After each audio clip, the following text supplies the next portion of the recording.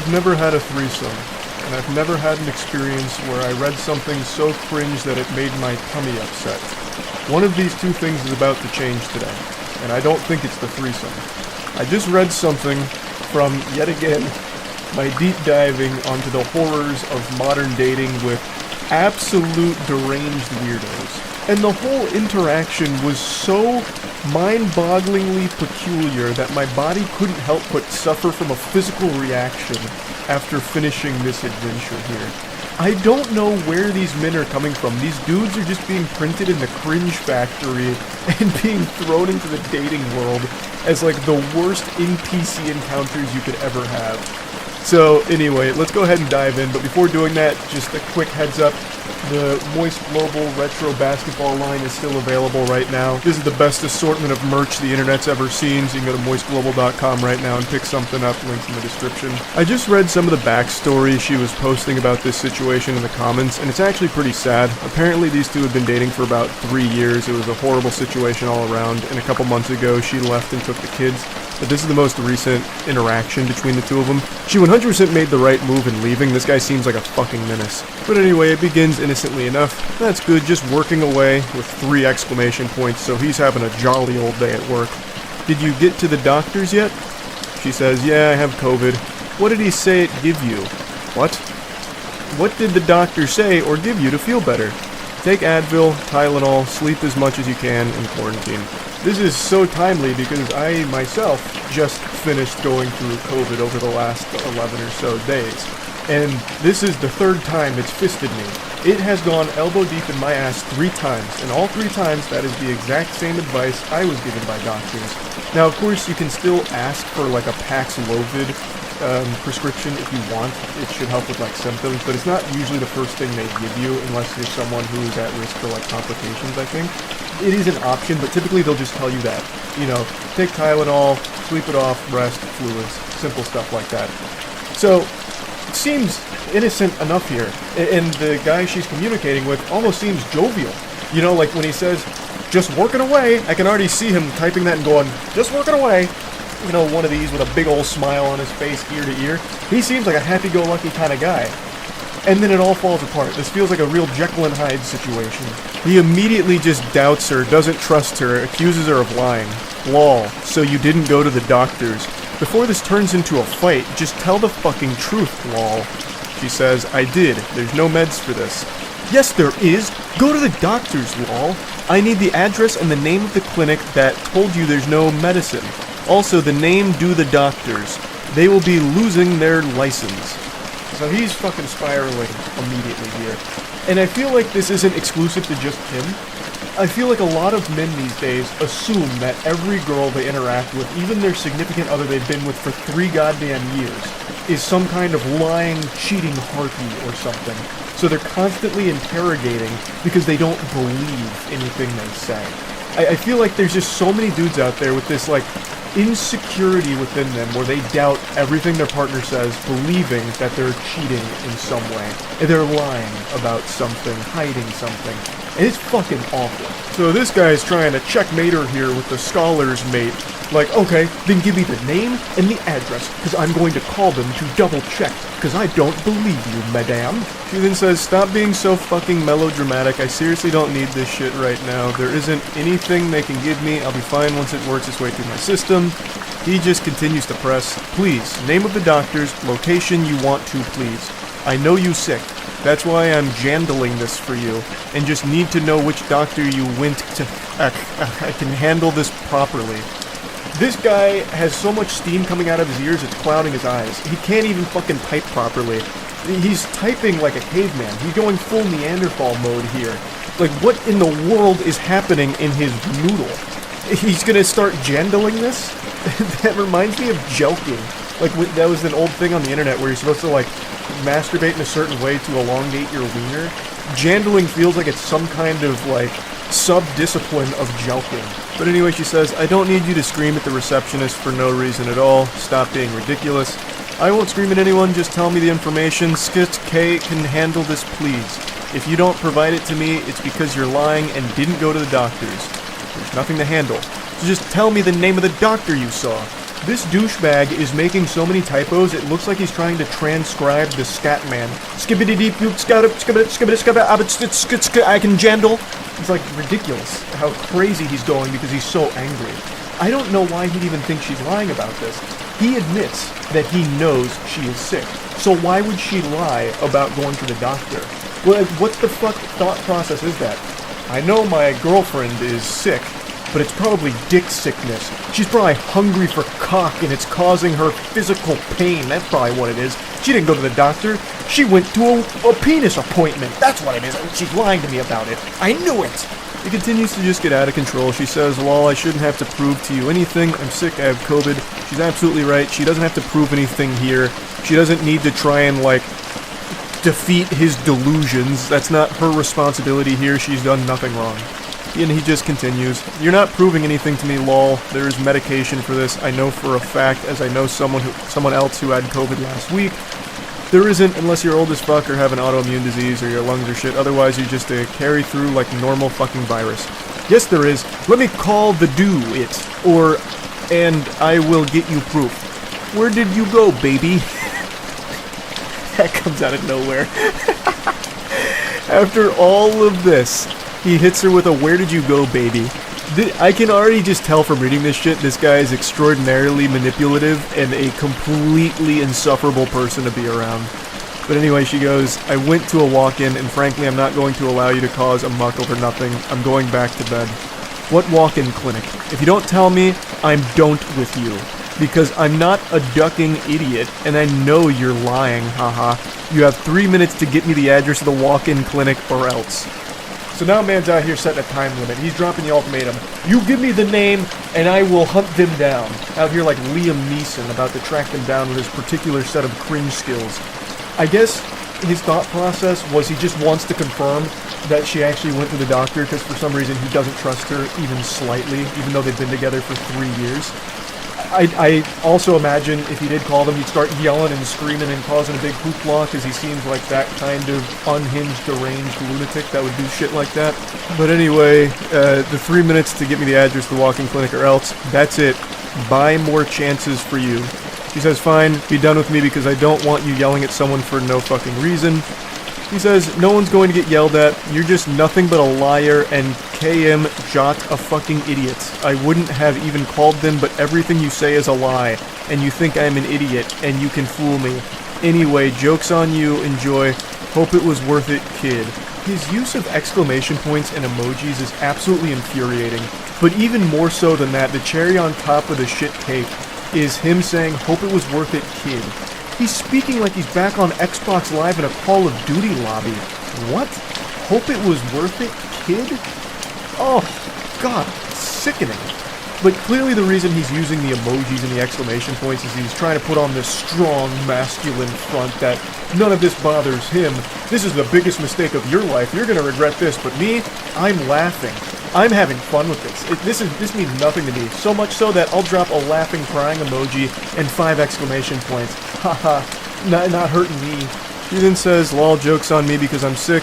Great joke, love that for myself. Love that I feel like I'm being dragged through the mud, fire, literally feel the worst ever. Great support, thanks. Joke's on you because you lost the best man of your life because you'd rather lie than tell the truth. Leave me alone. Fuck. Oh my god.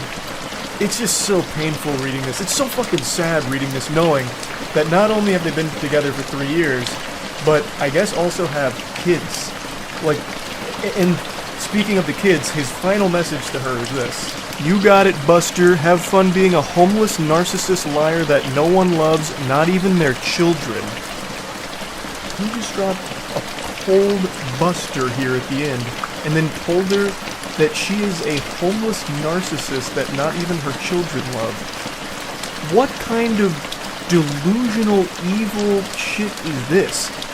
He's calling someone a narcissist. That's unbelievable. And then to say that not even their children love her? What? I don't know how you go from like, oh, where'd you go, baby? You know, like, obviously, like, in love kind of thing, to immediately, like, no one loves you, everyone hates you, I'm the best man that has ever existed in this entire fucking history of our species, and you just blew it with me. This is your fault. You're unlovable. You're a liar. Your children don't love you. You're a narcissist. Like, it's just crazy how quickly someone can become this. It's so fucking sad. She definitely made the right call leaving this guy. I'm, of course, no, relationship counselor or guru or anything, but very clearly, this is an unhealthy person to be around. This guy super sucks. This guy is a turbo fucking loser. And according to her comments, this was only like the tip of the iceberg. She actually called this interaction mild. So I can only imagine how awful of a person this piece of shit is. She definitely made the right call. And to think, all of this happened because she got COVID and went to the doctor, and that was enough to set this guy off. That's terrible. That's horrible. But yeah, like I said, I have been deep on, like, the modern dating scene, travesty, seeing, like, what all's been going on and being posted by people online. I just find it all so interesting, so I can't help but talk about some of these that really get crazy. So, yeah, that's really about it. So, yeah. It's been a little while since I dropped some hot, steaming, creepy text messages on all of you, and I think we were long overdue for some more, so Coach called me off the bench and I'm about to provide. But something a little different here. The text messages I'm going to show aren't like the standard weirdo, unhinged, lunatic type behavior, but I think it's something that a lot of people might be able to learn from.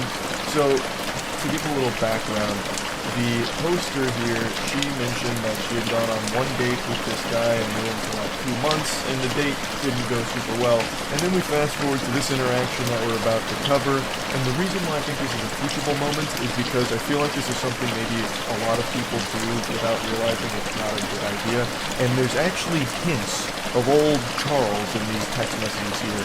Deep in the flavor profile of these embarrassing texts we're about to go over, I see myself staring me in the mirror when I was but a wee lad, a young man.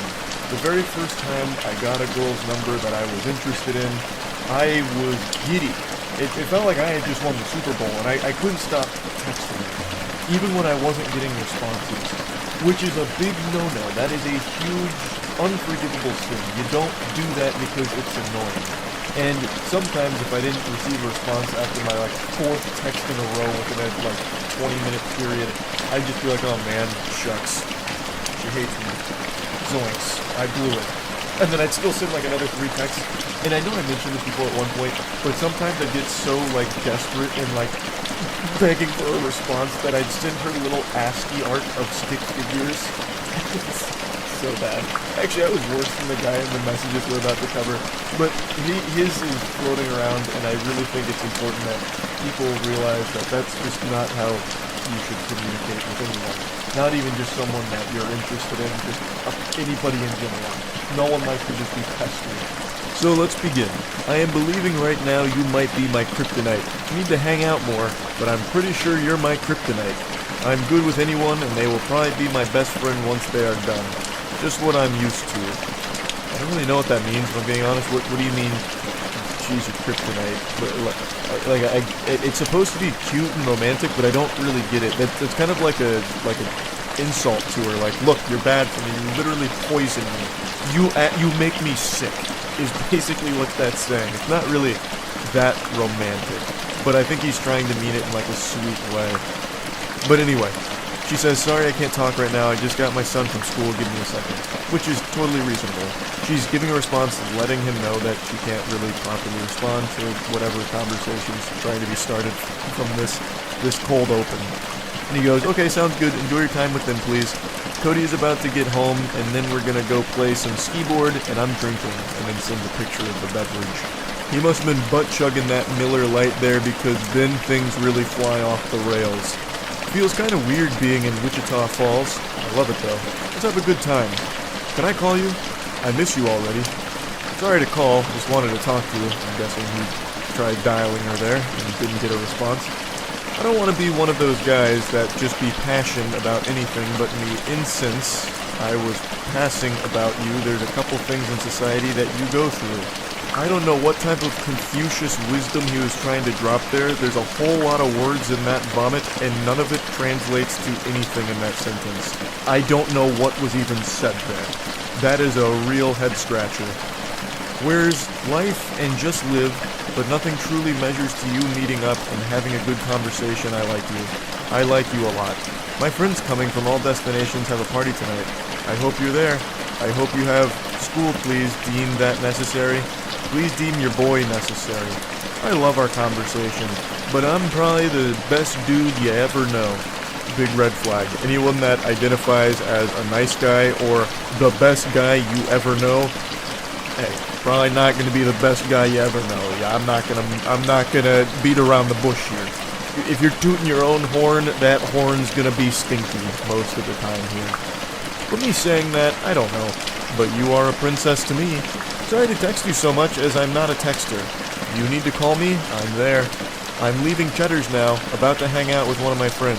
He's meeting me here. Art. And she finally responds saying, I'm sorry, I have class in a minute, I'm trying to rush through everything quick as can be. Again, totally understandable, she has already said that she is busy. So it's probably not a good idea to just fucking flood her phone with all this spaghetti that's falling out here. So let's break this down. He's clearly very excited. And there's nothing wrong with being excited. Being excited is great, but maybe dial it back when you're not getting responses. He talks about loving their conversation. Brother, there's no conversation except for the one you're having with a ghost right now. There's nothing happening in these messages. You are speaking to yourself. To me, it seems like he started panicking when he wasn't getting a response in a time period he felt was acceptable, so then just kept sending more and more text messages on top of it, just bombarding her. And then he sent another picture of, I believe, them out and about. Another thing is, I don't think just sending a bunch of pictures is a good idea either when you're not getting responses. That makes it seem very desperate. Just let this sit with it. Just let it ruminate. Let her marinate on this and get back to you when she's not busy. You don't need to keep sending these text messages, which is a lesson that I and many others have learned. You don't want to just keep texting endlessly if you're not getting responses.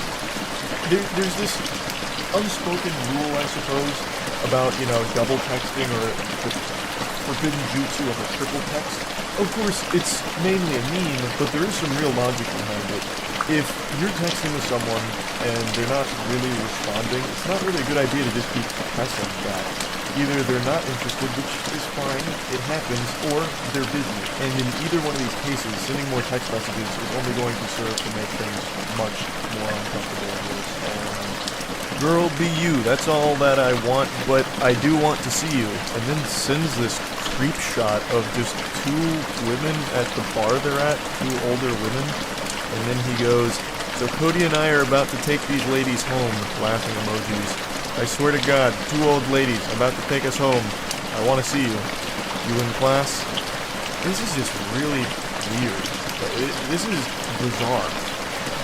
Where is this coming from? Why are you taking a photo of these two random ladies claiming they're trying to take you home or something?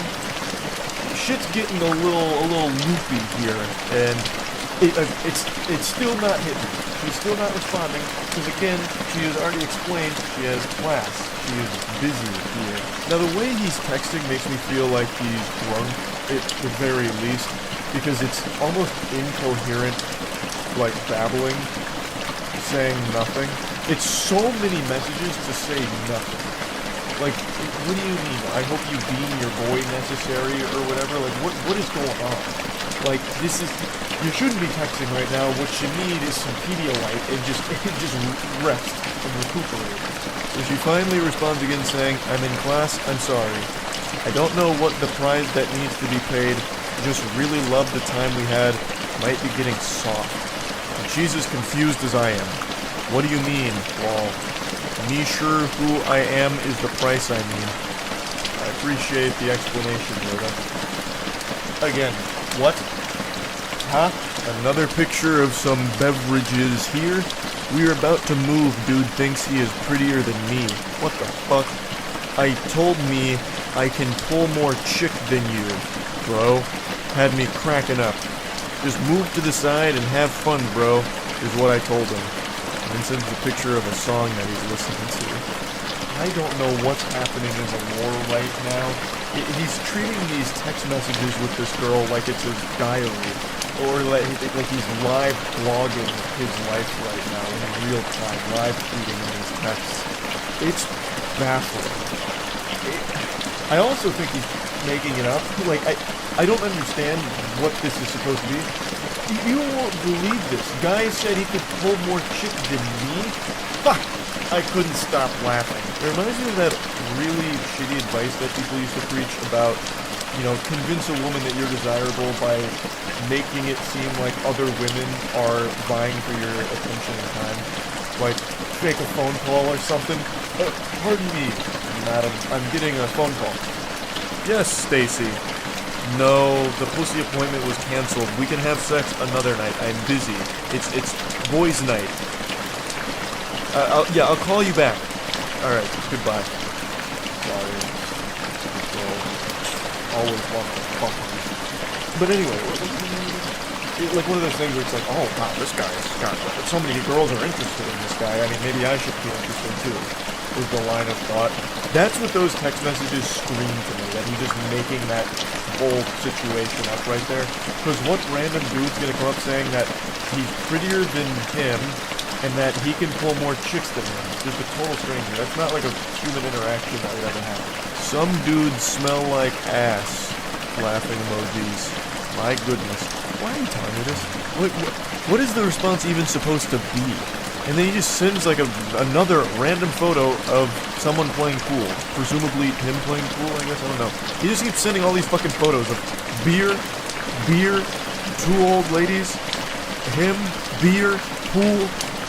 Why? It's not a picture book. It's supposed to be text messages. It's like a conversation, but there's no conversation. It's not fucking texting. And he says, haha. And she responds again, finally, after a bit of a drought, saying, that's nice. And yeah, that sums it up. Like, what are you supposed to say to this? Just, oh, cool. Oh, interesting. Nice. And then he goes, not without you. We are at Deep Eddies. My goodness, lol. You are going to be able to come out. We will come pick you up.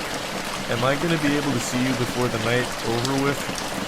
Like, he's going full caveman mode with a lot of these statements here. I think he has drank a lot over the course of the evening. And still, after all of these messages, nothing of value is said. It's just been weird. You've sent 30 messages to almost no response ever. So let the lesson be learned here to not just keep texting into the void. If you're not getting responses, don't force it. It's a bad idea to just keep sending text after text after text. This fool. And then she finally responds and she just gets right down to business. I don't want to be rude, but you knew I had class. I made it clear. I've been here an hour and a half and you have texted me 33 times compared to my 5 times. This was all... I bet a lot of you watching this thought that these text messages had come over the course of like a day or something. An hour and a half. Jiminy Christmas. I'm sorry, I do not want to pursue this any further. You don't understand boundaries or when someone isn't answering. Be safe, have a good night. I think that is a very understandable, reasonable, and respectful way of just getting this across here. He clearly did not respect boundaries or respect that she was busy, so I think this makes complete sense. And he says, I won't text you anymore, nor will I ever message you again. Have a good life. My apologies did not mean any disrespect. I hope you climb mountains. Truly like you. Glad you disrespected me now so I know. I get it. Wow. And then that emoji, I don't really know what that emoji is supposed to convey here for the emotion. Told me that you would keep me updated. We have a good life. And then some more hand emojis. I mean, it could have been worse, I suppose. Yeah, anyway, just wanted to share this. Hopefully you learned something from it. That's about it. Yeah. Santa Claus came early with the cringe. His little helpers were cooking up something fierce, and, well, it got gifted under my tree a bit early today. I wanted to share it with all of you. It's definitely different than the normal things we've been covering when it comes to this romantic rabbit hole of tragedy. The worst text messages, the worst flirting, the worst dates. This one is different from all the others I've covered, actually. So, cozy on up with your favorite Christmas sweater, get under the mistletoe, and get ready to kiss your sanity goodbye, because this one is a real head-scratcher. For the first time in this goofy little series history, we're getting the perspective of a man talking to a woman here. Usually it's the other way around, where a woman has a really creepy encounter with a man and things go cattywampus, shit pops off, tits up, it's all over the place, it's a catastrophe. This time, we're going Freaky Friday mode, we're switching bodies here, so we're on the perspective of a man who has just matched with a woman from Tinder. They've been talking for a little while and it leads to this. I'm jealous, I want ribeye. I'm assuming they were talking about ribeye. I'm quite the detective, I know. I just have a hunch that that's what the conversation was about. She then continues, "Lol, I'm glad you liked that." To which he says, "I would happily cook for you. What's your favorite food?" "Oh, you will? I love baking, so maybe I'll bake you a cake or some bread, lol. I love steak, rare or medium rare." I love that idea. When can we make this happen? What a great start. I dare say these two are soulmates. This is wholesome, the exchange is going super well. Looks like they're about to set up a date to cook together or bake together. How could it possibly go awry? The good vibes continue. I'm not sure. You haven't asked me on a proper date yet. Yuki says, "What are you up to tomorrow evening?" This is already looking like something out of a Hallmark movie. This is super efficient, super, great all around. She says, "I'm pretty sure my family is stopping by because my sister's in town, but I'm not completely sure. What about you?" "I see. I've got nothing tomorrow evening. I'd like to schedule said date with you, but I also need to maneuver around holiday busyness. Do you have availability 12/26? And she says, "I'm off all next week. The 26th would be perfect," with two blushing, smiling emojis. And I'm just sitting here smiling, blushing, reading this story. Got me cheesing, it's so happy and wholesome.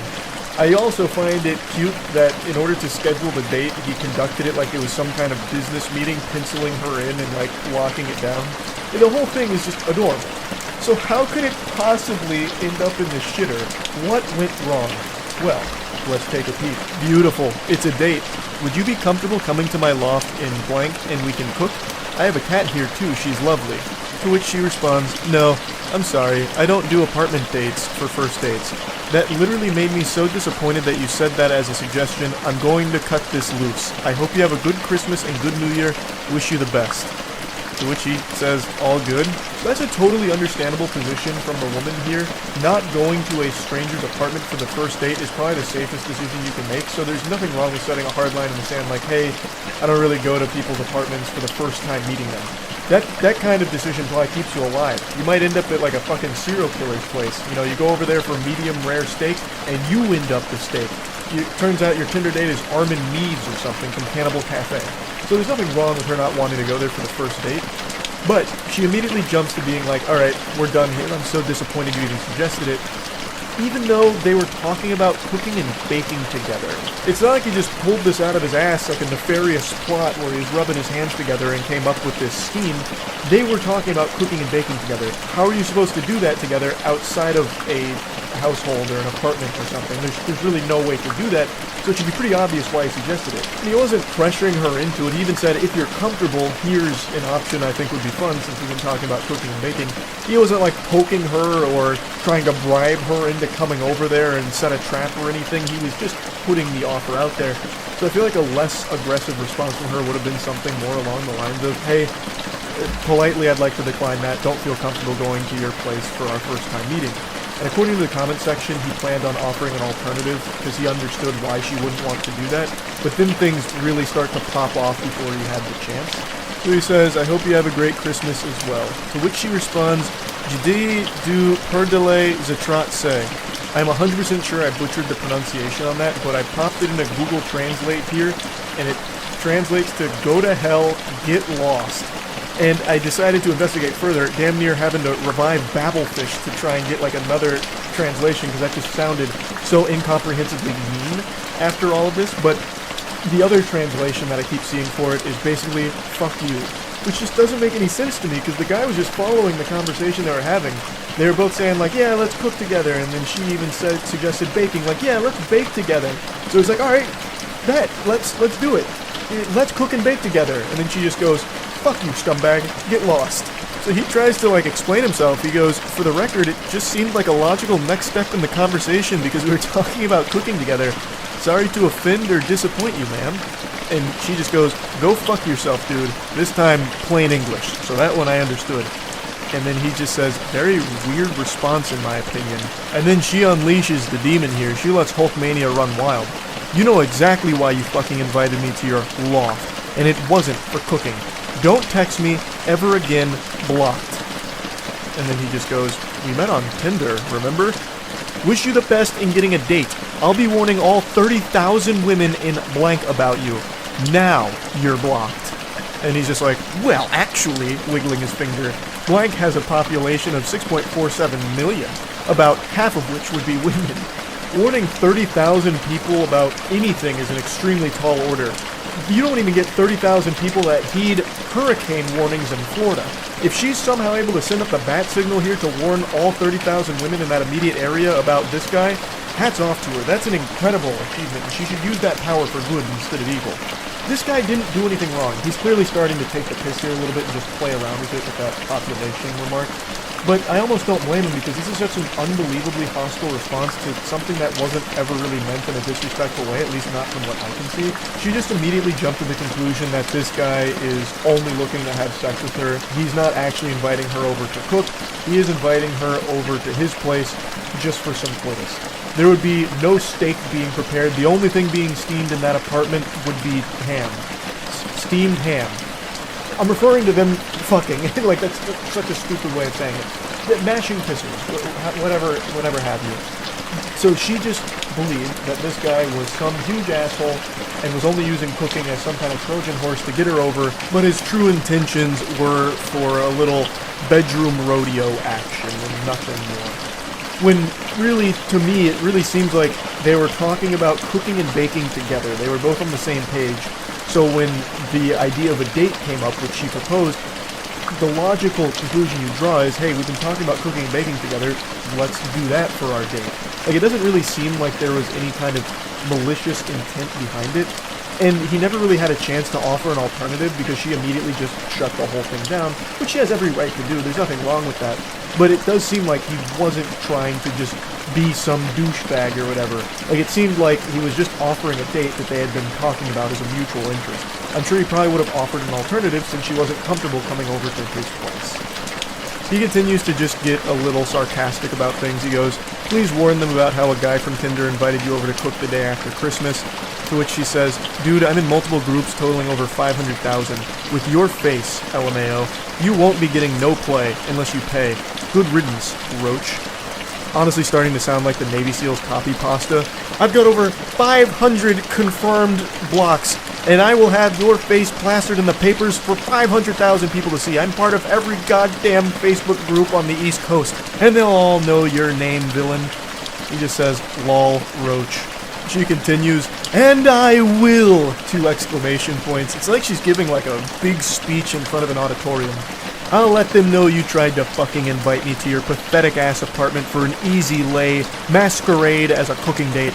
Yeah, we aren't stupid. Even your fucking hairline ran from you.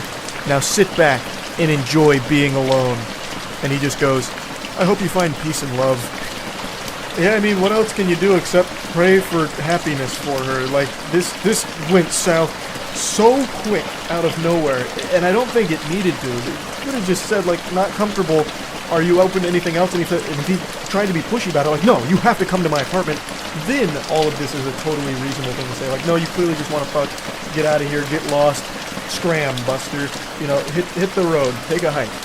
But she didn't even get that far. She immediately just jumped to this assumption that this guy is a piece of shit and he needs to go to hell and get lost. And now apparently she's going around putting up wanted posters like it's One Piece with a 5 billion berry bounty on this guy's head, all because he had the gall to invite her over for a cooking date that both of them were discussing together. I just don't really know how she'd even frame this as a bad guy to her 500,000 person group that she's a part of. I don't even know what group that would be. That's like a wildly large group to be a part of, and I can't imagine she has like a power position there where she can put out an APB on this guy or something. But even still, I don't really know how you could even spin this guy as a horrible person. But yeah, anyway, just wanted to cover this one. This one's different from the norm that we usually go over here, so that's really about it. See ya. I hope you've been practicing your ha-ha-has, doing your laughing stretches, because we're about to have ourselves a real giggle fit here over this weirdo loser embarrassing himself in a big way.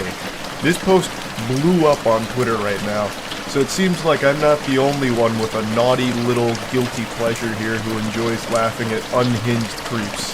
So the woman here has been talking to this fine, gentle sir from Bumble, and she asks him, I guess I'm just wondering what your expectations are from a partner. He goes, like, in terms of expectations from women? Or men, I don't know how you swing. And he goes, women, not men. He uses 2 periods here, so it feels like this was like very serious to him. He put his foot down on that one, so there would be no confusion. So then she says, lol, okay, then yeah, what are your expectations for your girlfriend, wife, whatever? Can I be honest about it? It might be seen as outdated or something, haha. To which he says, yeah, of course, this is a judgment-free zone. It's almost cute to imagine him typing that, like, can I be honest about it? And then she has to reassure him, like, yeah, of course, this is a safe space for a super special Sigma like you.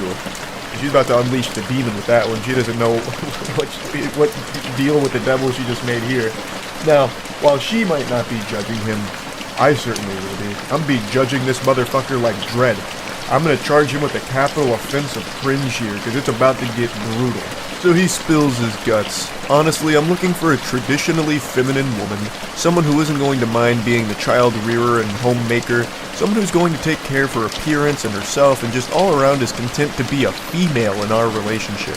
I know that's pretty anti-feminist or whatever, but it's just how I feel. Lol. So he expresses his preference when it comes to a relationship and a partner, and all power to you. I believe this is something called tradwife, a term I just recently learned with this post going viral. So forgive me if I'm not 100% familiar with the nomenclature here or what it means, but based on what I've read, it refers to like a stay-at-home partner who will cook, clean, and take care of the children. Basically anything you used to see in old black and white television shows when it comes to the family dynamic is what tradwife refers to. It even stands for traditional wife, I think. So he's just expressing that that's what he's looking for here, and she responds very positively to it, saying, oh, slay, I don't think that's anti-feminist or outdated at all. To be honest, that's pretty similar to what I want too, lol. Kind of my dream if I'm being honest. And he goes, really? Well, Raggy, we've got ourselves a real match made in heaven. These two are sounding perfect for each other. What they want out of a relationship and a partner seems to align wonderfully. So what could possibly go wrong here, right? I mean, how do you fuck this up? This is like fate bringing the 2 perfect soulmates together from the sound of things. So she goes even further. She's excited. She goes, yeah! Double exclamation point. She's fucking pumping her fist here. I'd love to be able to focus on making my house a home, working on myself, and just be taken care of without having to stress about expenses or money. And then here's where it starts to go tits up. What do you mean? There's cracks in the ship. It's starting to sink. He's got his monocle on, he's about to start investigating, interrogating, he's entering fight-or-flight mode because something here went awry in his eyes, and he's not too happy about it. So she explains, just that I'd love a traditional man who's going to cover my expenses and make sure I'm getting what I want, someone who brings that kind of masculine energy. And he goes, so you're looking for a guy who isn't going to mind buying you whatever you want and basically will just bankroll your whole life? She's like, I don't know if I'd put it like that. I think you're starting to see where this is going. You're about to see the fork in the road and we're going down the path to Insano style. So you're a gold digger / user, basically. And she goes, we're like someone who will take care of our family financially so I can take care of him and his kids, etc. And she goes, no LMAO, I promise, referring to not being a gold digger. How is that any different from you wanting your girlfriend / wife to take care of the home and your kids? Feels like a double standard for you to call me a gold digger. Now let's break this down here and follow the breadcrumbs of his logic. So he wants a stay-at-home wife that will take care of the kids, cook, clean, do laundry, wipe his ass, wipe his tears when he fails his bronze to silver promos in League of Legends for the 50th time in a row.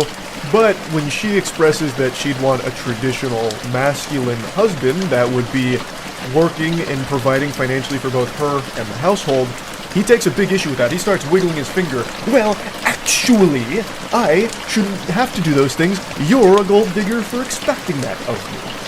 And that doesn't make a whole lot of sense, because as the initial tweet points out, he wants a traditional wife without him being a traditional husband.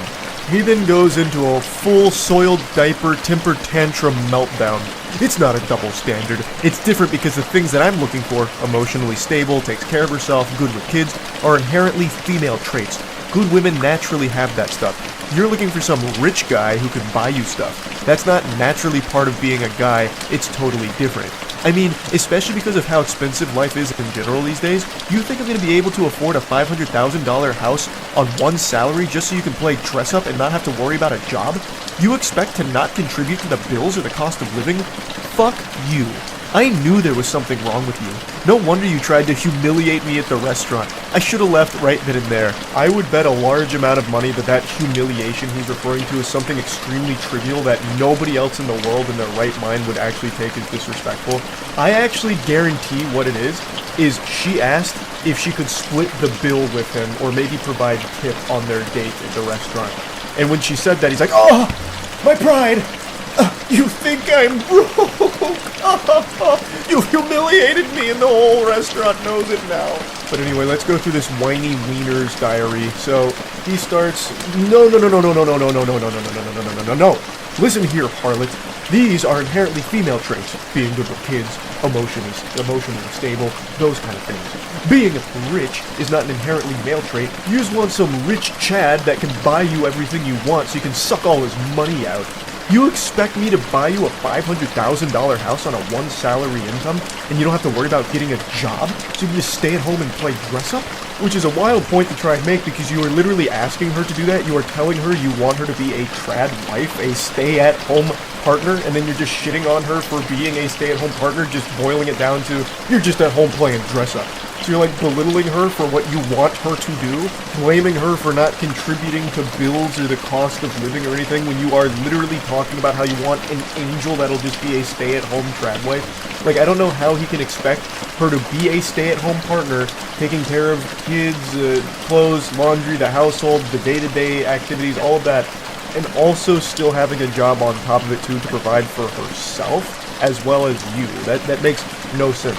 You'd have to take on the role of the provider. You'd have to put on your big boy pants and really tighten your bootstraps to get a job that would allow you to live that lifestyle, because you would have to provide that in order for your wife to be able to do those things. Because with the expectations you have of her that you express here, she would not be able to get a job on top of all of that as well to help out.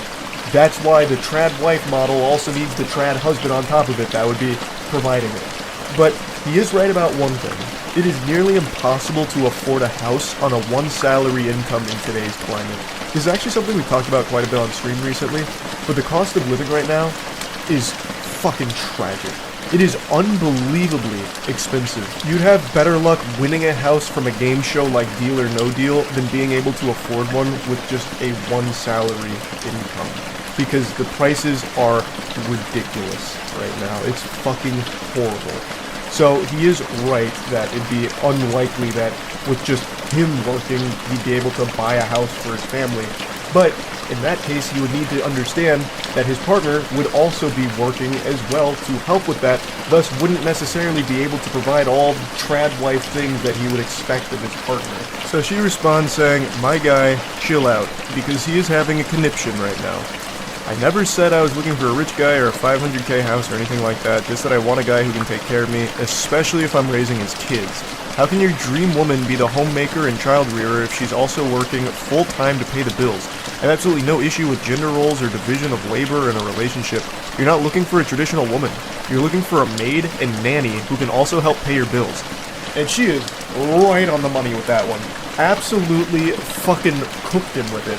That is exactly what he's pretty much describing at this point. He's not really even looking for a trad wife.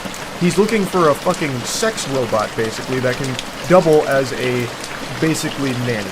So Someone who's going to take care of the kids, take care of the entire household, but then he can still come home and stick his pathetic cock in, and then call it a night with a brewski and passing out on the couch. And this is when the wheels fully come off. Fuck you!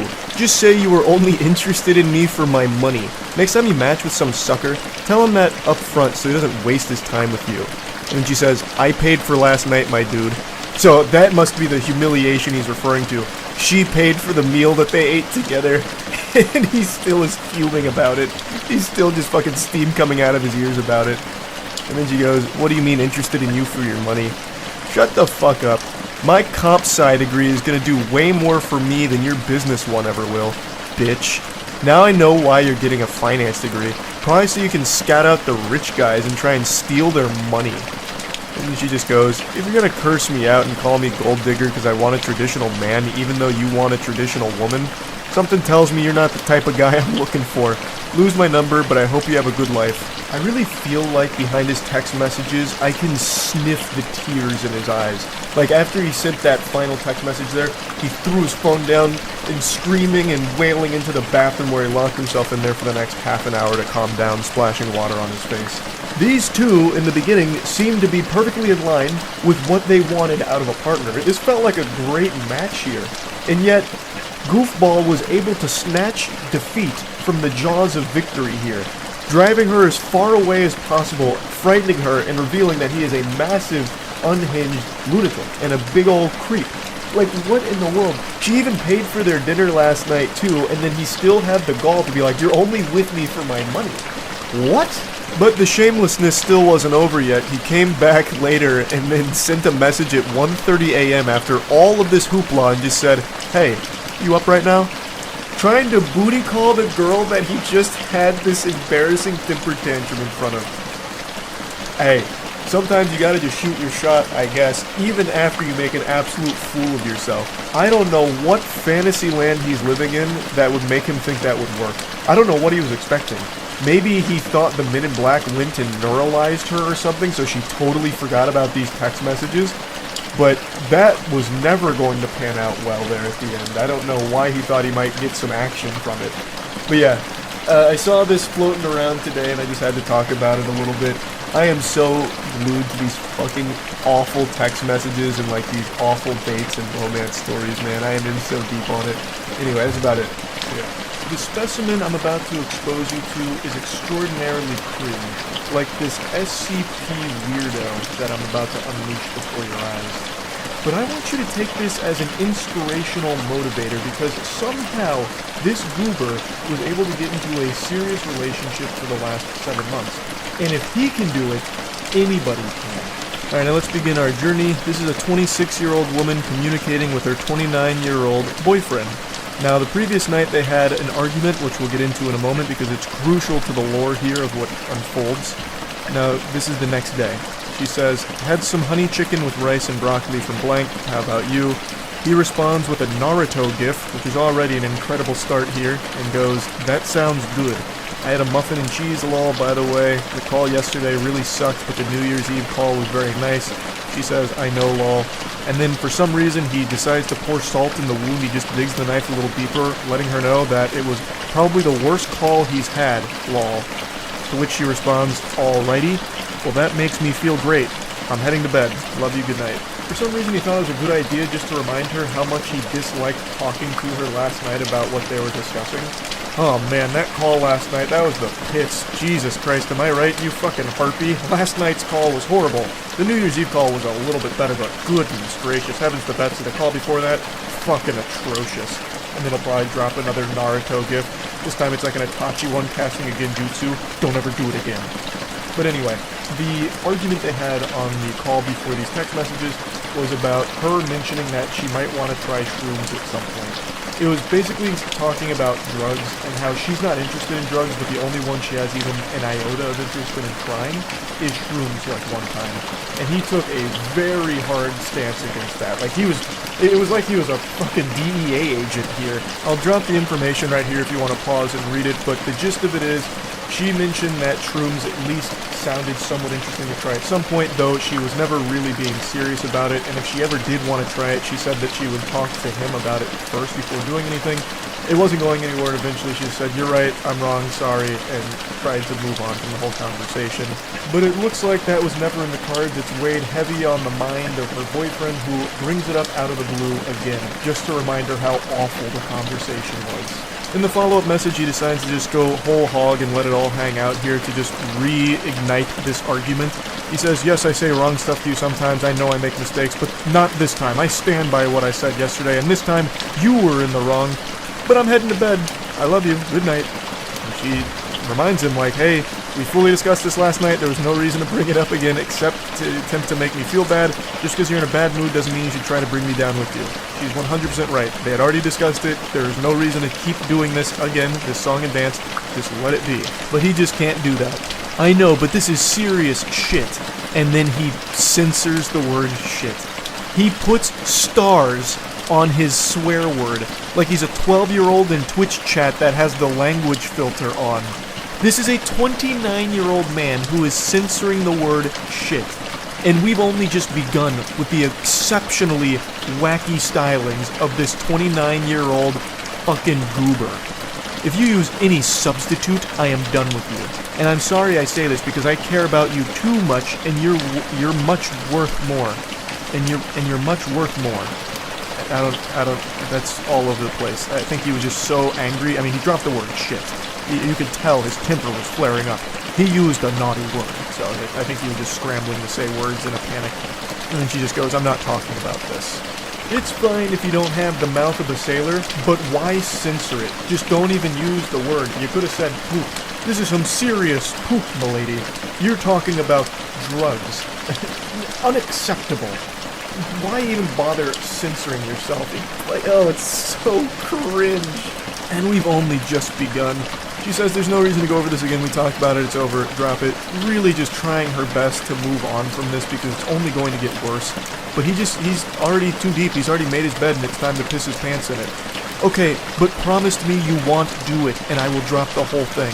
She again reminds him, "I already fucking told you I wouldn't do anything without talking to you first. Leave it alone. I'm done with this conversation." But it's just not registering in his mind. His neurons are just firing and he's going into flight or fight mode and he's fighting his own demons here. Don't get angry at me just because you had a drug problem in past. That's not my problem. That's your problem. Which is a crazy fucking thing to say to your significant other. Jesus. And she goes, "Bro, you're being dense right now. Just shut up and leave it alone. This isn't a conversation we had over text and we already talked about it on the phone. Just drop it, dude."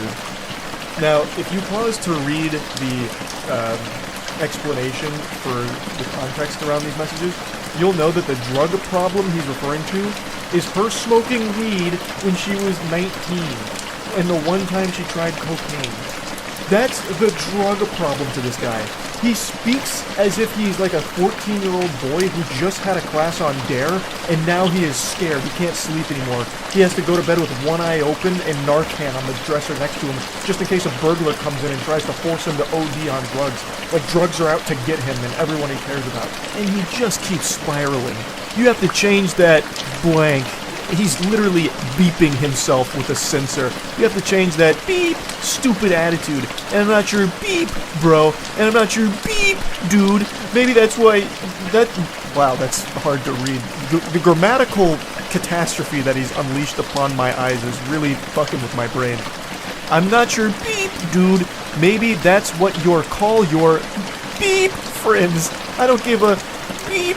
I'm not your beep friend. I'm not your beep. X is beep. Remember that. Like, what in the world is happening? This is the most childish text message I've ever seen in my life. It's like a kid melting down on League of Legends. This is a 29-year-old man. And he's speaking like this. He's a fucking boy. He's a baby boy. Why is he censoring his texts like this? Oh, it's so awful. It's so bad. I can't even parse what he's trying to say with his last statement there at the end. I'm not your fucking friend, which is, again, a wild thing to say to your significant other. You're supposed to be their best friend, basically. That's the whole point of being in the relationship, but whatever. But this is where it gets extraordinarily confusing. And I'm not your fucking ex's blank. Remember that. Your ex's what? Your ex's fuck? Remember that? Is that what he's saying? I don't know.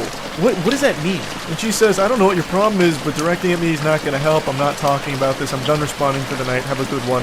And he just goes, we done, if you keep going. So, full-blown caveman mode now. I will drop it now. Anyway, how's your day? All of this into, like, immediately de-aggroing, like, an NPC in a video game. And he's like, oh, so how's your day? Did you have a good day today? I bet you did. I bet it's better now that you're talking to me, right? And then her response is, it was better before you started this. And then that once again sends him off. Well, that's your problem. I just don't want to crackhead girlfriend, and please don't call me bro. I'm not your stupid friends. What the crackhead girlfriend? What are you talking about? She mentioned that the only drug she'd be interested in trying is shrooms, and she wouldn't even actually do it because she doesn't have a real interest. That's just the only one that even sounded somewhat appealing.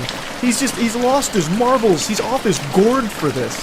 Eventually she's like, just go to bed. You need a nap. You're not you when you're tired. And then he hits her with like a threat. It'll be really funny when you're 6 feet under. And she goes, oh boy, here we go again. And he says, anyway, enough of this. And I think he's referring to, you know, if you try drugs, you're dead instantly. You'll instantly die if a drug touches your body. It'll put you 6 feet under instantaneously. Like, I don't know if he's actually threatening that he'll put her 6 feet under, but that is kind of how it reads.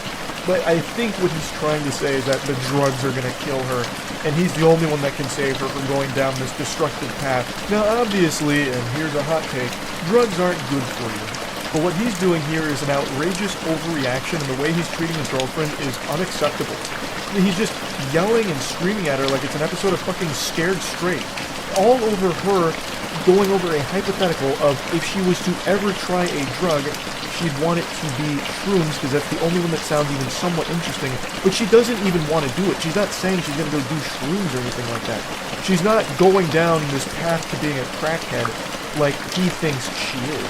This is just ridiculous the way he's treating her over this. And don't even get me started on his potty mouth. All those nasty words he's been using here.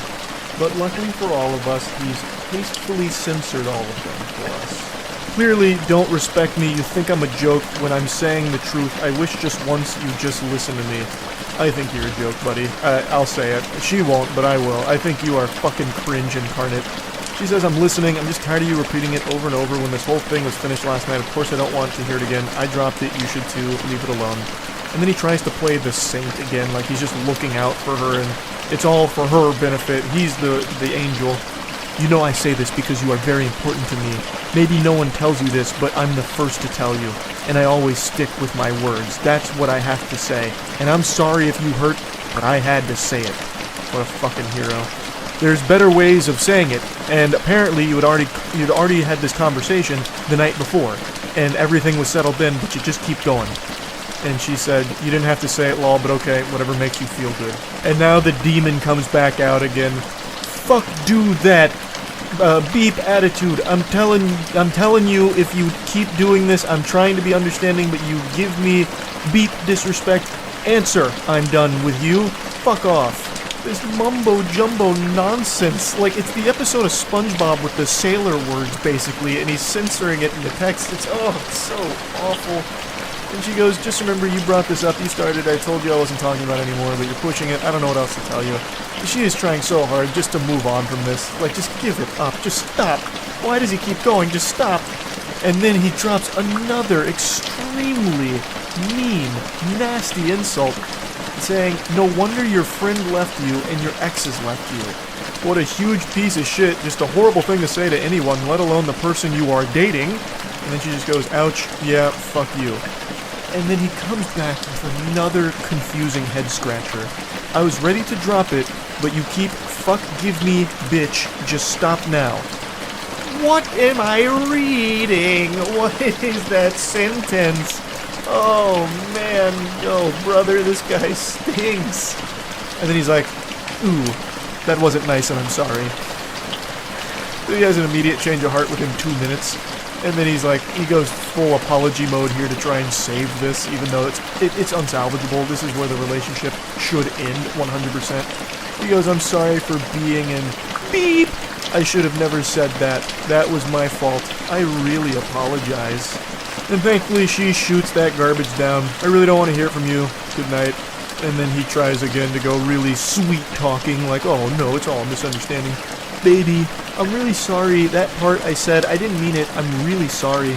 Anyway, baby, I'm so sorry. I should have thought more about your feelings, and at that time I wasn't thinking, and that part I said was really not nice, but I love you. So he signs off with yet another completely incomprehensible, dumb, stupid text. But at least there was no censoring in the last part. He didn't use any foul language that needed to be, censored, because he's a classy guy. He wouldn't want any of those yucky words being uncensored in these texts.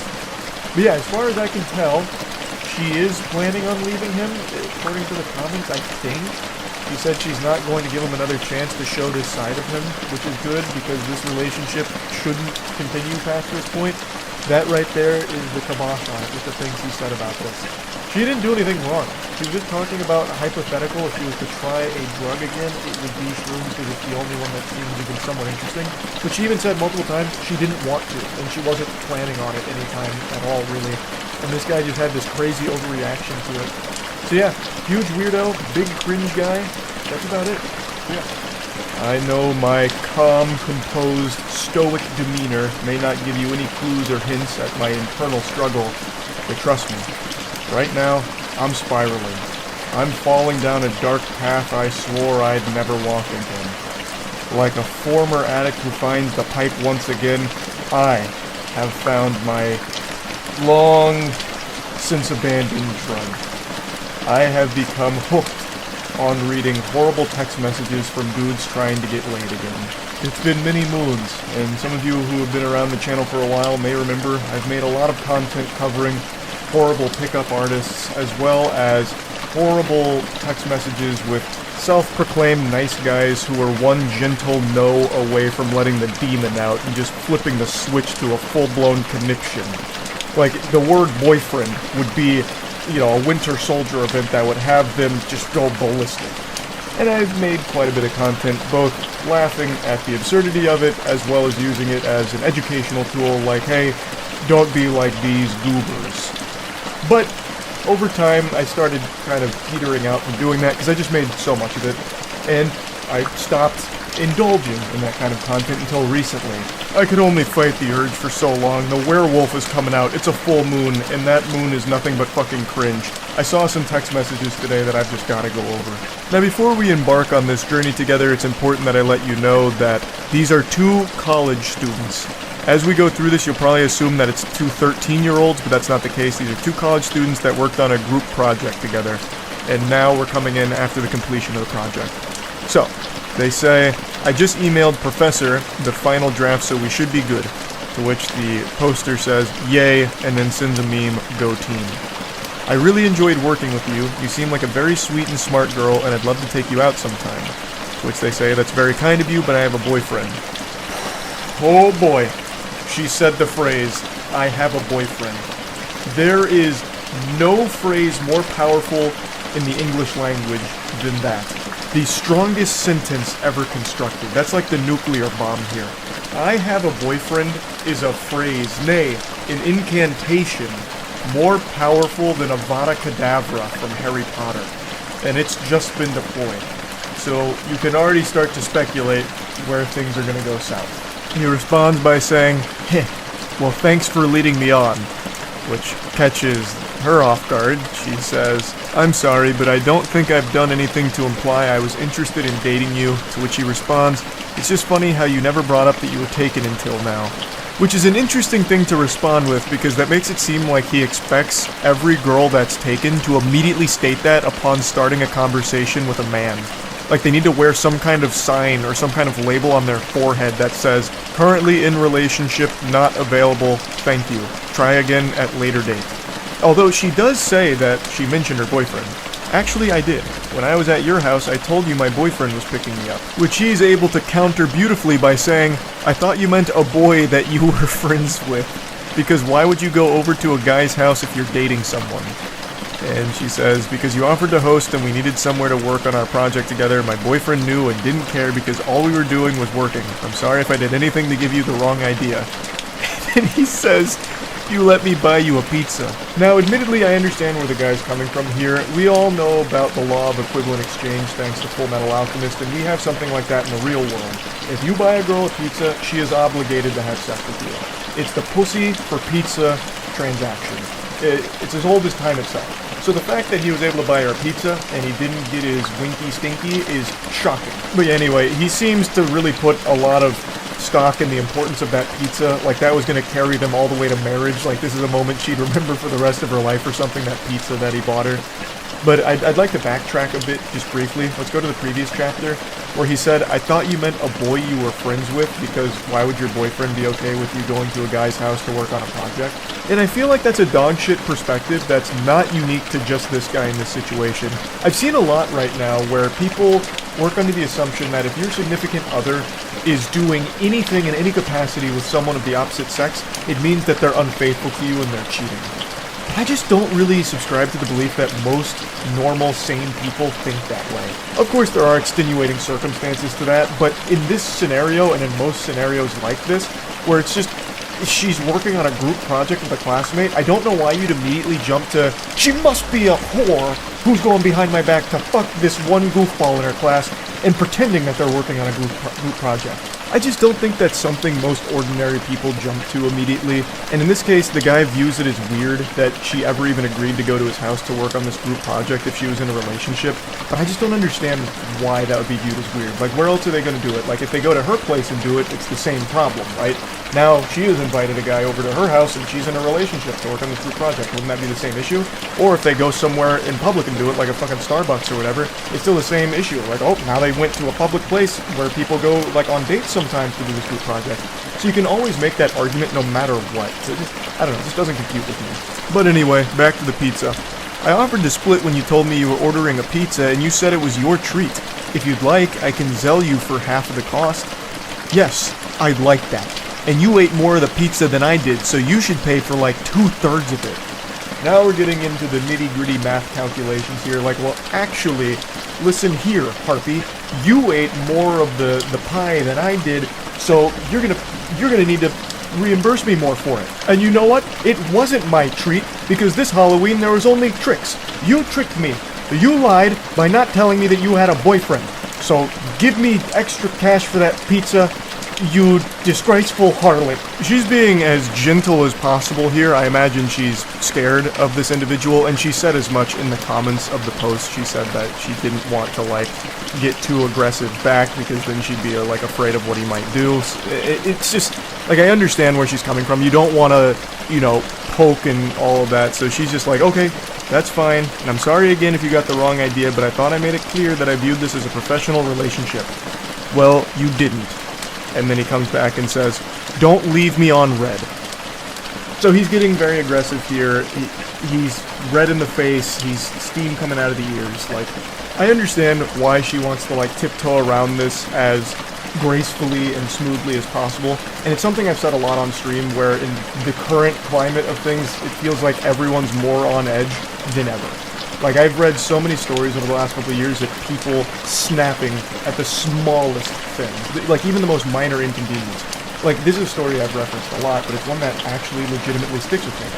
There was a murder at a Subway where a man shot 2 Subway workers because they went a little heavy on the mayonnaise on a sandwich.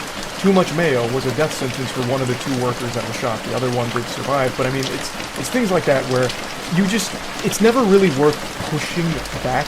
So in a case like this, I understand why she'd want to be really light about it. And I just want to mention that because I saw a lot of comments, like, not really grilling her or anything, but just really kind of wondering why she was being so polite in lieu of all of the aggression from this guy. And I totally understand why she would be. I really do get it. I just wanted to point that out real quick. But anyway, it wraps up by saying, I don't think this conversation is worth furthering, which is fair. And then he responds saying, it's ridiculous you even chose a guy to work with if you have a man. I bet he was upset even if he pretended not to be. Now, she explained this a little further in the comments. She didn't even choose him to be, like, her group project partner. Apparently the way the groups were chosen were people chose topics, and whoever had similar topics worked together. So these two just happen to have the same topics. It's not like she went out of her way to choose this, you know, benevolent angel to work with or anything. But anyway, I understand this was like a very short text exchange. It's only like 3 screenshots here. But I just think there's a whole lot to digest and analyze here. As we as a species have become more and more isolated, all of our socialization and human interaction comes from behind a computer screen now mostly. Almost all of our interaction with each other is through the internet. So it's leading to a lot of people not knowing how to socialize or not knowing how to pick up on like social cues, and I don't even really blame individuals for that.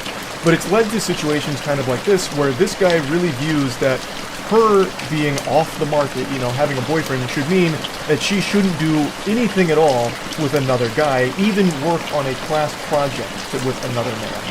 And also, something as simple as buying a pizza shows some kind of romantic interest between the two of them, some kind of mutual romance. So when it turns out that she wasn't interested and it leads to a rejection, it's something that he doesn't know how to handle appropriately.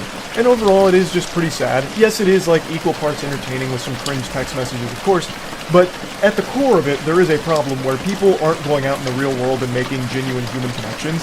It's all through computers, so when you are in the real world with real humans, you don't really know how to handle things super well, so something as simple as getting, like, a rejection is a much bigger deal than it used to be. And overall, like I said, it's just kind of sad. I wanted to just talk about these text messages because I got real deep on why. Why would this be the response to something so simple? And, of course, the text messages are very silly, like with the whole fucking pizza side quest thing. But anyway, yeah, I just wanted to talk about it a little bit. That's it. So, yeah. I know many of you read the title and assume that this is clickbait or exaggeratory, but it's not. You may not believe me yet. Wait until I show you the evidence, the proof. This is the most unhinged individual we've looked at yet. He's equal parts frightening and fascinating, tiptoeing on the fine line between intrigue and how are they not locked in Arkham Asylum. It's a mystery here. He's like the product of a science experiment gone wrong, like if Professor Utonium added chemical cringe to the concoction instead of chemical X and then created this weirdo. Since I've been down this rabbit hole, this bender of consuming awful romantic texts and bad dating stories and bad dating videos and all that, this guy is now at the top of the tier list for the weirdest. Like all great fairy tales, it begins over Facebook memes. So he says, "Did you block me on Facebook?" To which she responds, "Nah, my profile got deleted, maybe, I don't know, lol, long story." And he goes, "You don't have to lie." I can just feel the sadness emanating from that line there. I can imagine him looking down and kicking his feet in some sand. And she goes, "I'm not. You could ask pretty much anyone. The profile is gone." To which he responds, "I'm not gonna waste my time finding out you're lying to me. So now you're gonna ignore me." This is, I'm assuming, a lot of time passing between those two texts, and by a lot of time I mean probably like 5 minutes because this guy's fucking delusional. So they double text her like, "Oh, so now you're ignoring me? Now that I've called you out on lying about this?" He responds by saying, "It's not like that, it's just I don't like being called a liar." He then claims, "I didn't call you a liar, I just wanted to know what was going on." And then she says, "I told you and you said I lied, dude." I don't even know why he's trying to pretend that he didn't call her a liar. He can literally look 2 text messages back and see that he point blank blatantly does call her a liar, basically. He's already off his gourd right now. He's fuming because this account that he follows posts memes that he likes, and now he doesn't get access to those memes, and he's throwing a temper tantrum. But really, at the end of the day, it's not so much the memes. He wanted to try and shoot his shot here with the individual who runs the account. He then tries a new angle by going for pity. He's like, "Oh, I'm sorry. Just been going through shit. That sucks about your Facebook." And then he's able to almost cobble together a normal human interaction here. He goes, "Shit happens, it's cool. Just been in my head and your memes brighten my day. I got weird because I didn't do anything wrong for you to block me like that. My memes actually got me banned." This reminds me of like the potion seller video on YouTube a while back. "You can't handle my strongest potions, traveler." But in this case, it's memes for Facebook. And he just goes, "For real? That's crazy. You post them all the time though. It must be something fucked up, haha. Well, if you made another Facebook, you better add me first. I'll be waiting, JK." To which she just tries to close it out by saying, lol, yeah. Next chapter in this cringe anime is him trying to pull out the Riz here, trying to showcase his game. So what are you doing, dork? Haha, causing more trouble for Zuck? He's going for like the playful insults kind of thing, like, oh, you dork, you fucking dweeb geek, what are you up to, huh? And she just goes, nothing, they're just hanging out. That's so cool! I love that with the exclamation point. He's like, whoa, badass! I bet you're kicking ass in Animal Crossing, huh? Is it that fun? Looks too much for kids. It must be since you keep ghosting me. Do you play any real games? To which she's baffled, saying, how's that not a real game? So again, a certain amount of time elapses between his first message with the, that's so cool, NPC dialogue, and then him going, oh, it must be so good you ghosted me. This guy's flipping emotions back and forth rapidly. His brain is all over the place. His fucking noodle is scrambled. And then he tries to, like, make an argument out of this, successfully making an argument out of this, by the way, by calling Animal Crossing not a real game. So he tries to get like this sort of elitism about him when it comes to gaming. So I'm assuming he came straight from Reddit and was just ready to get argumentative about like what a real game is. Animal Crossing doesn't fit the criteria. Yo, you serious? Laughing emoji. It's dumbass animals or some shit being your friend. No real gaming, you know that. Oh, it hurts me to even just read that. And then she goes, well, what's a real game then? You don't have to get an attitude, I'm just making fun, dork. Oh, why are you getting offended? I'm just insulting what you're playing. Like, what are you getting all bent out of shape over? Oh, come on, calm down. What, are you on your period or something? Well, why don't you ask one of your dumbass animal friends to help you with it or something? Hey, dork. Oh, it's so painful reading this guy's text, and it only gets worse. It gets even more outrageous. But he's so aggressive with everything. It's like he treats a text conversation like it's an active war zone. Rocket League is a way better game than that, but I guess that's not cute enough for you. Yeah, not enough sunshine and rainbows for you girly girls. This is a real man's Battlefield. And speaking of Battlefield, game like Battlefield, Cyberpunk, Far Cry, shit, Madden, that's a sport. And men like me play sports. I could help you play them. What a generous offer from this guy. Wow, tell me you're a basic white guy without telling me you're a basic white guy. You got jokes. Double laughing crying emoji. All that is casual shit. Pick up a real game, get on my level. I really appreciate that now she's just making fun of him directly to his face. I have no doubt she was laughing while writing all this shit just to string him along and continue to watch him embarrass himself like the clown he is. What the fuck are you talking about? I'm playing around, dork. Every game I play is so much more hardcore than what you just said. Witcher, Shin Megami Tensei, fucking Fable even. And that was the straw that broke the camel's back.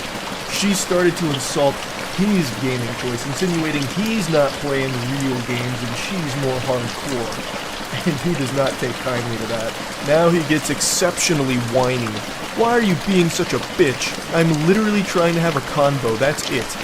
And oh brother, it's the worst conversation ever attempted. I feel like I should have blocked you even if I did have Facebook. You're insulting my game choices. Which is all he's been doing is just insulting what she plays. I don't know why he thinks it's just some like normal conversation. And he keeps calling her a dork like it's straight out of Ed, Edd n Eddy or something. I don't know what he was expecting. Because they're weak AF and you're being a cunt over nothing. Whatever. She really hasn't even been even close to mean. Not an iota of malice from her here. All she did was like defend her game choices and then joke about what he's playing being casual. Which it is. Fucking Rocket League, Madden, Battlefield. Like, what are you talking about? It's not like you're some kind of hardcore gamer playing some niche shit. You're playing the most mainstream games ever. Like, it's so silly. I don't know why he thinks that she's some supervillain that's just been doing nothing but belittling him. He started it, and she's not even doing anything mean.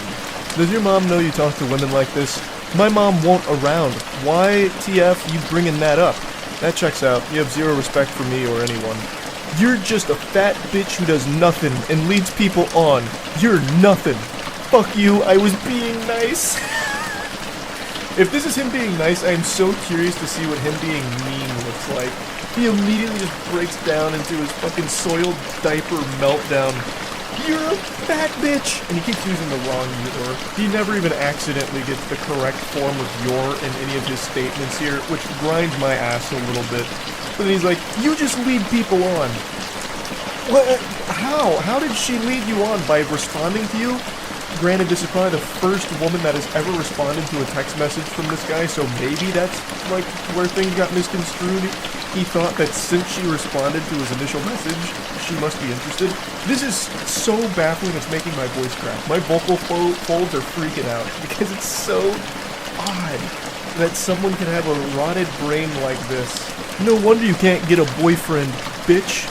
I don't settle for trash like your baby moms. You called me a liar, shit on my games, play even more trash games. At least they gettin' dick, unlike your fugly ass. You have no idea what you do. What does that mean? You have no idea what you do? I don't even understand what that statement's supposed to mean.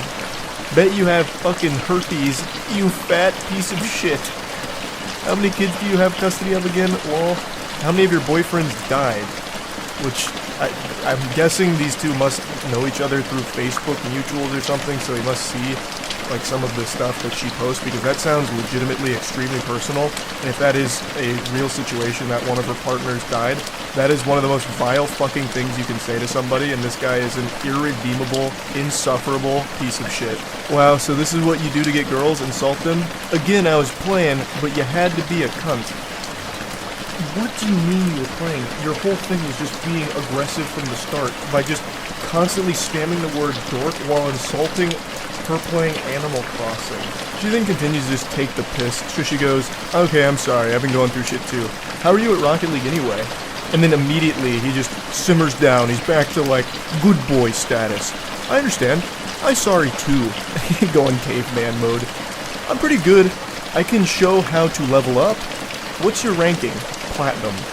So you're mediocre at best. I'm fucking Plat 2 and Diamond 2. And I'm trash. In Rocket League, Plat isn't very high. That's where the majority of players end up. So he's not good. He's not good at all. What's your gamer tag? Why? So it also seems like he's lying about this because no sensible person would brag about being Plat in Rocket League. So she's starting to catch him on a bluff where he's puffing out his chest and just lying about his Rocket League rank, which is even more pathetic. I want to see for myself. What console? What's the matter? You don't have an Xbox. I play on Switch. It's on all consoles.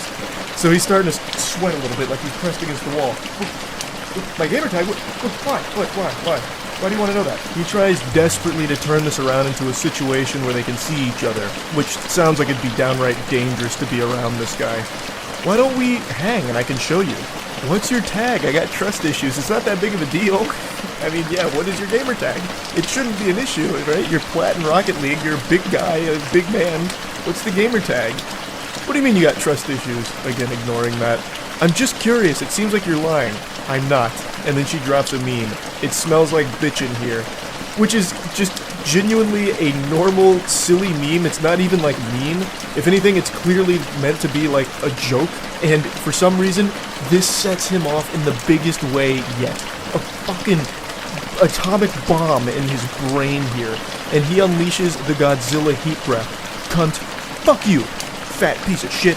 You have no idea who you mess with. Go die. Everyone at Dress hates you and thinks you're a slut. I thought differently. Wanted to give you a chance. I thought you were a nice girl and want to be your friend. I'm sure this was the best way you can do it. By the way, I have a fresh meme. Taking care of my kids, lying to women about my Rocket League rank. So she's just dropping some memes on him at this point here, just adding insult to injury. To which he responds, just kill yourself already. He's trapped in 2009 Xbox Live Gamer Zone. He's really fucking struggling here, treading water. I can hear the tears in his eyes right now. Literally feel them through his sad texting. Forever hard-stuck Plat in Rocket League, and forever hard-stuck being alone in life with an attitude like this. What an absolute curse. He just continues speaking like an anime villain. Fucking with me, you slut. Wait, can I not get dick, or am I a slut? Pointing out a contradiction because he keeps calling her a slut, and then also saying that she can't get any leaner. So he's all over the place, he's scrambled. Yeah, I bet you'd want it after this, you poor. Choke on a dick, whale. Just continues having a fucking conniption. Can't believe I wanted to build something with someone so dumb and nasty. And then again, she just responds with another meme. Like, what do you mean you wanted to build something with her? You reached out about feeling like you've been blocked and immediately started calling her a liar.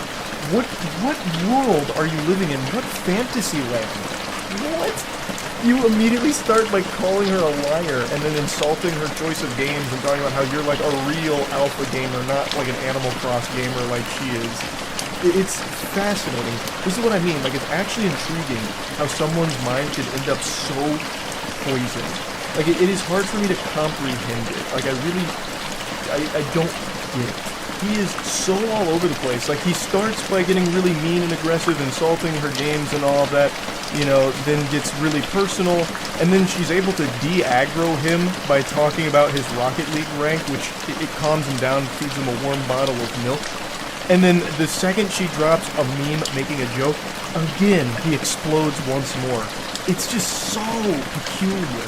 Anyway, though, here's the finale. Everyone knows you're a slut, a little fat slut who uses people. Again, this comes out of fucking nowhere. She didn't use you. She didn't lead you on. She didn't do anything besides just respond to your initial unhinged messages. Couldn't get a boyfriend for years. That's because everyone... It keeps going. Got too much time in your hands, but I bet your mouth is filled with someone's nasty dick. And she just goes, yep, not yours. That's the end of their exchange. I imagine she probably blocked him again, which is the safe thing to do. What a creepy lunatic. An actual fucking unsafe to be around individual. Like, this all happened over nothing. Actually nothing. Started because of not having access to some memes that he liked. Oh. Painful. I had to share this one.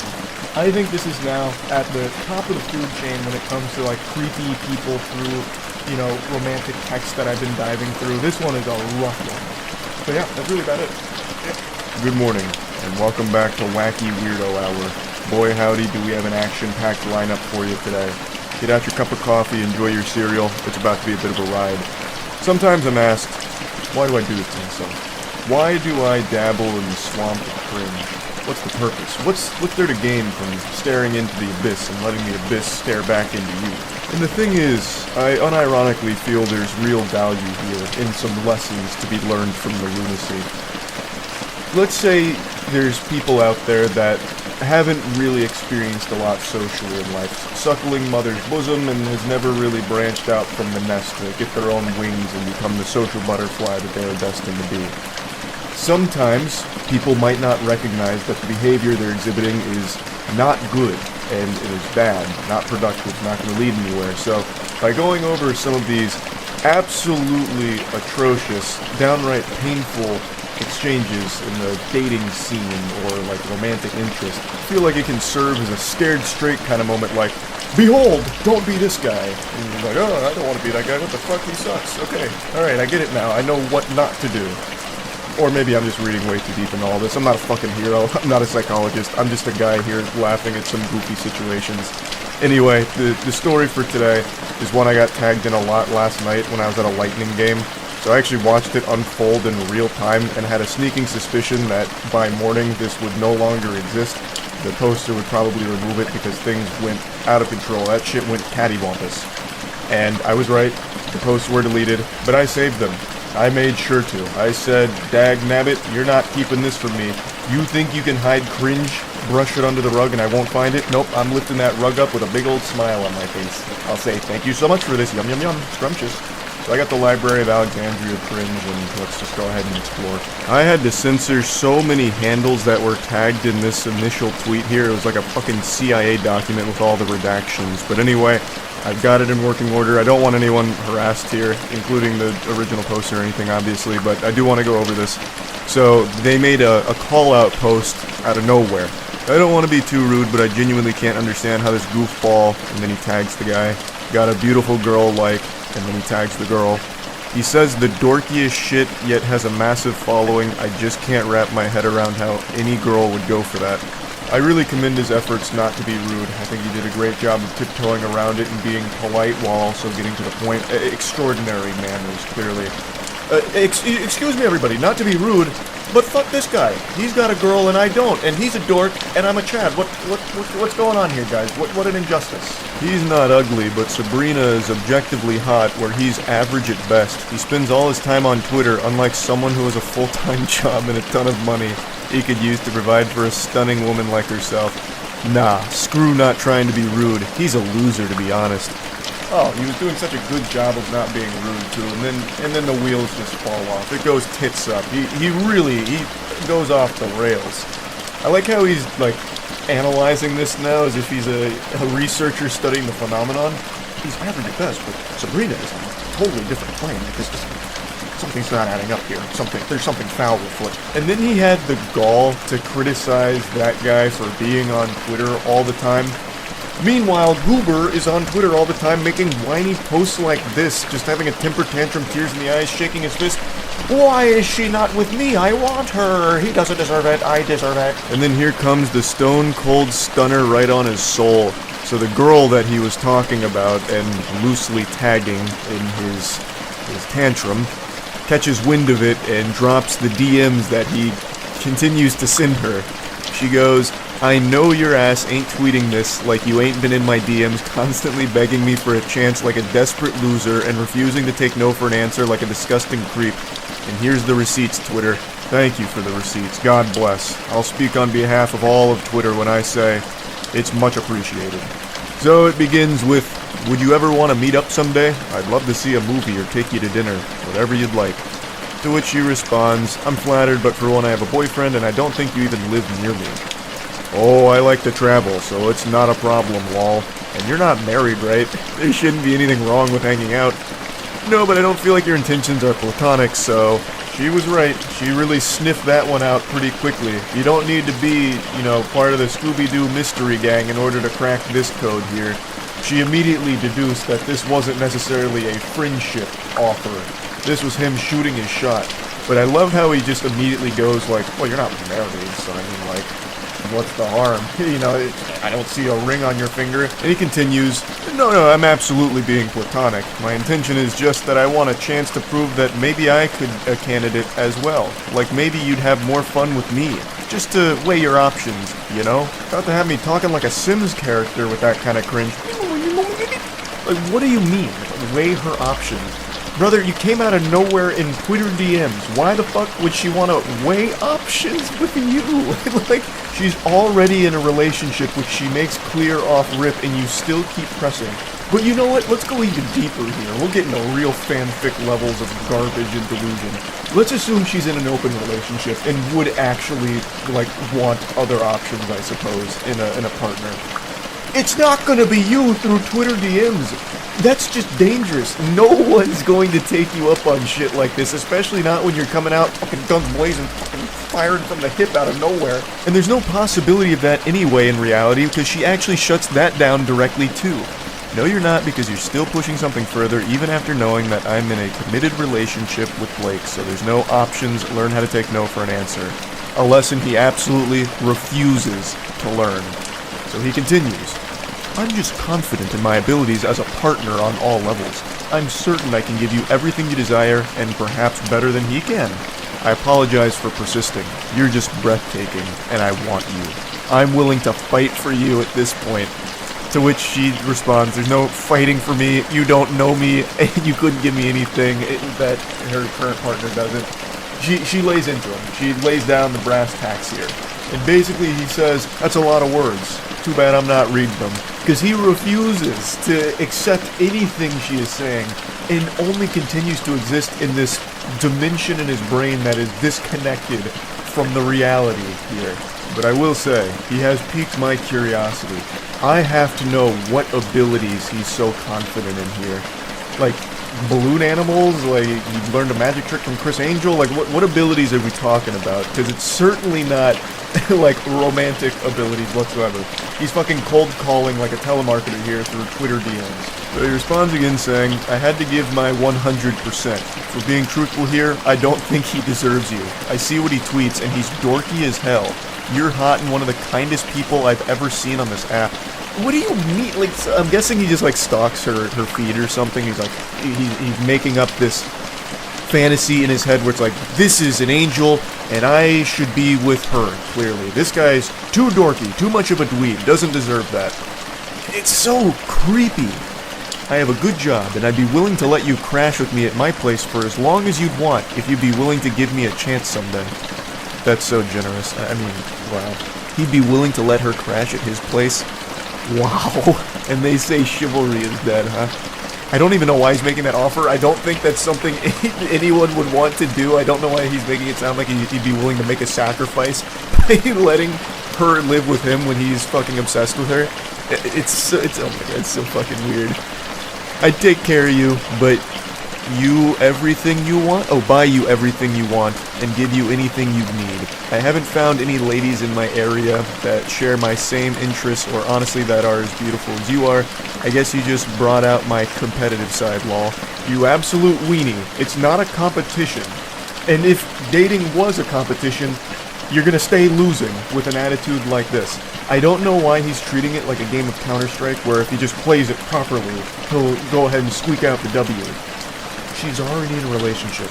No matter what you do here through fucking Twitter DMs, it's not going to change that and she's not going to want to go with you. No matter how much you lecture her about why her current partner doesn't deserve her, which is an outrageously weird thing to do, you don't even know them to begin with. You are just someone that is stalking their fucking Twitter feeds, I guess.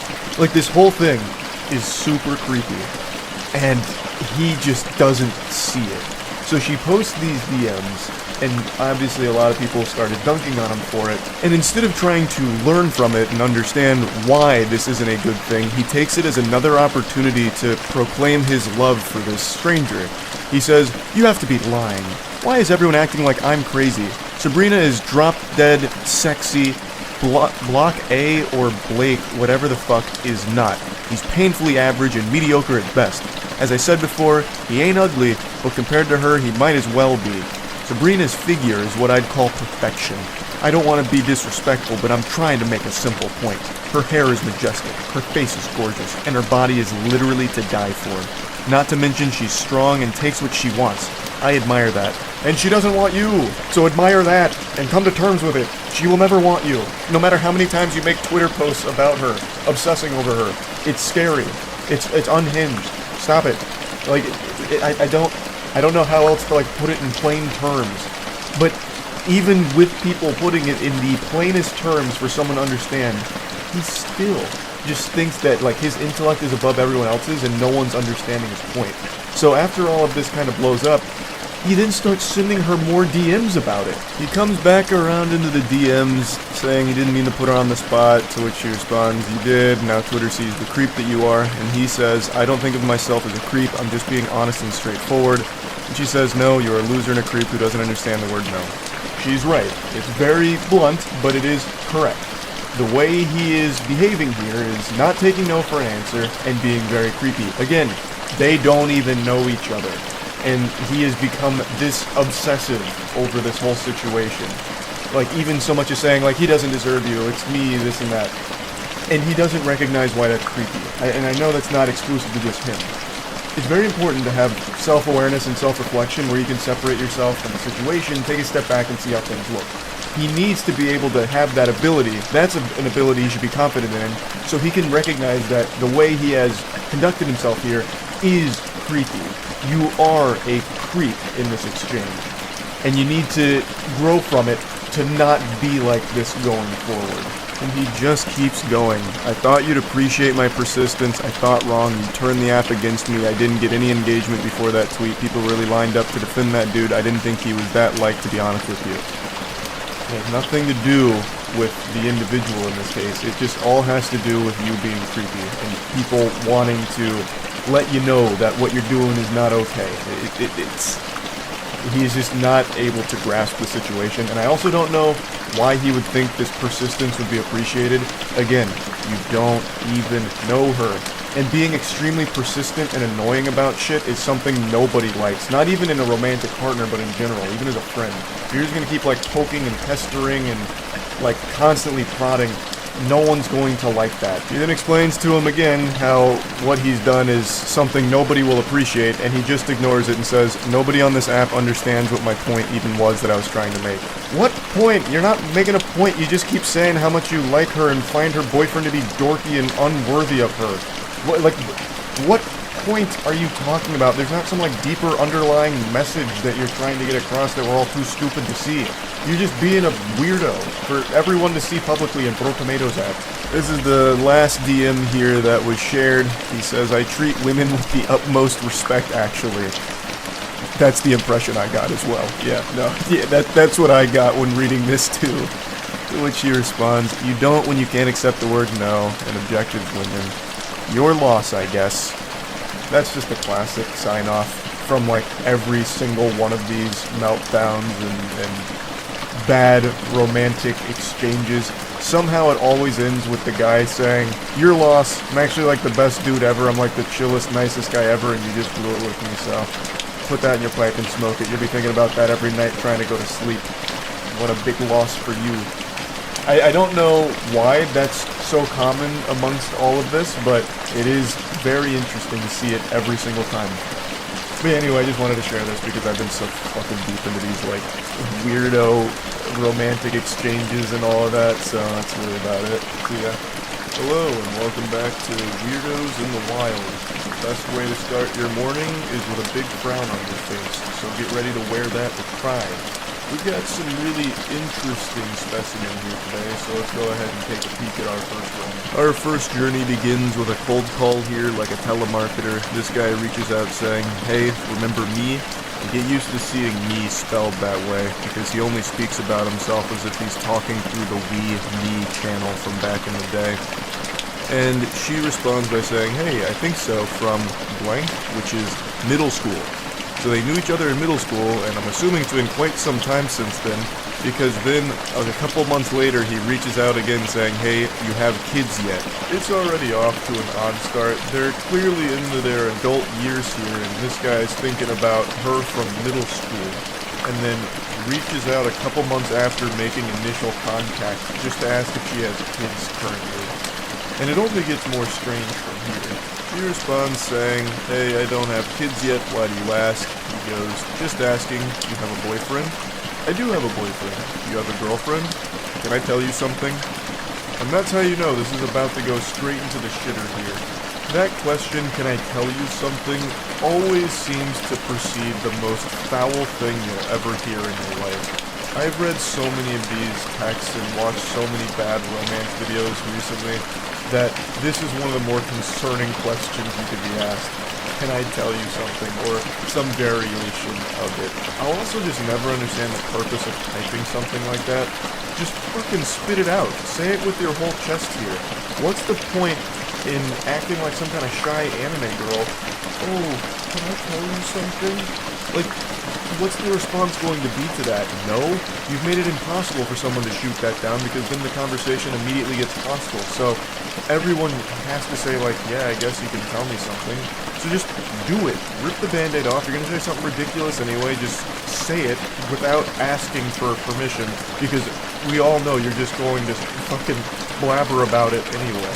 She says, yeah, what's up? However, even if she declines saying, no, you can't tell me anything, leave me alone, bozo, it wouldn't have stopped this maniac. He goes, no grill friend.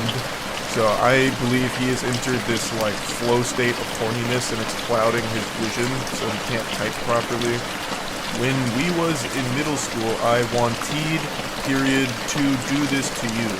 And accidentally drops a fucking hyperlink here. Do what? When you were in skirt, I want to make you mine. Hope you don't get mad. What an outrageous creep. Hey, was just thinking about you in middle school, and how in middle school I wanted to make you mine. Don't get mad at me, T.D. Clearly caught off guard and uncomfortable, she goes, it was a long time ago, no reason to get mad. And I think this emboldens him because she says, there's no reason to get mad. So he starts rubbing his hands together. Oh, okay. And then he sends a message that he deletes. He unsends it. So there was something so bad there that even this shameless sack of cringe was like, ooh, no, that's too far. I'm using my mulligan. So he unsends it. But the original poster here, she apparently saw it and said that the message he unsent was saying that he wanted to pull down her panties and put his fingers inside of her. And then he goes, if I were to do this to you, what, you let me? The way he talks is so frustrating. It's so broken and disjointed. It's like communicating with Dobby if Dobby was hitting whippets. Clearly she declined such a generous offer, saying, no, I have a boyfriend. I mean, back in middle school, I wasn't interested in dating or sexual activity when I was in middle school. I wanted you really bad. Oh, okay. Gets him with the Eeyore really sad. Oh, okay. This is the craziest red flag conversation ever. This should be like a self-report straight to the authorities. This man is like dangerous, it seems. Perhaps that hyperlink he accidentally dropped in the beginning was a link to the sex offenders registry with his name and face on it. This is an adult man who's fantasizing about middle school. He's not even saying like, hey, I used to know you back then and had a crush on you. He is literally fantasizing about her in middle school and him wanting to finger her. That's concerning. And that's when all hell breaks loose. The mask fully comes off, the dam breaks, and he unleashes the demon. She says, I'm a bit confused as to why you're telling me this now, because obviously anyone would be confused getting this shit out of the blue. It's really creepy. And then he goes, "Cuz dear." Oh, it's already such an awful fucking start. Dropping dear like this, it gives me the heebie-jeebies. In those days, I want to pull down your panties. Not even a little bit, dear. Or excuse me, not even a little bite, dear. You there, Law? Can I ask you a personal question? When you were in middle school, you there? He is so fixated on middle school in particular. That's the big thing for him here. And he keeps talking about pulling her panties down. It's so unhinged. You there? He keeps checking to make sure there's a pulse here, that she hasn't abandoned him and called the police or something. Can I tell you something that I want to do to you in middle school? Or you mad at me, Lou, lol? If you didn't have a boyfriend, you let me do things to you? You there? Surprisingly, she was still there and hadn't blocked him yet. So she says, no, because I'm not interested, I don't really know you at all. Somehow, she was able to resist his charm.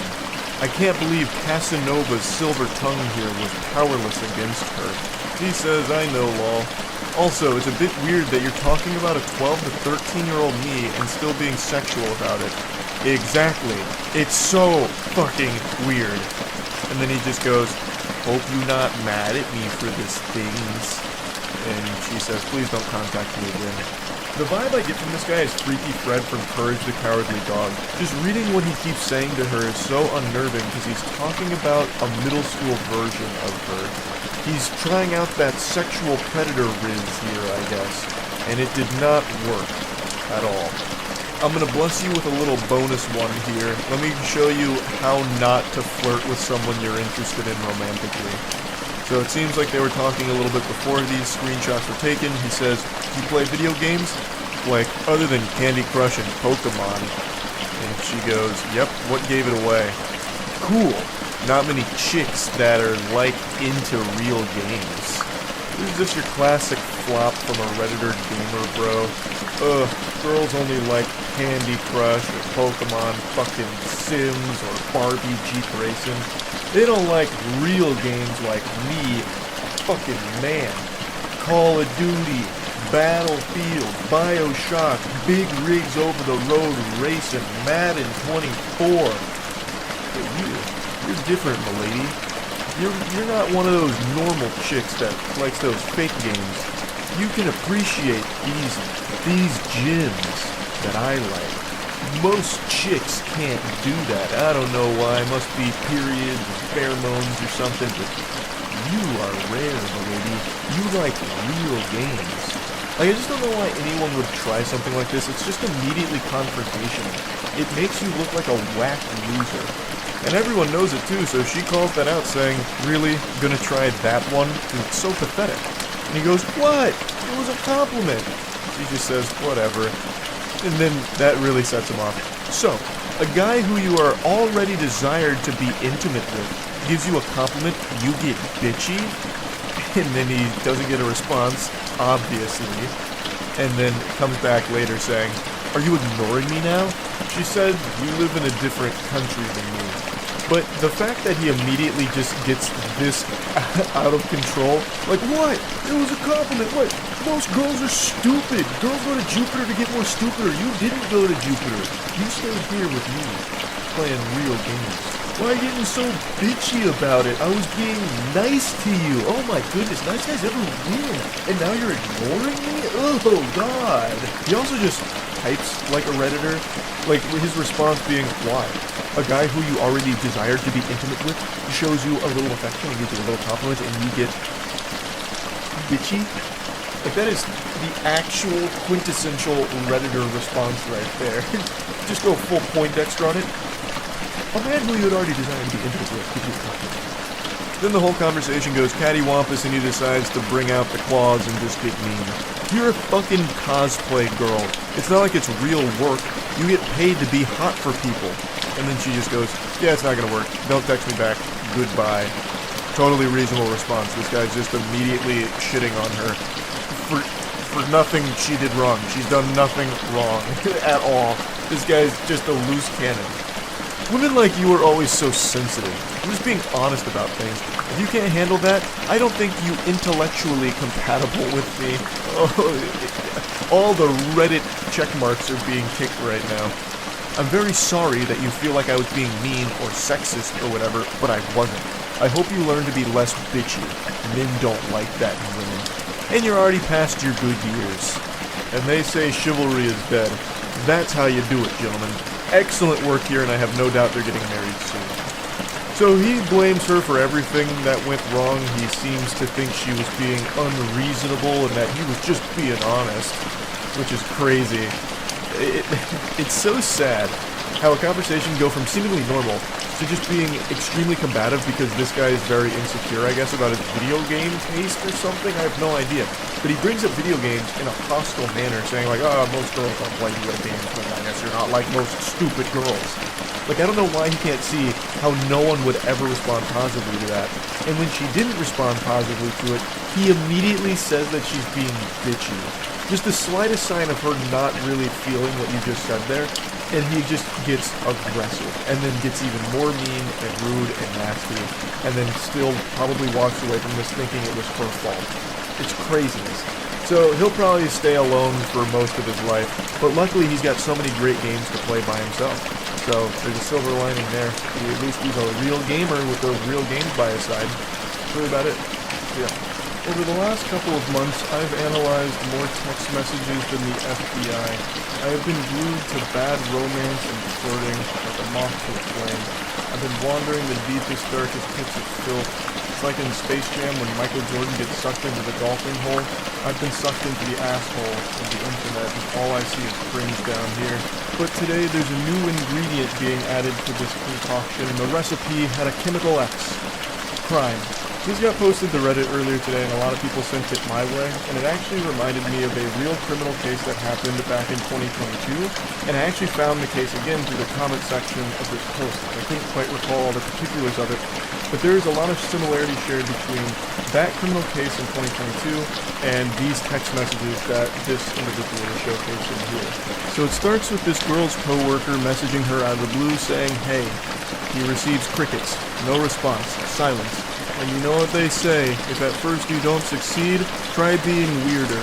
So he comes back around within 3 hours saying, hello, is this blank? He says, who is this? And he goes, it's me, with a smiley face. I just wanted to text you and see how things were. Oh, things are going alright, I suppose. Not to come off as rude, but how did you get my number, dude? I mean, I don't mind you texting me, but I've never gave it to you. And that's when he lifts up the curtain and breaks the magician's code, revealing his secret method. I just grabbed it off the contact sheet in the office room. Hope that's alright. Which she says nothing in response because that is fucking creepy. She never gave him her number. He just went out of his way to find it from their workplace. Yucky. But he comes back around saying, how's it going? And he just keeps going, throwing questions at the wind here, hoping to receive even the slightest semblance of life on the other side, not realizing that he has already scared her by snooping around, tracking down her phone number without ever getting it from her directly. So it's already super creepy to do that. So he says, "How was your New Year's?" No response. 2 days later. "Sorry to keep texting, but what are you up to today? If you're free later, I'd love to go out."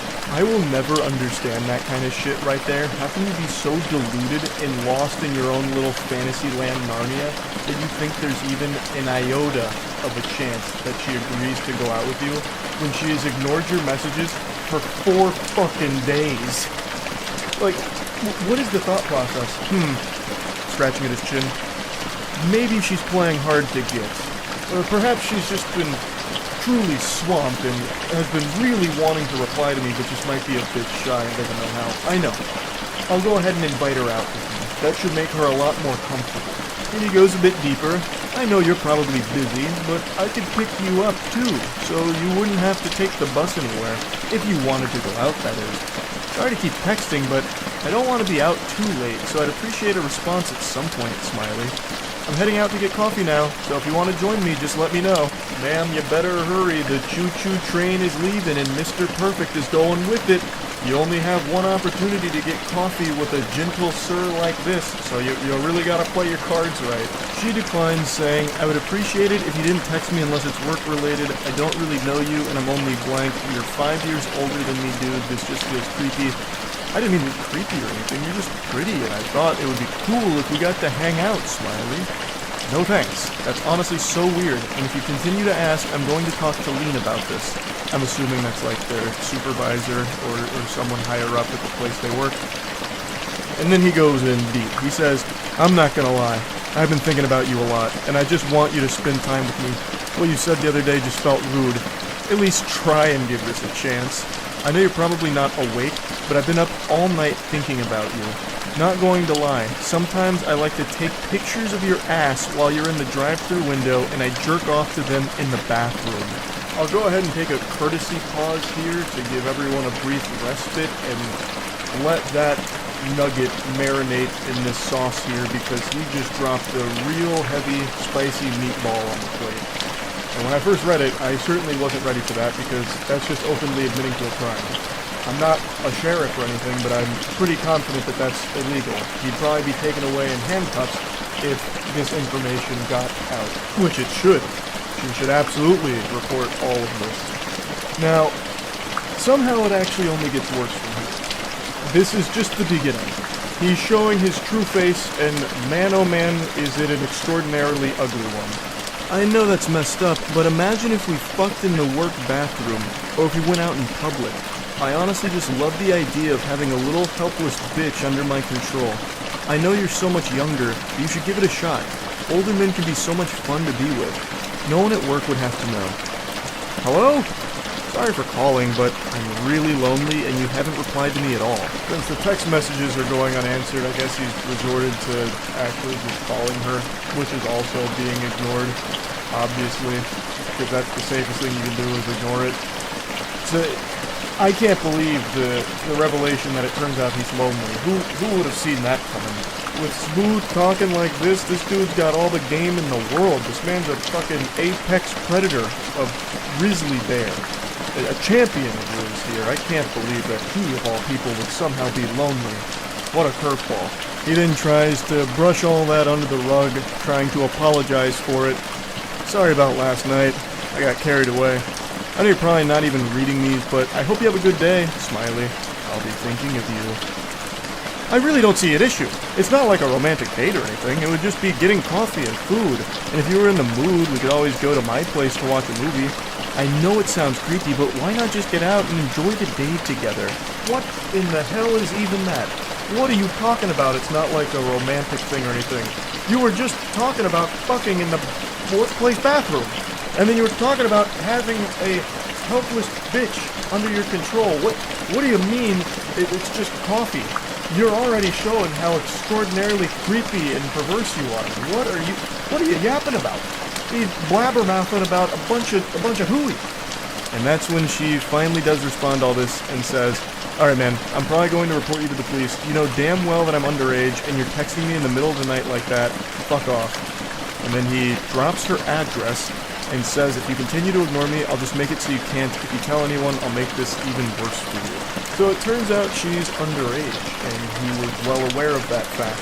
And he also would have been even more aware of that fact, considering he snooped through the confidential workplace documents to find her address and her phone number. So it would have been abundantly clear that she is underage, and he didn't care. He still went for this full throttle. So he's also a pedophile on top of all of this. Now he concludes their conversation by dropping her address to obviously try and scare her, letting her know that he knows where she lives and he can always pay her a visit. And a lot of people in the comments, and I think a lot of people in general, would assume that that's just supposed to be some kind of scare tactic to get her to not say anything. Not necessarily that he's going over there right this instant to do something, but that is still a legitimate threat, and I imagine an actionable threat that the authorities can use. This is one of those situations that really shouldn't be taken lightly, and it seems like it isn't. It seems like she's taken the proper measures here, like contacting authorities or contacting workplace staff and all that, which is what she should be doing, because this is just legitimately dangerous.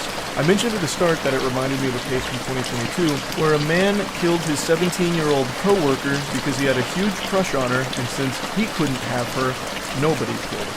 Her name was Riley Whitelaw, and she was murdered at her place of work by this individual. He recently got sentenced in October of 2023 for the murder, and it is just horrifying. Now, Riley had previously made a complaint to the employment about how uncomfortable he made her with like the advances that he would make on her and all of that, and even asked to like have her schedule changed so that they wouldn't have to work together. And despite all of that, they still worked together. The place of employment did not change her schedule around to get her away from him or anything like that. They continued to work together despite all of her complaints until it eventually culminated with him killing her. It's a tragic story. Fucking horrifying. And it reminds me of the text messages we just read right there, where a coworker becomes infatuated with someone and then eventually does something disgusting like that. So reading through these text messages, it is a concerning individual in a scary situation. And it's something I think about from time to time about how awful it must be to just be doing your job, doing nothing wrong at all, and then still ending up in a situation like this. This girl never made any advances toward this guy. She never even gave him her number or anything at all, and yet somehow he still became obsessed with her and then stalked her company documents to find her phone number and her address and all of that. It's just so awful. She's literally just doing her job and then gets put in a situation like this because of this absolute lunatic. So yeah, just wanted to talk about it a little bit. I think situations like these should always be taken seriously, like if a coworker or anyone for that matter starts to get like a level of obsession with you that it becomes a bit palpable, that you can start to see it, it immediately needs to be something that you take very seriously because you never know where it could lead. And I think that is just always something that needs to be handled with real care. So just wanted to go over this a little bit. That's really it. So yeah.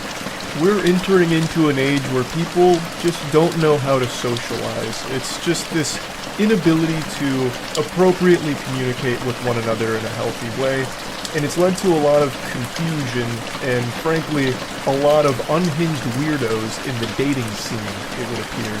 I had become way too invested in reading these horror stories from people that were romantically interested in one another or even went on dates, and then all of a sudden things go tits up over nothing because people are just disconnected from reality and perpetually on edge, it would seem. Like, I am so deep into this rabbit hole, I understand how pathetic that is on my part, I can't help it. It's just so fascinating. Like, it seems like you'd have better luck finding your soulmate in one of my streams, like by just communicating with someone in the chat. Like, you probably would meet a more compatible match in solo queue League of Legends than you would on a dating app right now. The people in fucking solo queue League are more mentally stable, less hostile, and less weird than the people I'm seeing that are meeting on like Tinder and Bumble and all that. Today, this post kind of popped off on Reddit. I fully recognize a lot of these can be a bunch of, horseradish, but I like to suspend disbelief anyway. Plus, it's a weird thing to fake because you don't get anything out of it besides Reddit karma, I suppose, which is the most useless currency since Monopoly money. So anyway, the story is, this girl's friend was going on a date with a gentleman that she had met online who seemed really cool. They agreed to meet at this restaurant, and that's where the story begins. So she says, I'm on my way, to which our gentle sir tips his fedora and says, "K." Which already feels a little hostile to me. This is their first date. I feel like you can't just be dropping a K like that. It just seems a little aggressive, but maybe I'm reading into it too deep since I already know how the story plays out. She says, "Are you there yet?" "No, I'm going to be a little bit late." "No worries, I'm here. I'll be in the far right corner." He finally arrives. Our protagonist makes it to the scene. He kicks open the doors. He says, "I'm here. I don't see you." To which she describes her location. "I'm next to the big plant in the back to the right when you first walk in." So she's providing him with directions, coordinates, so that way he can go walk over and they can begin their date. But the date never really begins, because you see, something has already gone awry, even upon first walking into the establishment. He drops this bomb on her. He says, "Piss off," out of nowhere. Actually, from out of left field, the curveball, which catches her off guard. She goes, "I'm sorry? I'm really confused right now." As most people would be, because he hasn't sat down at the table, she hasn't even seen him yet, and he's angry about something, fuming, furious, steaming. Well, what went wrong? Let's start to speculate a couple of things. Perhaps this is an Ed, Edd n Eddy situation when Ed gets the rock in his shoe and it just puts him in a bad mood. Maybe he believes that he's been catfished. He might have seen her from a distance and it wasn't the same girl that he thought he was communicating with. Perhaps. But what if I told you the reality is something none of you would possibly guess? It's actually super easy to improve your social skills and increase your odds of getting laid. All you need is to shop at moistglobal.com and get the new retro basketball line. It's that simple. An incredible assortment of beautiful items available right now at moistglobal.com. Go ahead and get yourself something. Who doesn't love retro basketball gear? We tried to stay as true to all the material and all the designs of the classic basketball stuff that we all grew up with, so hopefully you enjoy it. moistglobal.com, the link's in the description. His rampage continues and he explains himself. "I'm not gonna waste my time on some unfaithful whore. Couldn't even wait until after the first date to flirt with someone else. Every woman is a cheating bitch, I swear. All you want is attention."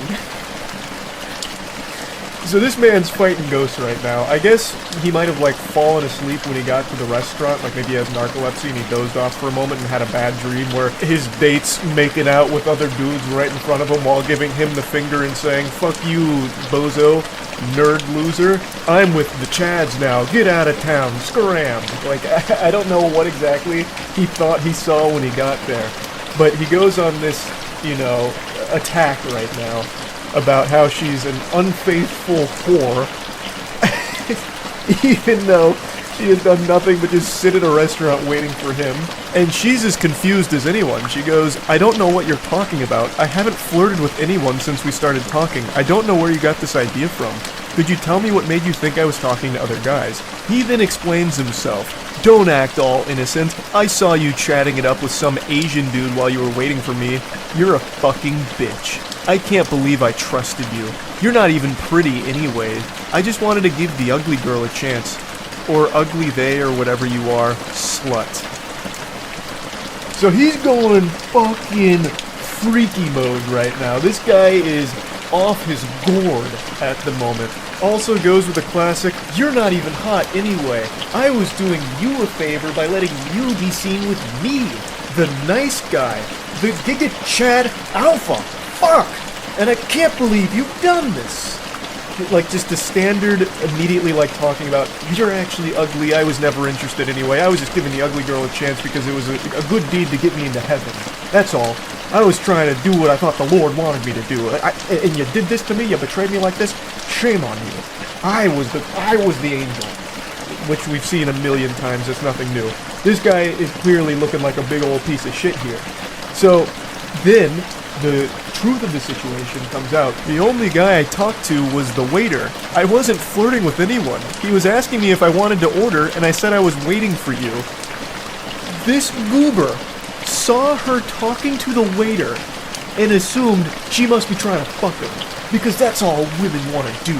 Anytime they communicate with a male, they're just trying to slobber on that meat.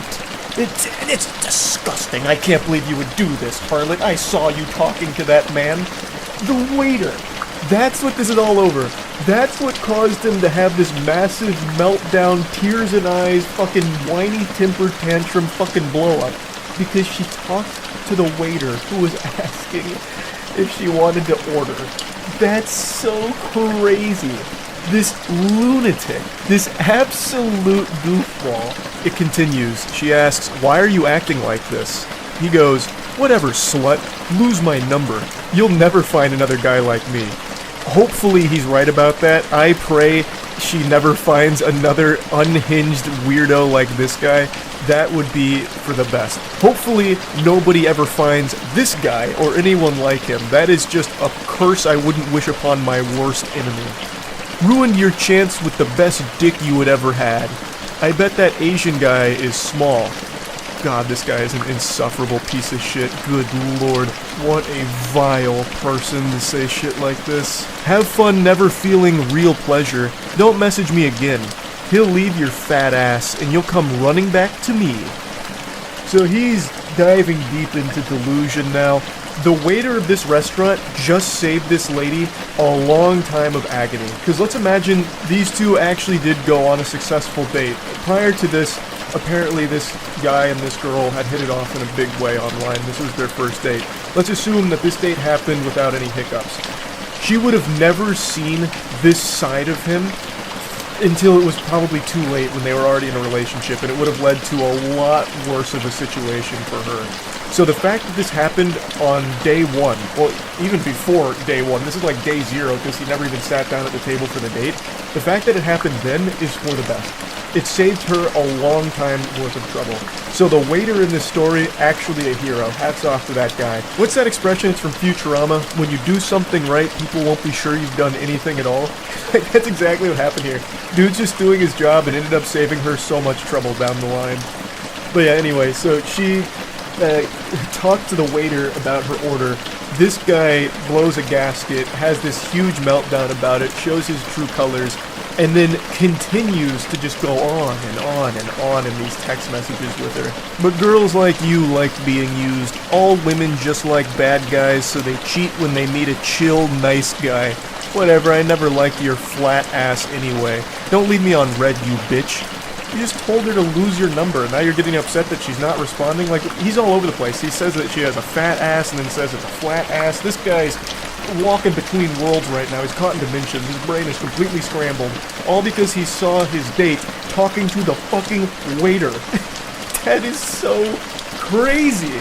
That is crazy. And then still has the gall to say that he is a chill, nice guy. Chef's kiss. That is right on the nose. Everyone that self-identifies as a nice guy always turns out to be like this. Like 100% of the time, it's crazy that statistic is as high as it is. The correlation between nice guys and being complete weirdos and just downright dangerously unstable people. It just, I don't know, I can't believe that it continues to be proven true time and time again. But yeah, anyway, I just had to showcase this one because I was giggling about it for quite some time.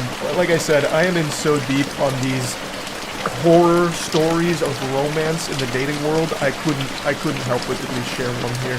That's about it. Yeah. Have you ever really taken a step back and got deep in thought and realized just how incredible it is that we as humans are able to speak to each other, language, and how mind-blowing that concept is? Communication is a blessing. But today I almost feel like it's a curse. I just read legitimately the worst thing ever, and it makes me regret that our ancestors at one point when they were still cavemen started grunting at each other to communicate, and then it eventually led to this existing. Oh my god, I saw this today, and it made me ill. And I thought, if I had to bear this burden knowing that this exists, you're gonna have to share in the load with me, so let's go on a little adventure here. It's from Tinder. Let me introduce you to the boy wonder Chris here. So, these two individuals matched and Chris was making the first move here, shooting a shot. I better be your top priority, with a little winky face emoji. I don't know if that's the strongest opener. I haven't been on dating apps in many moons now, but that seems a bit weak, but hey, his heart's in the game.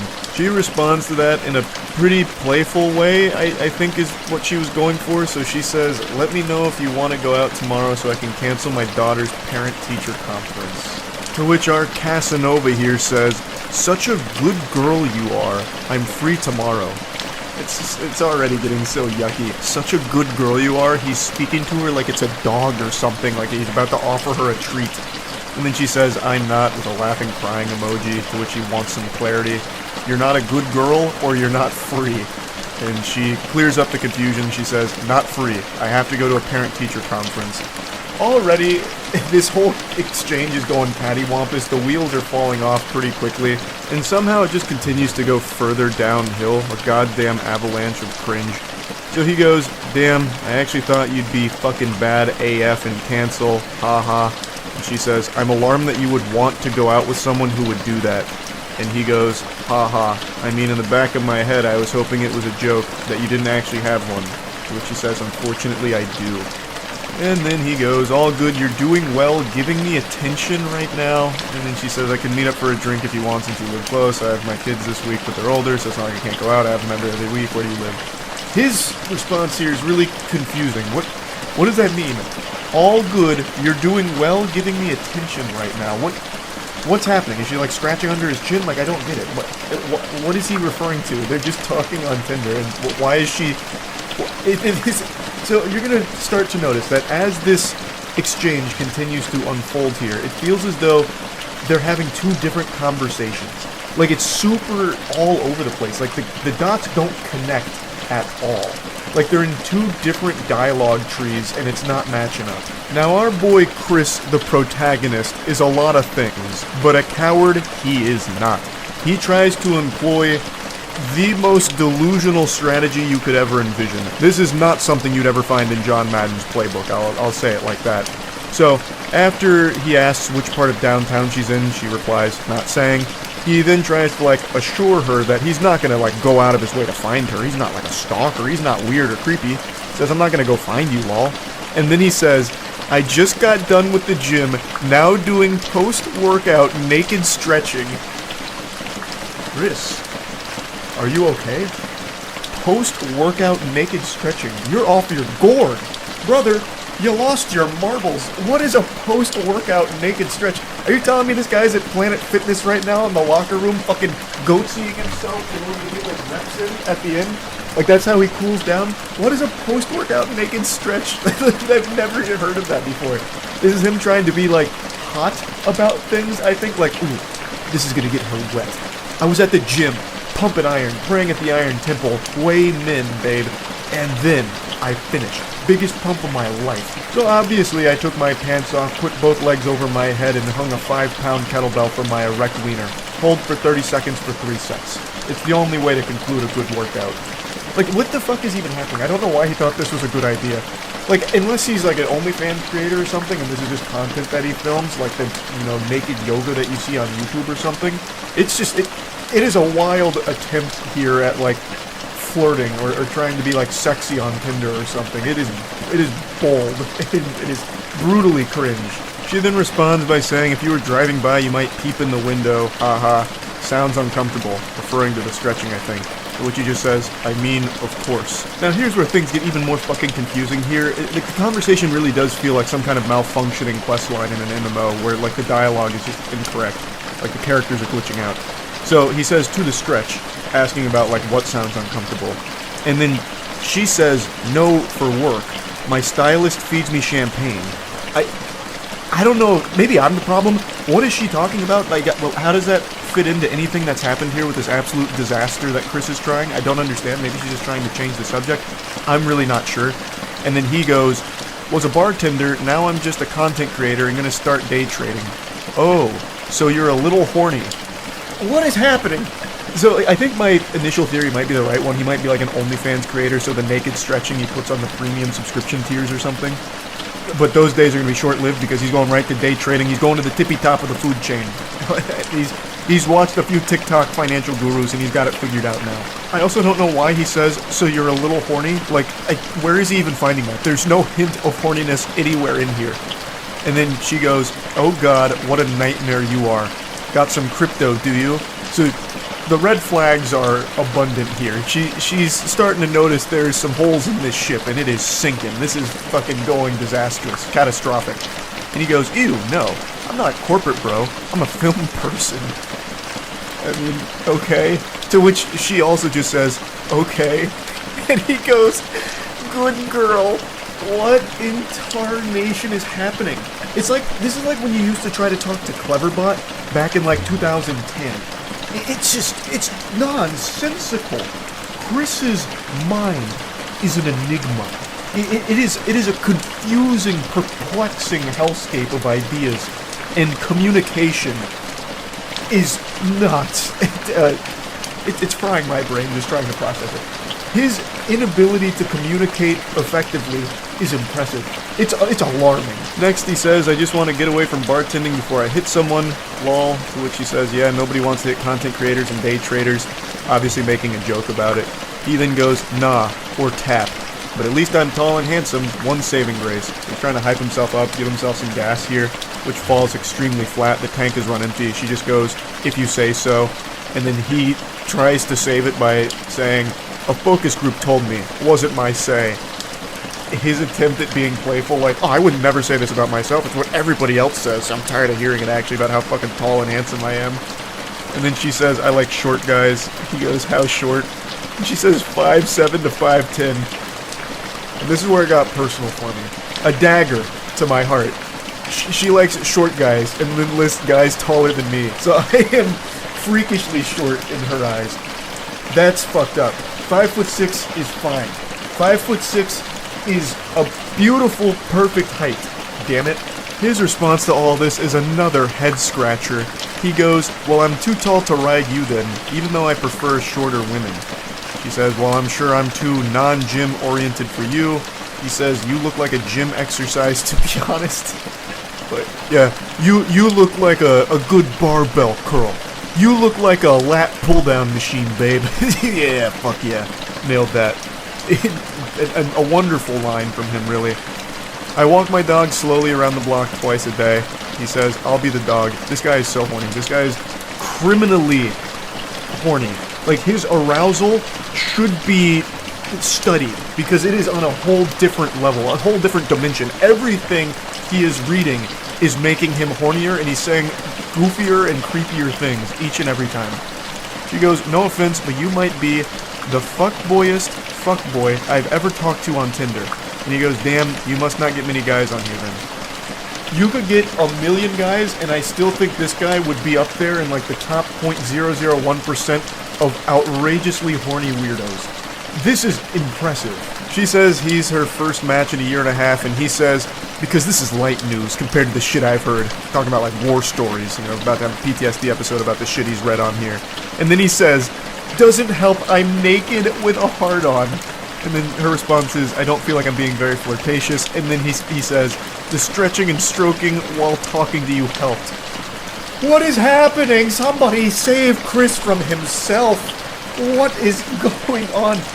This could be its own fuel source. Like, his sexual arousal, his non-stop, never-ending horniness on a conversation that has gone nowhere, talked about nothing, and yet he is still beating his meat to it, choking the chicken to what? To what?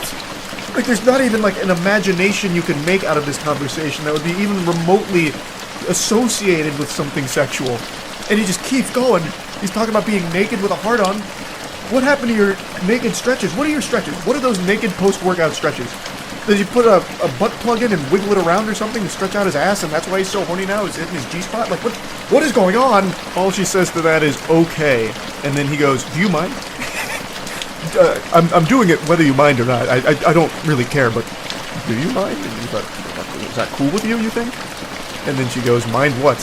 Me stroking myself while we chat. Oh, it's so yucky. Oh, it's so foul.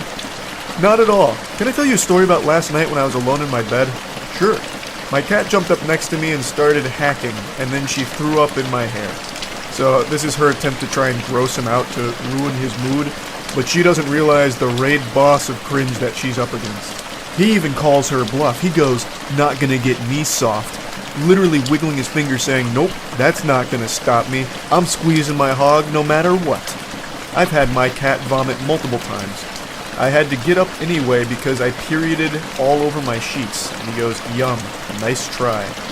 And she goes, through the mattress cover. She goes, bleach helps. Were you naked? Oh my god, he's still in it. He's still in the zone. He's in the flow state. He's in the mainframe. And she goes, I was wearing my footy pajamas that have toasters on them. Which he says with an ass flop. And he comes back to clarify that he meant flap, because ass flop makes no sense and wouldn't want to be rude and be ridiculous. To which she also says, no, that's ridiculous. And he goes, of course, I'm harder than ever now. She just sends an emoji. He goes, yep, I'll leave you alone unless I can show off. So he's finally saying, all right, I'm out of here. I've had my fill. I've done what I needed to do. I'm good. And then she closes this all out by saying, why do you even need to get a woman on the other end of the conversation? Just put a wig on a stuffed giraffe and show her your stuff and talk about how hot you are. So this whole conversation is one for the books. This is something special. This is so fucking weird. On every possible level. A part of me thought that it was him just trying to be weird on purpose, just to, like, I don't know, gross out a stranger on Tinder or something. But the more I read about it, and read it itself, the sacred text here, the more I'm convinced that this guy is just an actual fucking freak. Like, just an actual lunatic. So yeah, I just had to share this. That's about it. So yeah, I have to talk about these text messages. I can't help it. What do you want from me? What do you want from me? I'm only human. These are extraordinary in, like, the creepiest way imaginable. I usually don't like to do the same type of content back to back, and yesterday I covered some text messages as well, but I can't resist the urge. It calls out to me, the void beckons, and I have to speak on this. So, the context. A lady had an old co-worker whom had been fundamentally stalking her for quite some time. Her and her husband had dealt with this individual for a while, and decided to share some of the unhinged messages that they had been sent by him. There was a lot more that happened besides these text messages, but that's what was shared and what I want to go over. Buckle your seatbelt here, because this is about to be a pretty intense ride. This is a good read from cover to cover, if you like lunacy. Hey, I hope your weekend has started nicely. I apologize it took me a few days to feel like I could say this. No need to apologize, goober. I get it, had to muster up the courage here, hype yourself up in the mirror so that you could really let the demon out. You need to break up with blank, and then agree to be my girlfriend, with intentions to be my wife. And let me explain why. So he's basically acting like a car salesman here, trying to drive the hard bargain. It's like an episode of Shark Tank. I'm seeking a wife for 10% equity in my stock. I have no doubt he also had a PowerPoint presentation prepared for this, but unfortunately maybe it didn't attach, so it didn't send. I can provide more for you than he can. The independent woman facade you engage in wouldn't be necessary with me.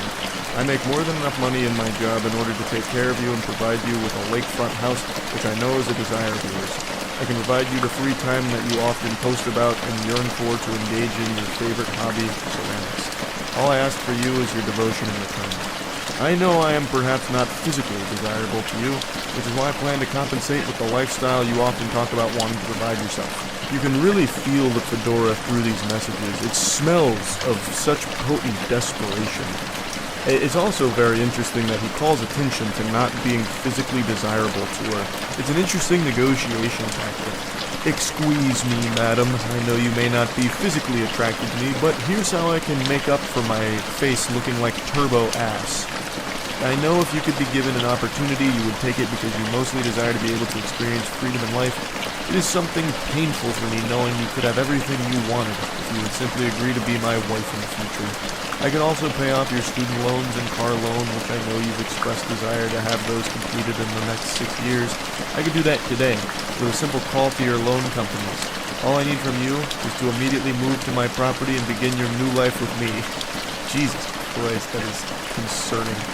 I can pay off all of this. Just come join my cult. And I promise I am not a rapist or a creep.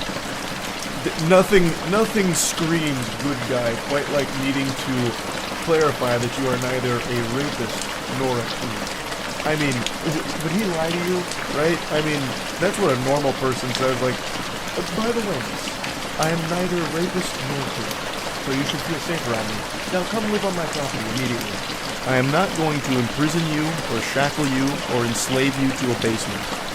Well, breath of fresh air. I was a little concerned about that, but now, luckily, he explained it. Now there's no reason to feel alarmed anymore about that being a possibility. You are free to continue your friendships with your womanly friends and your relationships with your family. I would never take this from you. I would never force you into sexual situations you do not want to be in. I know it must sound so strange hearing this, but I feel I must make it clear to you that this is a dream opportunity that will not harm you in any capacity other than dropping your current life, boyfriend, and job, and immediately begin pursuing your hobbies while we plan our wedding. I've got a sneaking suspicion that this guy would absolutely shackle her and imprison her in the basement. But I imagine she wouldn't be alone down there. There's probably quite a few other victims that he has in that basement. This is a fucking unhinged freak.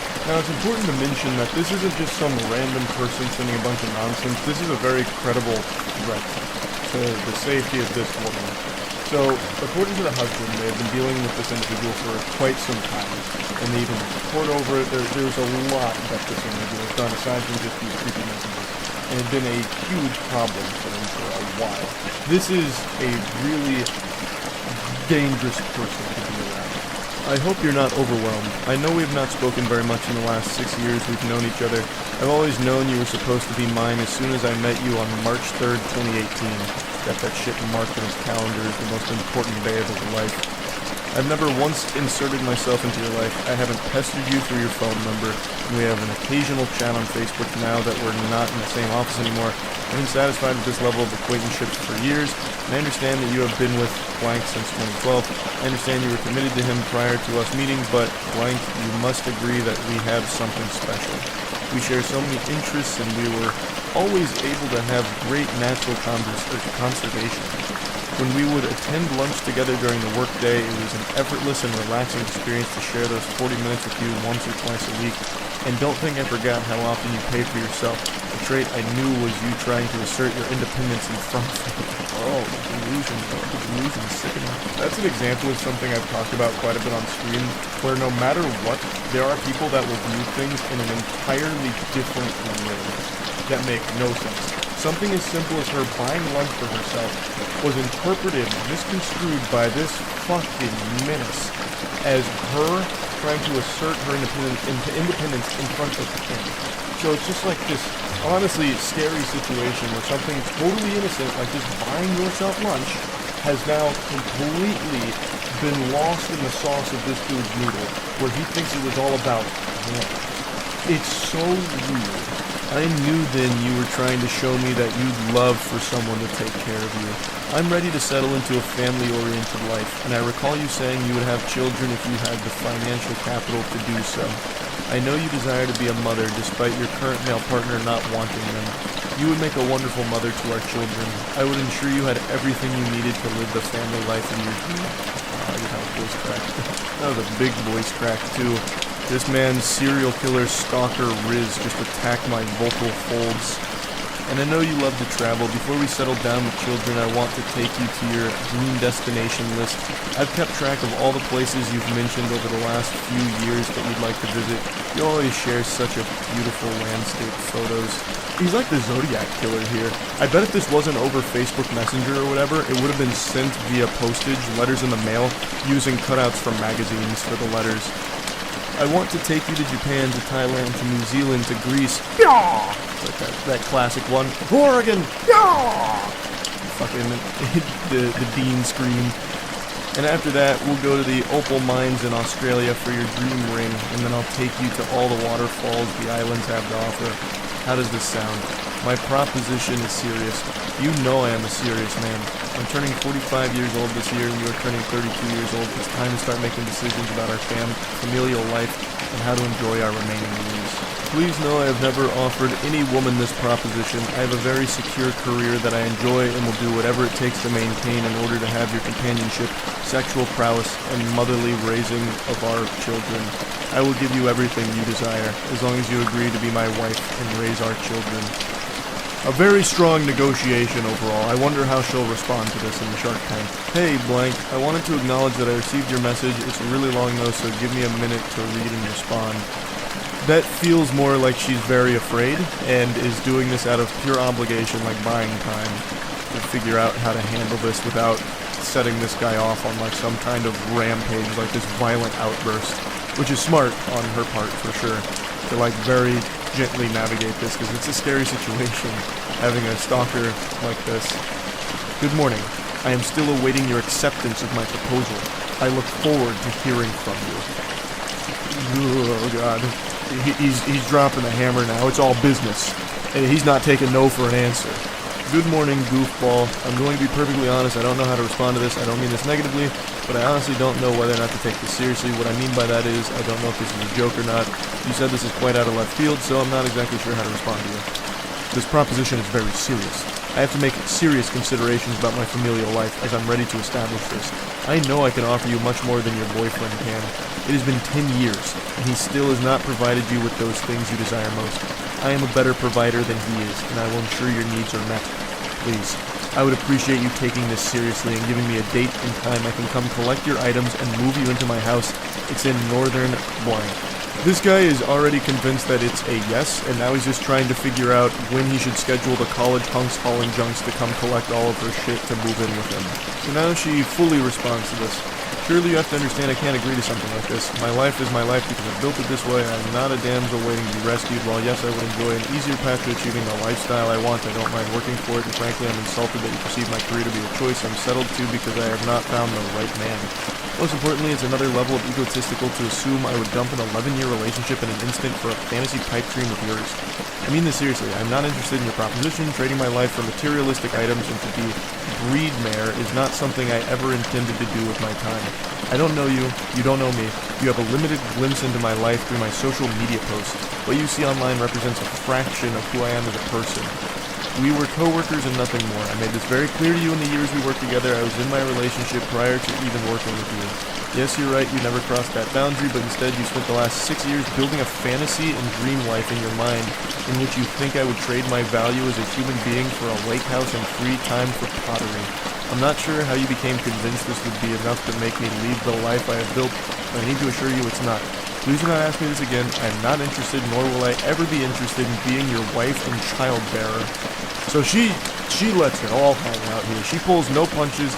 She sets the record straight and says it right to his face. Well, as close to his face as anyone will ever come through text messages here. Read, Mare. Now, there's no need to insult me. I am not propositioning you to live in solitude and to raise children alone. I want a family. I want you to be my wife, specifically, and I want to build a family with you. I thought you were intelligent enough to understand how great of an offer this is. Buddy, she is intelligent enough to recognize that her life would be in danger saying yes to you, you absolute maniac. You fucking weirdo. She is extremely smart to say no to this, as pretty much everyone on the planet with any level of survival instincts would. You're weird, you're dangerous, you're creepy, you're a stalker. Everyone's going to be saying no to you. I know you're primarily saying no because you don't find me physically attractive. If I look better than your boyfriend, I have no doubts you would emphatically tell me yes. I didn't know you were so shallow. Oh. Now he's going full nice guy mask off mode, even though he wasn't really putting up a nice guy persona in the first place. You would learn to be physically attracted to me just as I learned to be physically attracted to you after you gained 60 pounds. You look much better when you are staying in the 150 to 200 pound range, yet I never said a word to you about the fact that you gained so much weight because I realized you were perfect otherwise. I realized your looks didn't matter when your soul is what I wanted to spend time with.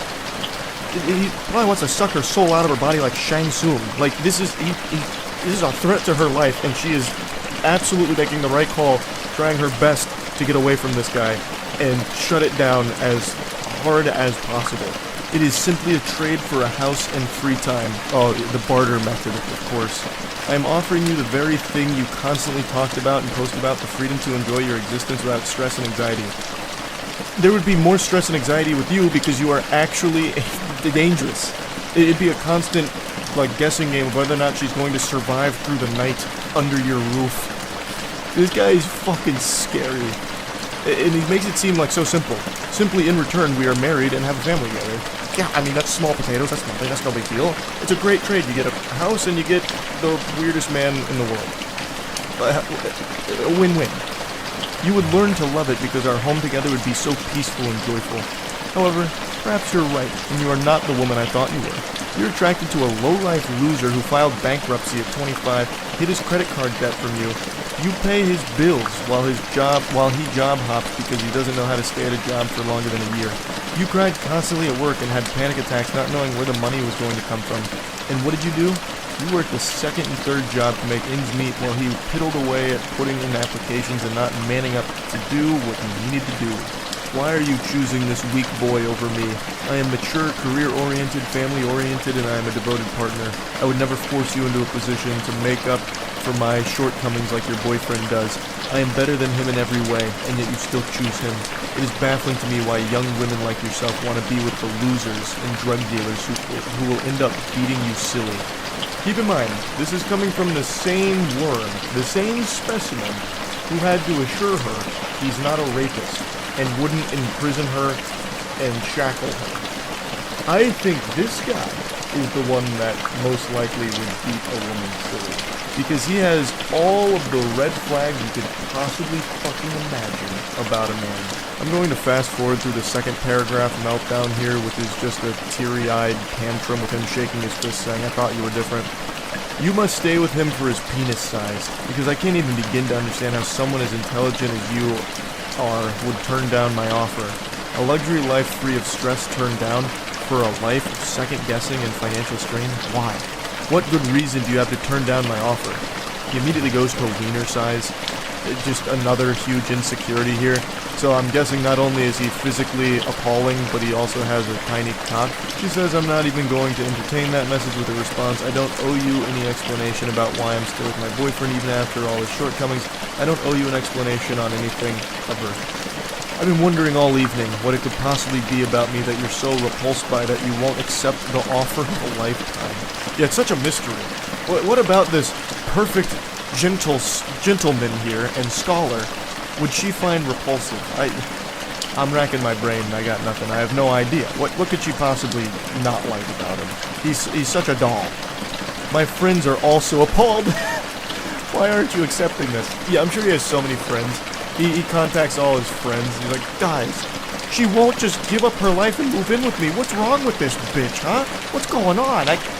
Is she crazy? She's crazy, right? It's not me. I'm not the problem, right? I didn't think so. It's definitely her.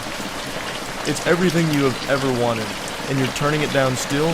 Why? You owe me an explanation after I spent years ensuring I had enough to offer you."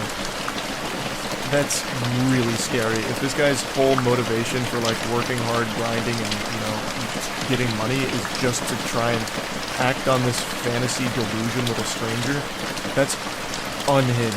Well, all of this is unhinged, but that one's even wilder because again, they're not close to each other. They're still pretty much strangers. I'm starting to get very upset by your actions. You have one more chance. Anything less than an emphatic yes will not be accepted. So he tries to bring it down with an ultimatum.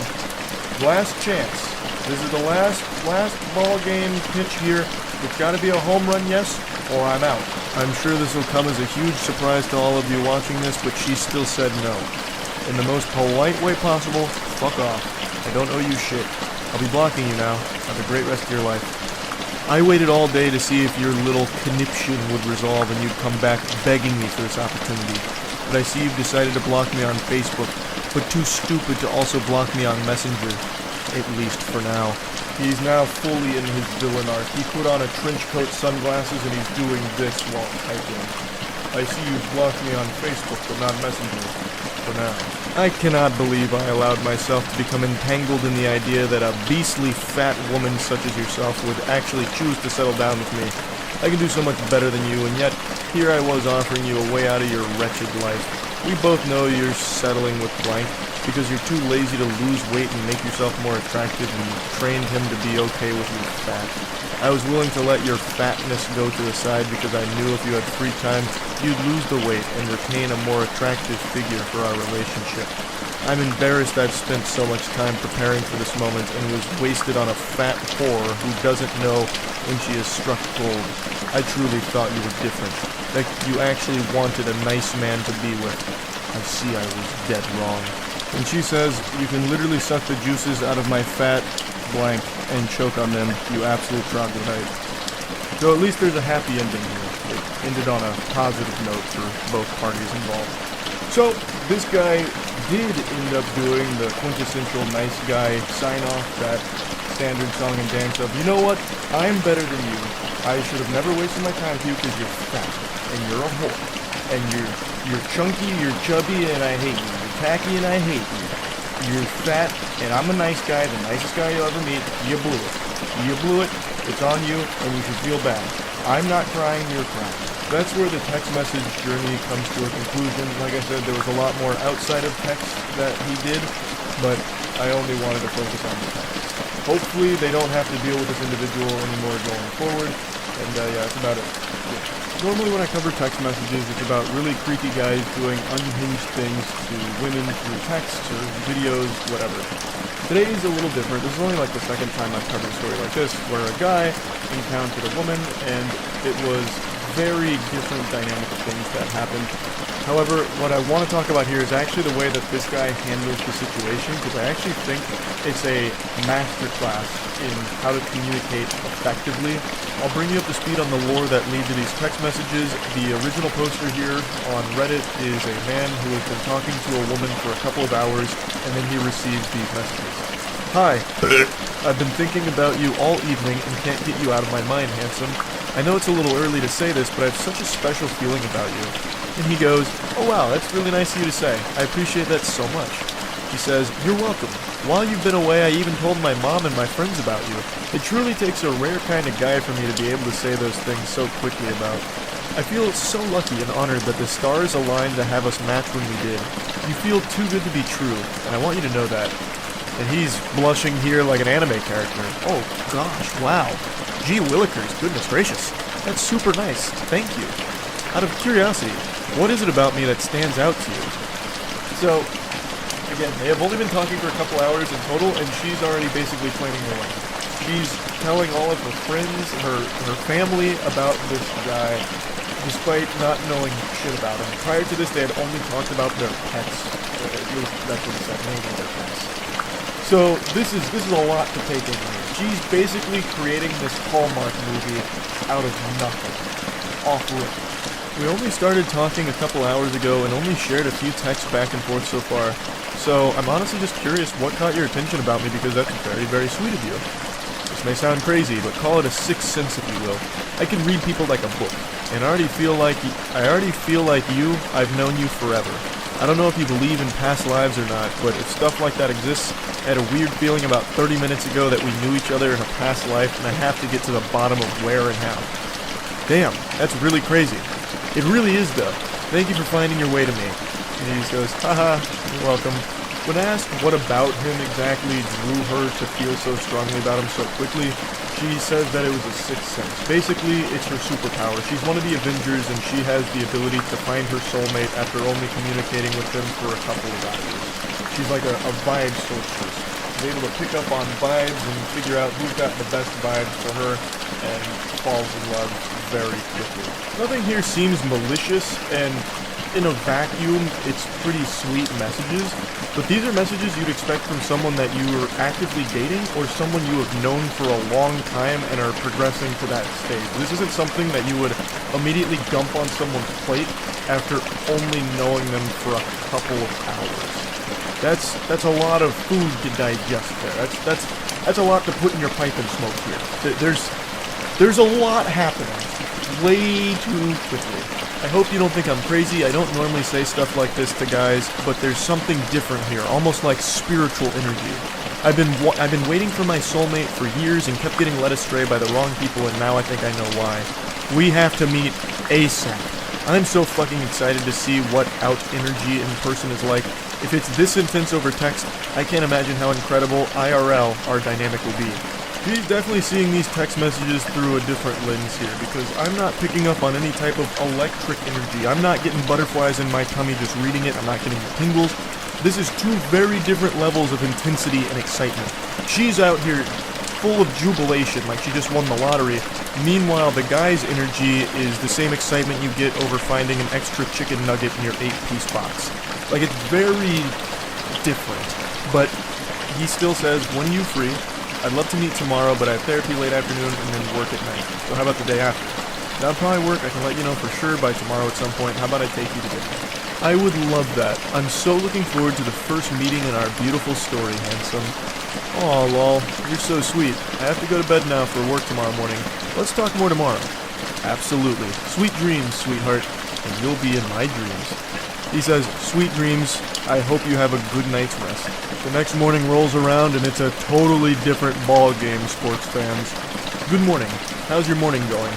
He says, good morning. Fine. And yours? He's the one with a lot of energy now. Great so far. He hit him with the Tony the Tiger. Great. Just had a meeting with my boss and got some pretty positive feedback, so I'm pretty happy about that. She just one words in. Gotcha. He immediately picks up on the tonal shift here and says, is everything okay, Law? Yeah. Why do you ask? Because you're being more short than you were yesterday, which is fine. I'm just trying to see if you're okay and if you need anything. This guy seems like an actual sweetheart, but this guy seems like a fucking peach. This guy seems legitimately like a nice person.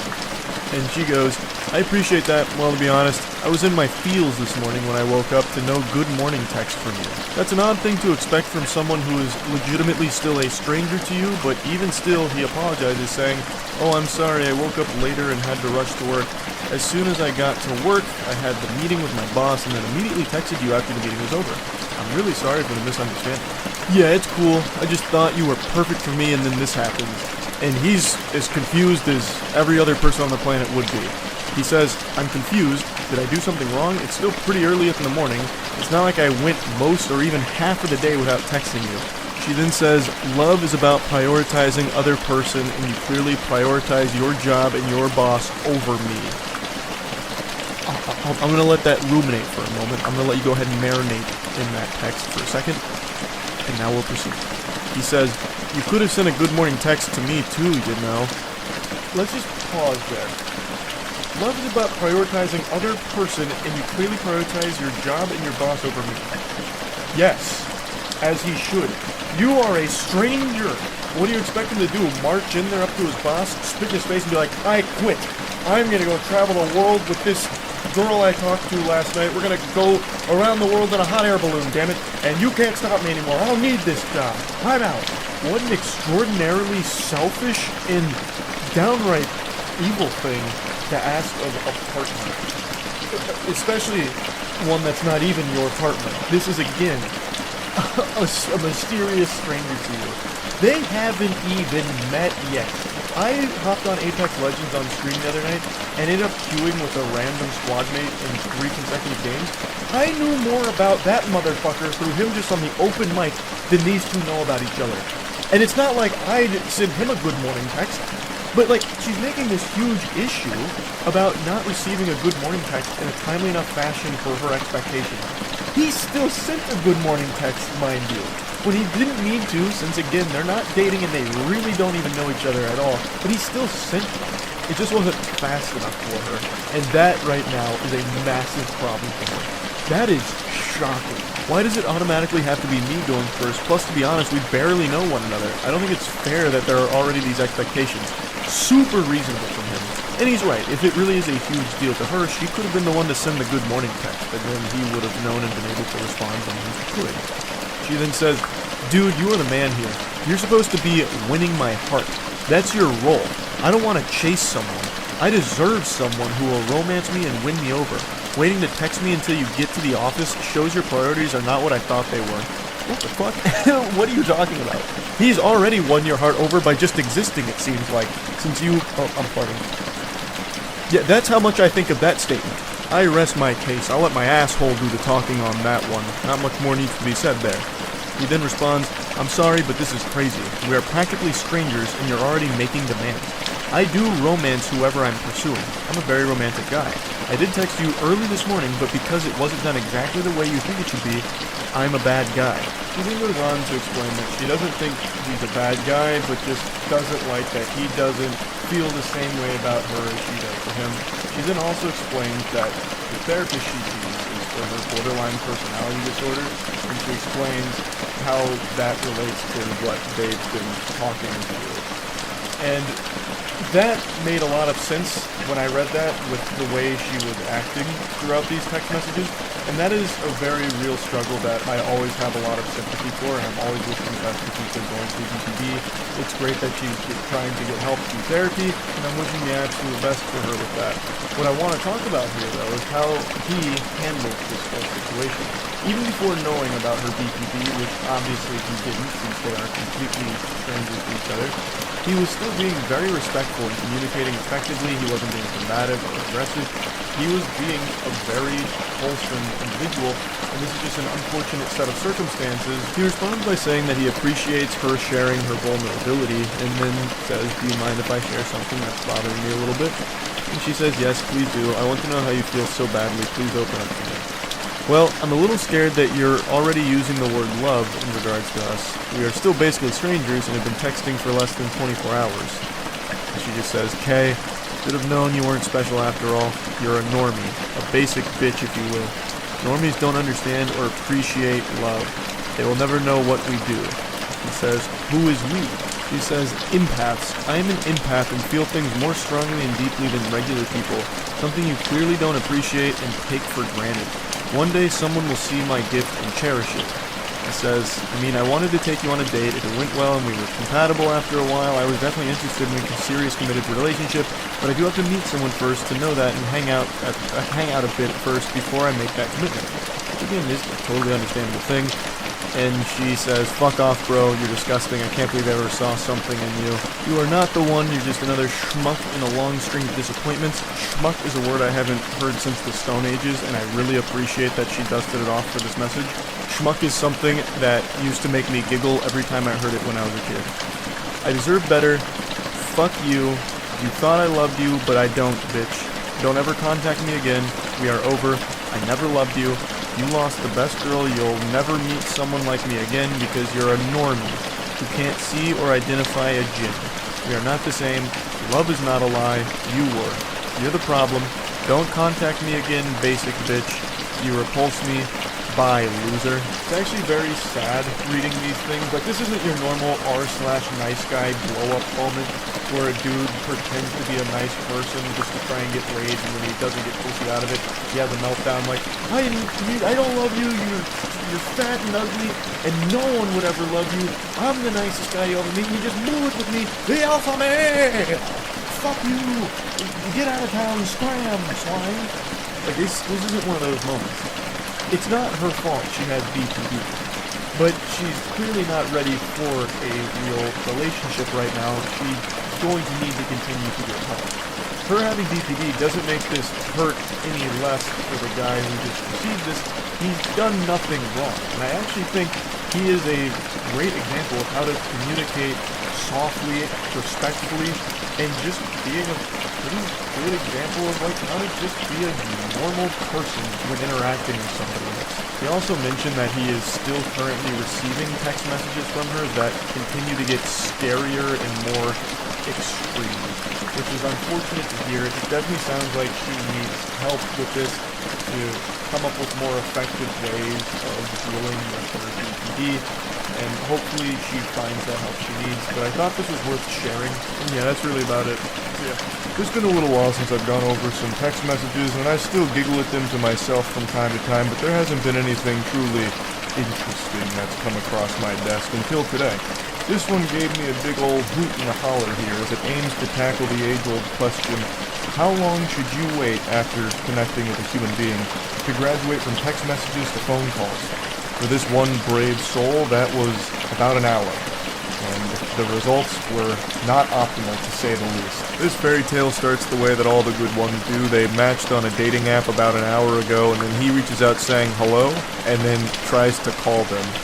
She responds by saying, "Hey, smiley face, I'm watching a movie with my parents right now. I'll be able to call in a bit. I'm sorry." She seems super sweet, giving an explanation and even offering an apology for not being able to hop on the hotline right away. And it's not like she owed him an explanation or an apology, it was just a nice gesture.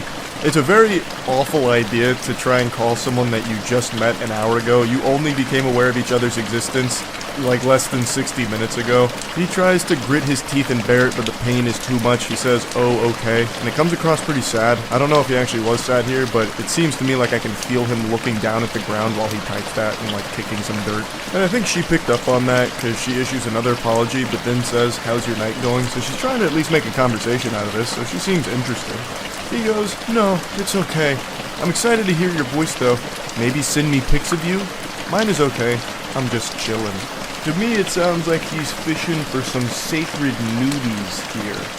I believe that he's probably in Coomer mode right now. His dick is in DEFCON 5, and now he's requesting some pics. I imagine if she did answer that phone call, it would have just been heavy breathing into it. Like something out of a horror movie. The phone calls coming from inside the house. But maybe I'm wrong. Maybe this is just a guy who really enjoys talking over the phone and getting some pictures of the person he's talking to over the other end. Totally innocent pictures. Surprisingly, she doesn't seem creeped out by that. She says, "Oh, that's cute. I'm excited to hear yours too, and yeah, of course, I'll send some pics right now." Which is not the response I thought that would garner. I would have expected some kind of ickiness to it, and maybe a question about, like, why? When we've known each other less than 60 minutes, you can just scroll my fucking online dating profile to see some pics of me. His response to her is just, "Okay, cool." This guy is just very concise, matter of fact. She says, "For the pics, do you want like recent ones? Because I have a ton ranging from like 2 weeks ago to like 4 years." He says, "Yes, but any," frowny face, and then winky frowny face.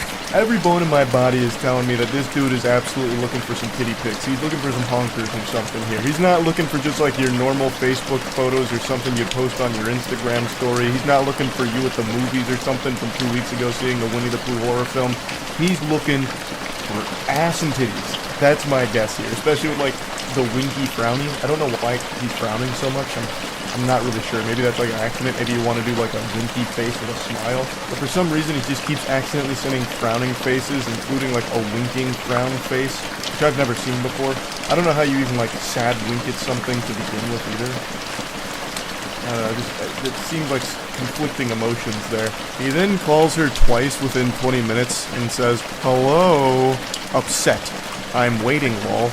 This guy types like he's playing a MOBA. Like he's typing as quickly as possible just to convey the bare minimum amount of information. Upset. Hello? Okay, cool. Frowny. Winky frowny. Like it's just very basic shit here. He's not actually even having a conversation. It's weird. Yet he keeps really wanting to talk on the phone. I don't know what would have happened if she answered some of these calls. Like maybe he'd just fart into it and hang up while giggling. Perhaps, I don't know, like a big prank call, a huge ruse. Anyway, after 2 more failed calls, she says, "Hey, sorry, I just finished the movie. I wasn't looking at my phone, but I apologize that you're upset, but I just want to be straightforward with you since you were with me. I'm not like a very clingy person, and I'm kind of getting that vibe already, you know?" And he goes, "No, I just wanted to talk. You can answer, or call back." Completely missing the point of what she was saying, just insistent on having this phone call here. It's worse than a telemarketer. This guy just cold turkey calls her out of the blue. She doesn't answer, even issues an apology for not answering, which she didn't owe him, and he is still hung up on that and won't take any new information in. His brain is flooded with one idea. He can only hold one thought in his mind at any time, and right now that thought is, want to talk on phone. Upset if no talk on phone. So he's just stuck in that mode. So she goes, "No, I get that. I just like taking things slow if that's okay." And he says, "Are you scared of connection? You can't talk without thinking it's too fast. Just call Jeez Louise." I have to wonder if she's communicating with a 13-year-old. Jeez Louise? You're dropping Jeez Louise in 2024? This is not what the Lord died for. Are you kidding me with this? Is this some kind of joke? Get out of town. A Jeez Louise in this day and age? He then goes, "I could literally call right now. It's so easy. I don't like being ignored." No shit, it's easy to call, but why do you want to do that? And why won't you take no for an answer? You've known each other less than an hour. You don't even know each other. You just both had like a Metal Gear Solid ping that made you alerted that this other person existed, and now you're talking through Snapchat. This actually might be a toddler. Maybe the person that she matched with through Tinder or whatever the online dating app was, maybe they went to an Easter celebration with family, and then their little nephew got a hold of the iPad and then just started talking to some of his contacts, and this lady was one of those victims here. So she was actually just communicating with a legitimate diaper-shitting, milk-snorting little kid. Because no adult, I feel like, communicates this way. I'm starting to really believe in that conspiracy theory here. But anyway, she responds, "Of course not, but I like to take things slow. I'm sorry. Please respect that I'm trying to be as cordial as possible. I haven't had the best experiences in the past." That's in response to the "Are you scared of connection" line that he drops here. Like he's out of some kind of bad Hallmark movie, or The Young and the Restless. Because she won't accept his random fucking phone calls here. And then in response, he tries to call her again. He says, "I would like to just text maybe until I'm more comfortable." And his response is, "I'm S." And then an audio message. I have to wonder, that's gotta be like the worst 26 seconds a microphone has ever recorded. I can only imagine what his voice sounds like. I'm imagining like squealing, high-pitched, nasally, like almost shattered glass level of an opera singer, like with that very high note, but throughout the entire 26 minutes. I also wonder what he was trying to say. "I'm S." Maybe that's some kind of code that needs to be deciphered here. "I'm serious, perhaps? I'm shitting? I'm silly?" I have no idea. But anyway, she then takes a screenshot of the chat, and then he dumps a screenshot. He then follows that up by saying right at the top, and then tries to call her once again, just continuing to poke her here. He says, "Just wonder, answer." Maybe he's like actually overdosing right now, and he's trying to beg her to call the police to get them over there to save his life. I have no idea what's happening to his brain. It's turning to mush right before our eyes. Like he's getting hit by a stupid beam, and we're watching him fade away. She says, "I don't really know what to say. I feel like I'm being backed into a corner right now." He says, "Stop typing," and then calls her again, which of course she doesn't respond to, and then says, "OMG," drops another 26-second audio message, which is interesting that it's the exact same amount of time. I wonder if it's just the same message he dropped again. I'm not really sure. I also wonder what he said during that, to be honest. But anyway, he then says, "Bye, little baby." Oh, the heebie-jeebies. I'm getting them. Jinkies. Oh, good. Bye, little baby. Yuck. And then she just says, "Can you please respect my boundaries? I apologize that I said I'd call earlier. I got nervous and I would feel more comfortable texting. But calling is more your thing when you first meet someone, then maybe we just aren't the best match. I wish you luck. Maybe we can try again tomorrow. I'm going to take a shower and head to bed. Good night." I don't know why she would even try and say, like, maybe we can try again tomorrow. She should have just not responded at all, because this guy is unhinged. This is just an absolute weirdo, and there's no salvaging this. Maybe she was a little fearful of, like, what this guy might do, perhaps, which is a very legitimate fear, so it's best to, like, cushion the blow. But even still, this guy is fucking weird. He then just says, "No," like a defeated Power Rangers villain, because that boundary is silly. I don't care. I'm of interested anymore. Bye. Not. So he's saying, "I'm not interested anymore." So because she wouldn't talk on the phone, he's no longer interested, and he thinks that boundary is silly, thus he has no respect for it. What a man. And then she says, "Okay, I apologize again. Hope you have a great night." And then he just says, "Just say bye." What a quirky little lunatic here. Impressive self-sabotage. Like, this lady seemed more than willing to communicate, like, interested in learning more about him, just didn't really want to hop on a phone call, which is super understandable since they've only known of each other for less than an hour. She gave so many chances to just stop doing the creepy phone call routine and just text like normal people that are starting to get to know each other through like an online dating app. Like, you're not friends and you don't know each other at all. So why the fuck would you want to hop on a phone call first thing right away? That's overwhelming. That's a lot. That's just weird. And he just kept getting creepier and creepier. He fell apart. But anyway, yeah, I just wanted to go over this one because it had me giggling quite a bit, because geez Louise, he was off the rails. That's really about it. So, yeah.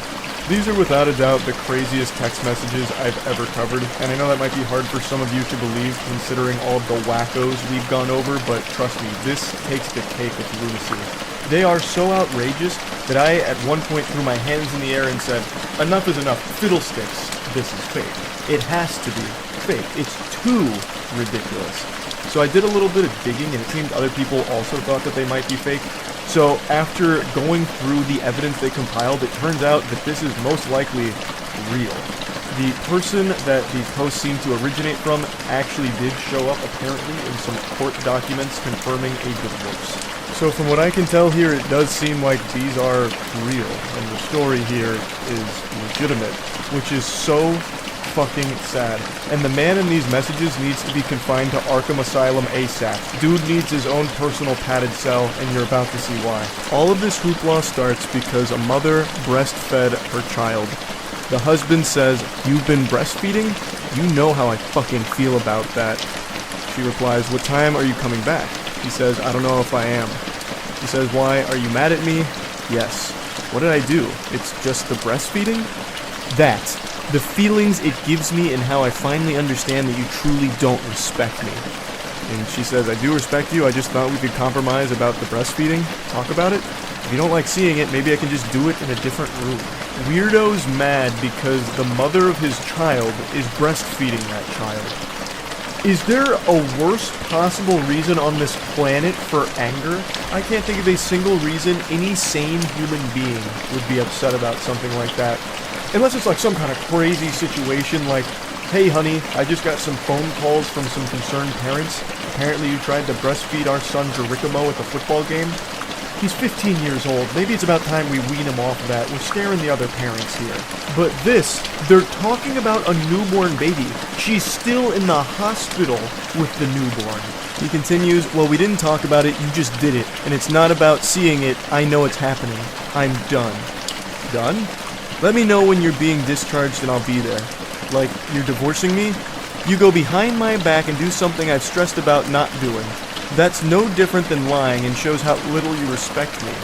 I wasn't meaning to disrespect you, I just wanted to give Wilder breast milk since he was born early, and I know it's the best thing for him with the antibodies and other stuff he'll get from it. The only thing wilder than that name is the husband's brain-rotted brain. Absolute delusion here to be making a huge stink about her breastfeeding a newborn. So, the name Wilder, and you're about to see they actually have another child named Hunter, spelled with a Y.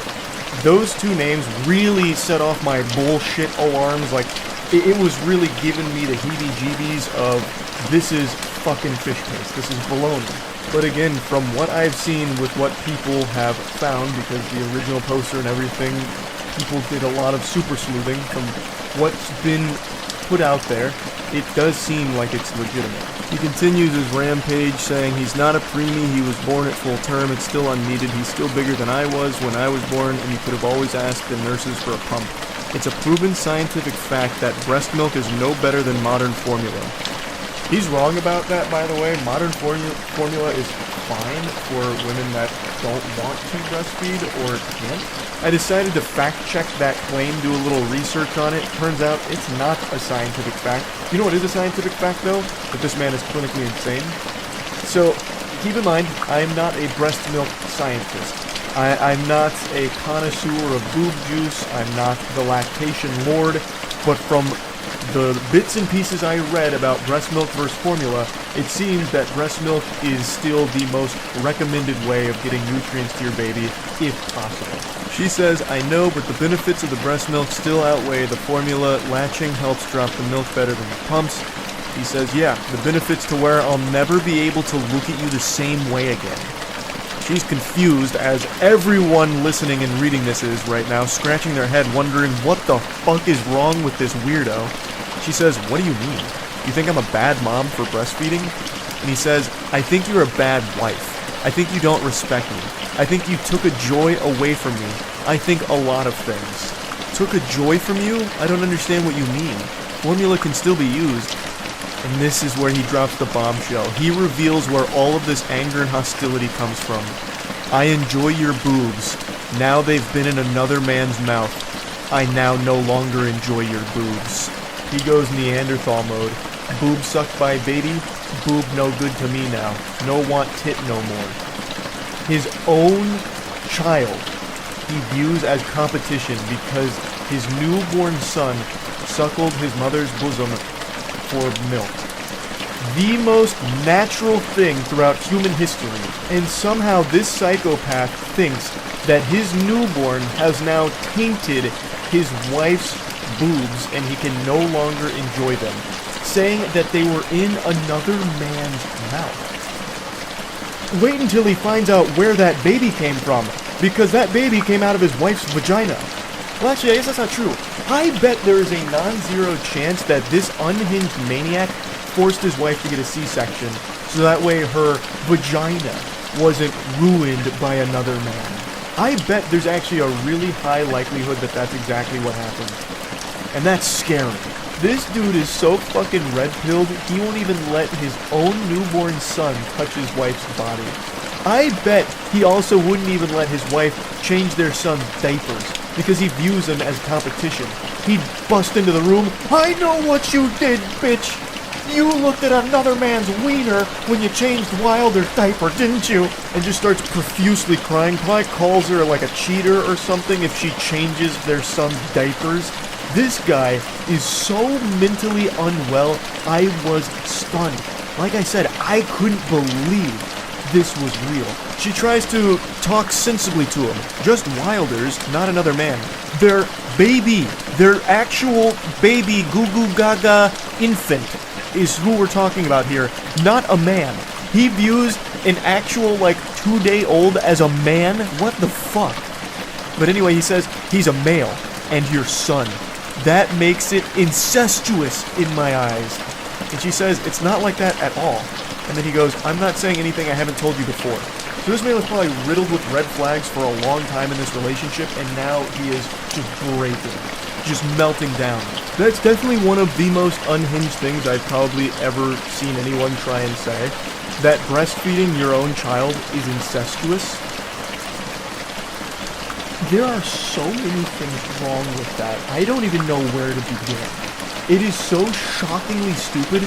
This guy needs to be put away. He needs to be institutionalized ASAP. Dude must think that all the days pre-baby formula, so, the thousands of years BF before formula, it was all just incest with people breastfeeding their newborns. This guy is so dangerously disconnected from reality, it is scary. He is a loose cannon on the edge that is snapping. I'm going to spoil a little bit here and just let you know, he divorces his wife over her breastfeeding their child.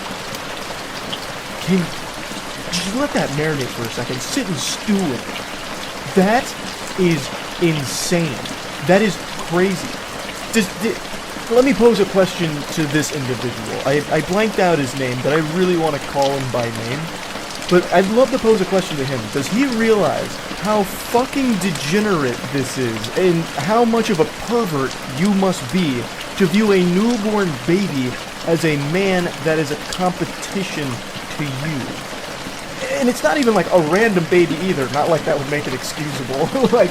Anyone who would go out there and view a baby as competition because they're getting breastfed is very fucked in the head. But this is another level of fucked, because it's his own child. He fucking blew that load into the world. This is his DNA in there. And he immediately views it as some kind of sexual competition with his own kid. That's so weird. He is a menace. He is a menace. She leaves out some of the conversation here. I imagine it got way too personal with some of the information that was conveyed. But it starts here saying, "I wasn't playing." She says, "I know. You are a bitch for making matters worse. I'm sorry you feel that way towards me. I doubt they're gonna let me bring y'all home, so good luck finding out or figuring out a way to make that happen. I just felt it would be okay to breastfeed Wilder, and we could compromise a situation where you don't have to be in the room. You don't get it. I told you that with Hunter. Huntier. The way Hunter is spelled is so peculiar. Again, that's what really made me put on my fedora and do a Reddit deep dive on where this picture came from, who posted it, and if it was real, because these two names really just make it seem like it's rage bait or some kind of joke. But again, there is quite a bit of evidence that points to it being legitimate. He continues, That was a compromise you made then, and I still feel the same way about it. After you heal and get on your feet and are able to afford your own place, move out. Until then, no matter how long it takes, the bedroom is all yours. I'll set up an air mattress in Wilder's room tomorrow. Letting this fungus anywhere near their child seems like a recipe for disaster. He already views Wilder, his newborn son, as competition. Him staying in the same room as Wilder, I think, is just a terrible, terrible idea. Because it really does seem like he thinks that his wife has cheated on him now by breastfeeding their son.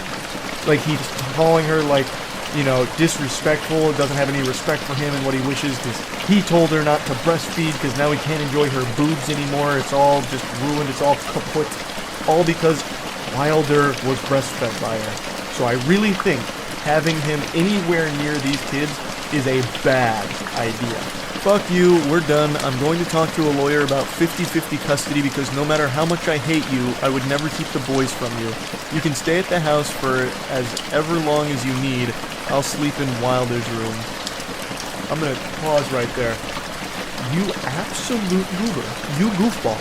You really think that you would get 100% of custody here? He's like, okay, since I'm such a benevolent saint, I will grant you 50-50 custody of our kids. Even though I hate you, you can see them sometimes, you disrespectful harlot. Brother, I'm gonna give you the truth here. Brace for the cold water. Here it comes. If anyone, especially a lawyer, saw these text messages as well as the threats that the hospital was made aware of, you would never be around these kids. Rightfully so. It's unsafe to have them around you. You are deranged. You are absolutely fucking filthy. So I don't know why he thinks he would get 50-50 custody, like that'd be his call to make. He replies to something she said that isn't in these screenshots. She said, they made a report because of what happened the first night I stayed in the hospital. I'm guessing he exploded then too about something. And he replies saying, not what they said. They didn't know anything about last week. They said because you told them this morning you didn't feel safe with me in the room and wanted me to leave. She says, I just didn't want to fight over me breastfeeding. Fuck you. I told you when we fought over it with Hunter I would leave you if you did it. This has been like his worst nightmare, having a child that gets breastfed. This has to be, with no exaggeration, the most insecure man on the planet. Bar none. No one else would even come close. He is so insecure that he worries that his own flesh and blood is a threat to him because they get breastfed by his wife. Wow. So again, this is so over the top that I questioned its authenticity. And as sad as it is, it seems like it's real. And he, from what I can see, was the one to start pushing forward like the divorce. It's the best thing for the mother and her children, 100%, and I'm sure she'll realize that down the line. It's probably very difficult right now. But, man, this guy is bad news. What a terrible piece of shit. I just had to talk about these. I was blown away by what I was reading, going through this. I just had to share it. That's really about it. Awful situation. I'm wishing the best for the mother and the kids here. And the best thing that can happen with this guy is he gets put in a straitjacket and goes somewhere far, far away. Because I don't know how you even fix that perspective. This guy is so lost in the sauce, there is no getting him back. It's insalvageable. So yeah, that's really about it. So yeah. Hey there, it's been a little while since I showed you text messages from an unhinged weirdo. I thought we were long overdue, so let's just dive right into it, huh? A little bit of context before we begin our adventure. This is a co-worker who's about to make like an ice cream cone in the Florida weather and melt down over absolutely nothing. Also, there's a Discord message that came through at the same time they screenshotted this from someone named Bastard. I don't know the whole story around that. I guess they're being contacted by Austin Powers or something, but it's not pertinent to the journey we're about to go on. So the co-worker says, you get home okay? I just got home myself. To which they reply, leaving the bar now. Well, I'm home and awake if you want to come by, lol. Drops his address. If you want. I love that he uses this emoji. Usually it's like a winky from these awful pickup attempts, but he decided to be a little innovative there with one of these. I'm half surprised he didn't just send a dick pic or something at that point, like, hey, you're just leaving the bar, right? Do you want to come over, lol?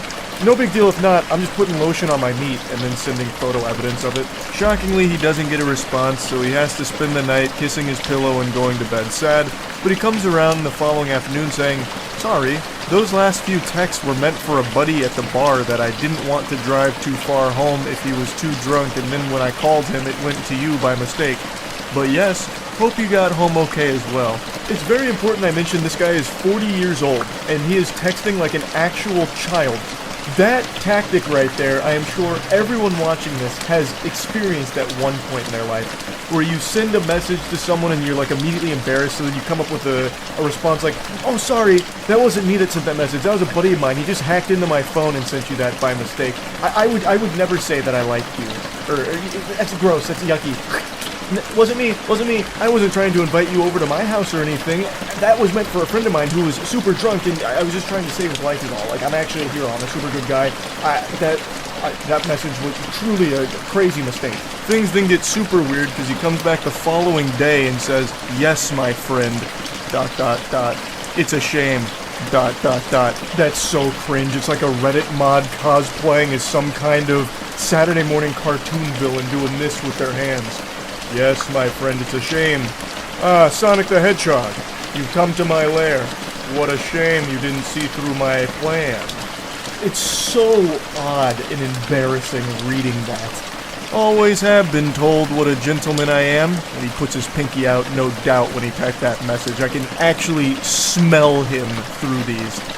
I mean, the physical stuff was both of us. I don't regret that, but the lingering bothered me because I think of a lot of you. I think a lot of you, as in the quality of person you are. No response. So you're gonna soon realize that he's actually illiterate. His weird dweeb speech didn't quite work with the "yes, my friend" angle. Still no response. So he tries again at 4:41 a.m. saying, "Hey, you." And then he comes back shortly after saying, "You honestly creep me out. Our bar is suffering for the first time since 2016 because we have a selling sandwich worker." I don't know what the fuck he's even trying to say. "Sure, you could learn, but it's all a joke to you. You're an idiot if you think my natural personality was like that. You fucking grabbed neck." So the dam's beginning to break here. Pandora's box is opened and every single emotion is flooding out of him right now. And the only one left inside of that box is sanity. He has forsaken sanity here. He immediately starts living in delusion and just spouting fucking gobbledygook. It's absolute garbage. I do love, however, that he says that they creeped him out because they didn't respond to his 441 "Hey you booty call" text. That just sent him over the edge like, this makes no sense, this is incomprehensible. You really give me the heebie-jeebies. What is wrong with you? You didn't respond to my 4:41 a.m. text message? That's ridiculous. Everybody texts me at 4:41 a.m. That's like the most optimal time to text, and the fact that you didn't tells me that there is something evil afoot here. You're not right. Oh, also, I should probably explain that last cryptic message he sent with "you fucking grab neck." So, what that is, the poster explained a little more in the comments. Apparently they had given him a ride back at some point to his apartment, and he refused to leave the car and insisted that they go to his apartment together, but that obviously wasn't flying here. So since he refused to get out of the car on his own power, it led to like some kind of like actually aggressive struggle where his neck may have been grabbed and like pushed out of the car or whatever. So that's what that is. Can't see the top part of the text, but it ends with tweaking, which is super accurate to what's happening right now. And he responds, "Is this a group chat? Accept the rejection, learn from it, move on. Also, begging to go on another date with me is cringe as fuck. I'm tired of taking losers and try to help them so our restaurant didn't look like fools. Doesn't. Date?" Laughing, crying emojis. "I feel bad for you, you. Okay, bye." Laughing, crying emojis. "You are what, 22 and act like 15. There is no date." Laughing, crying emojis. "Thank God I finally got John here." I don't know who John is, but hey, fist bump to John. The savior has arrived. John is saving the day. "There has never been a date. ... My God. ... What kind of weird ass life do you live? ... I said we have crackheads at work and maybe we can go outside and maybe we can go out besides that, ... If you didn't see that on Saturday night with the convict you are still and idiot and not who I talked to you about thinking you are mature and different, ... You are just a basic Lucy fly we have to deal with. The fuck is a Lucy fly? A loose fly? Loose fly? I don't know what that... I'm no zoologist, and I don't feel like looking it up. Scratch that, I just went back on my word there. I did look it up. Nothing appeared on Google search. Even Google was like, are you fucking dumb? Hey, excuse me, Charles, did you mean to Google this nonsense mumbo-jumbo? Loose fly, are you stupid? So I don't even know what word he was trying to put there, because there is nothing that even remotely pops up to explain that. By the way, the tweaking is on purpose to mock these idiots. Crying laughing emoji. I'm still is the Marine Reserves. In. Trying to read his text messages is like trying to read Finnegan's Wake. This shit is incomprehensible. He is so angry, he actually can't type. He's just seeing red, and he's like actually trembling, fucking tweaking as he's trying to send these messages. But according to him, the tweaking is all an act.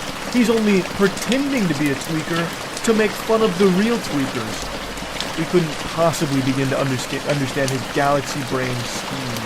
He's 5 levels ahead of the rest of us simpletons. Damn, imagine being 40 and still illiterate and pathetic. Take care. Illiterate? Let me out it this way. I'm assuming he meant let me put it this way, but he immediately blew it. So after following up illiterate allegations, he proves them true right away. You've accused me of being illiterate? Well, check this out. How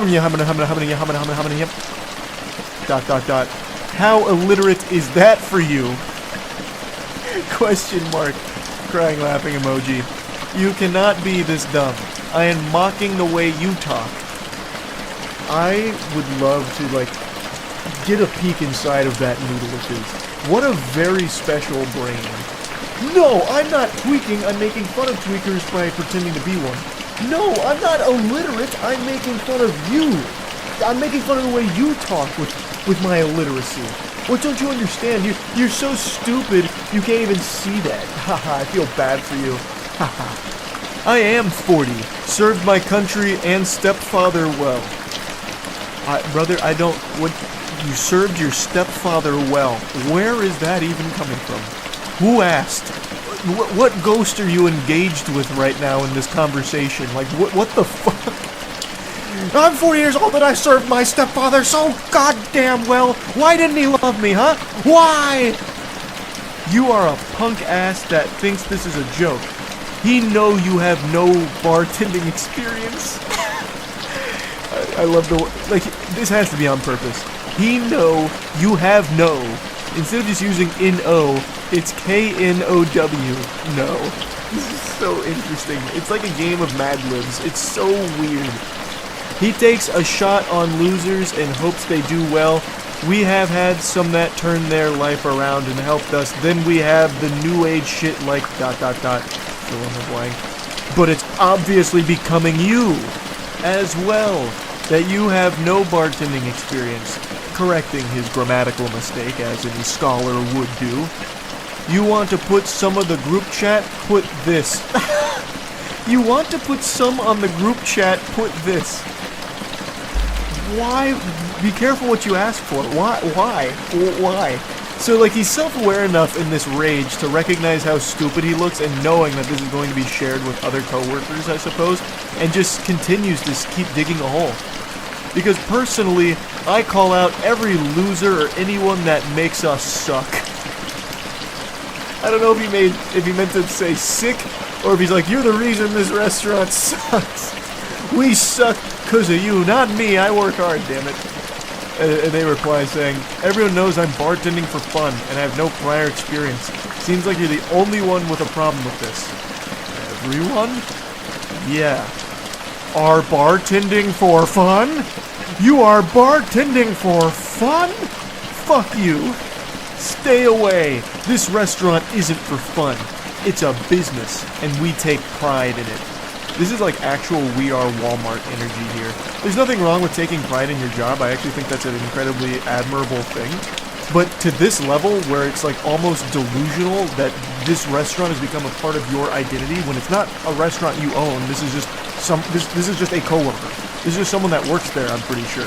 So it's not like it's his restaurant that's being insulted or anything, and this guy's about to go to fucking war for it. Who the fuck is everyone anyway? I train. Then, God forbid, the last couple months we had these losers train bar, and there is Joe. Who's Joe? Where's Joe? Joe Mama? What, like Joe Blow? Like what is this? We've got John coming out of nowhere, which is like this guy's saint. Now we got Joe, and the way he's talking about it, I guess Joe's not a good guy. That's one of the villains we should be rooting against. I don't know. None of this is for fun. It's family. It's work. It's blood, sweat, and tears, and you just proved my point of why I don't like certain people that mock our restaurant. Are you done harassing me? I feel like as he was typing that last sentence there, you just proved my point of why I don't like people who mock our restaurant. He was charging up one of these. Why, I oughta.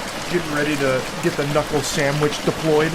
No, the drug videos are enough. Good night. That came out of nowhere. I don't know what drug videos he's referring to. The poster also doesn't know, apparently. Thanks for repping blank. And bring your trash to us. That's why he hired you, not because you worked for fun. We thought you had pride. Once again, please stop bringing your trash. The amount of times that he corrects himself, it's like a fucking English professor in a middle school. Like, just coming through with grammatical corrections throughout the paper with the red pen. And please put our work group chat that you... And please put our work group chat that you bartending is just for fun. ... Just like the video of you doing drugs will go to the VP of USAA. Actually, I don't like you. Just as a military Marine vet will do it on my own. I will do it on my own. That doesn't clear up the confusion with the statement. So, let's assume he's telling the truth here. Like he has videos of this coworker doing drugs. What are you gonna do with that? Like, he's trying to be like a hall monitor here, but like, what? Are you gonna report it to the police? Because like, I don't think they're gonna act on it. Like, my coworker smoked weed. Here's proof. But he doesn't even say that. He's like, I'm going to the VP of USAA. So you're gonna take videos of this coworker doing drugs to the VP of a bank? Why the fuck are they gonna care? I imagine 90% of the people at the bank have used drugs at some point, and they're still doing business with them. Like, it's not like they're gonna get outraged like, oh, good golly, one of our clients does drugs? Cancel their accounts quickly. Freeze their assets. Thank you for bringing this to our attention. This is invaluable. It's so weird. And also, just for a cherry on top, the poster explained that they actually don't even bank with USAA in the first place. So he'd just be going to a random bank with a video of a random person doing drugs. At that point, you can just pull up a video from Reddit of someone doing drugs. The final message sent to this maniac was a no bitches meme, saying, I don't know what drug videos you're talking about, lol. And they did post another picture as well, where apparently this coworker was fired. So that sounds about par for the course. This was a loose cannon. This guy seemed very unwell. I had to share these because this gave me quite a giggle reading through these. Also, a nice little reading challenge to try and parse what he was even saying half the time in his messages. That's really about it. See ya. Flirting with someone can oftentimes be challenging, and occasionally the only winning move is not to play.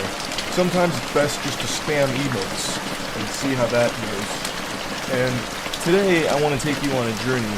It's a two-part epic like Homer's Odyssey, but if Homer had written about a weirdo who's desperately trying to make a woman fall in love with him by calling her autistic.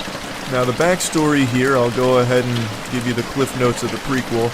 This gentle sir protagonist has just joined a new friend group and has found particular interest in this woman.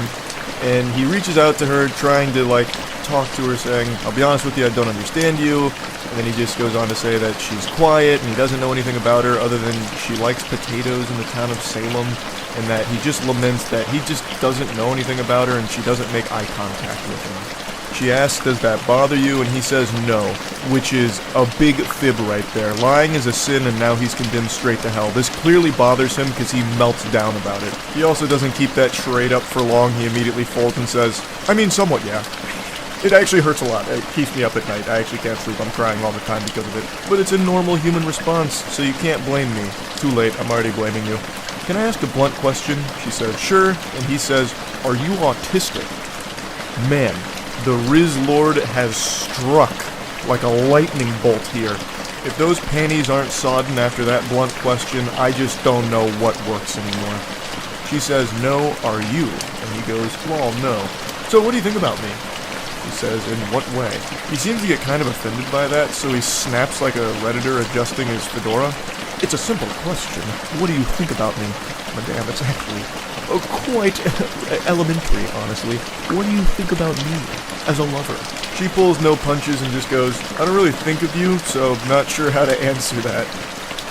That was quite the fucking biblical smackdown right there. And he says, Jesus. Okay, I'll try something else. Why? At that point, you should just be like, yep, that didn't work. I'm gonna go do something else. I'm gonna go solo queue in League of Legends and wash away my troubles. Like, I don't know why he's gonna try something else. But he goes, why do you never laugh at my jokes? Not that I'm trying to make you in particular laugh. Why is it so hard to make conversation with you?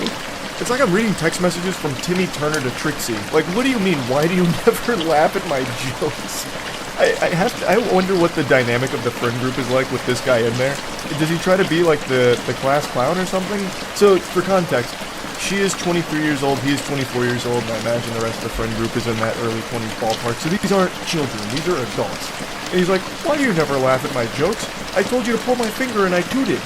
And you didn't even giggle. Like, what am I supposed to do? This is side-splitting comedy, come on. Why is it so hard to make conversation with you? Are you autistic? He just texts so juvenile. What do you think about me? Do you like me? Circle yes or no. Or you're autistic. And then he like runs away. She responds saying, I'm more of a listener, don't take it personal, I'm just shy, I guess. And then he immediately takes it personal. There's gotta be a reason. I'm better looking and more successful than 90% of the men you know. So what's your type? I want to get to know you. He's desperate. He's on his knees right now, shaking his hands. I must know. There's gotta be a reason. And she says, my type is a man who doesn't ask me if I'm autistic. I mean, that's pretty picky. Come on. Well, you're looking for a unicorn here. All good men accuse the women they're trying to win over of being autistic at some point. It's standard protocol. This guy's just following the textbook formula. He then says, can you blame me for assuming that? What the fuck? Yes, absolutely. That's a crazy thing to assume about someone, especially considering his whole purpose of the conversation was trying to get laid. Like, he's romantically interested in this person, and his way of spitting game is to ask if they're autistic. That's such a weird thing to do. And then he goes, don't get me wrong, you're pretty, but I've definitely considered the possibility you're autistic or definitely on the spectrum somewhere. One of the number one signs of autism is not laughing at this guy's jokes. So he looked it up on WebMD and he was just, for her own sake, like concerned for her well-being. He's actually looking out for her. She says, lol, what? Reflect on your words when you go to bed tonight. See ya. Just trying to end this conversation because it's going downhill so quick. This is an avalanche of dog shit. And he just goes, wow. Owen Wilson's there for a moment and then just says, I think you're jealous I spent the night with redacted and you went home alone. This is classic. When everything goes tits up, it's like, oh, you're actually just super jealous of me because I'm slamming ham on the regular. I'm fucking your friends. I am having sex with women that want me because it's impossible for a woman not to want me. You just must be autistic. That's what's going on here, and you're jealous now. You're the problem, not me, and you're lucky that I even gave you the time of day. You're lost. He then clears the air here, making sure that it doesn't trouble her mind that Casanova has spoken for, and he also doesn't want any rumors to spread in the friend group, so he clarifies, don't worry, nothing happened. We just watched Netflix in bed. No need to be jealous. And then drop this emoji. I have a hunch she really wasn't jealous. Just a guess. She doesn't seem interested. And I think you have ensured that she will never be interested by trying to, diagnose her with autism. through text message flirting. Now, the next day, she made a follow-up post because he had an even bigger, like, psychotic break here. So that was all part 1. Part 2, he comes back bigger and badder than ever here. The sequel went insano style. So he texts her saying, "What's your problem? Is this some sort of trauma response?" Crying, laughing emoji, which I don't think there was any laughing, just crying behind the phone on this one. "I just don't get it," blank, using her name. "I've known you since March 12th, and for whatever God knows what reason, you decide to treat me like complete shit. You hug Redacted and Redacted, but not me. You share a couch with Redacted, but when I join, you get up and leave. You think I'm fucking stupid? Or blind? Or what? The fuck did I ever do to you? I'm pissed off because you're clueless and extremely oblivious to the point you don't appreciate a good thing when it's directly in your face." The hell is even that, brother? A good thing when it's directly in your face? The only thing that's directly in her face is your accusations that she might be autistic. Like, what are you talking about? You're LARPing as her, like, doctor, and nothing else. Even just setting aside the baffling autism accusations, there's no even semblance of romance behind his texts. They're just aggressive. Like, and nothing beyond that. They're just weird. So I don't know why he's thinking that he's doing such a good job with the game that she should be enamored with him. But then he just goes, "I just, period, don't, period, get, period, it, period." Goes full-blown rock bottom. "I just don't get it. Help me understand her name." He keeps repeating her name. So he just keeps saying it over and over again. Just saying her name in these texts. And she just says, "Lol, what?" She says, "Are you fighting yourself right now? Am I involved in this argument?" Man, she is just absolutely slapping this guy. It's so good. Yeah, I mean, this guy's just fighting his inner demons here. This man's battling ghosts in the paranormal dimension. He says, "This is all about you," her name. "Stop acting so obtuse. You may not be autistic, but you sure act like you're into trains or some shit." I don't know what is going on in his fucking frontal lobe here. It just gets worse and worse. She says, "LMAO, why do you keep saying my name? Trains are cool. Is there some unresolved childhood trauma I need to know about? Because what the fuck is your problem? I can help you out if that's the case, but you have to let me take the first step and stop being so guarded all the damn time. It's impossible to get through to you." Why would you be asking about these things? If there's some childhood trauma, I need to know about it. Also, let's just go ahead and assume she's like, you know what, there is some childhood trauma, and then she, like, spills her guts to him. This would be, like, the worst person to confide anything in. This is a guy who is already having a conniption because she doesn't laugh at his jokes and doesn't make eye contact enough with him. Like, I highly doubt he would be a good confidant for anything heavy. This guy would immediately be like, "Oh, well, childhood trauma, that's another symptom of autism. It's ridiculous. You're lucky you have me around, honestly." Says her name again, which is so creepy. He just keeps throwing her name into every message he sends as if it's some kind of, like, dramatic moment in a television series. "Please, I know you hear it all the time, but you're very pretty. I like you when you're not acting like an autistic, frigid bitch. Respectfully." Hey, that silver tongue's coming out in full effect right now. He's becoming irresistible. March 12th, and I haven't proven myself enough to you yet. Real quick, March 12th is not that long. It's not like you've fucking known her your whole life or anything. Like, what are you expecting to do in this span of time to make her fall in love with you? What do you mean you haven't proven yourself enough to her yet? What are you trying to do, like backflips and shit? Do you just keep trying to tell, like, the worst jokes imaginable, hoping to get some kind of pity giggle out of her? Like, it's so incomprehensible. He thinks that it's been such a long time. You've been single all this time. Ages. Almost 2 months you've been single. Like, it's crazy. It doesn't make sense. It doesn't compute. It's extremely suspicious, actually. Why would a girl like you be single? What are you hiding? I don't understand what you want, in all honesty, lol. First step of what? Referring to his previous message where he asked her to, or when he said that he wants to take the first step, but she needs to let him. She teases him with some sarcasm here. LMAO, okay, I'm hiding so much, dude. First step of our potential.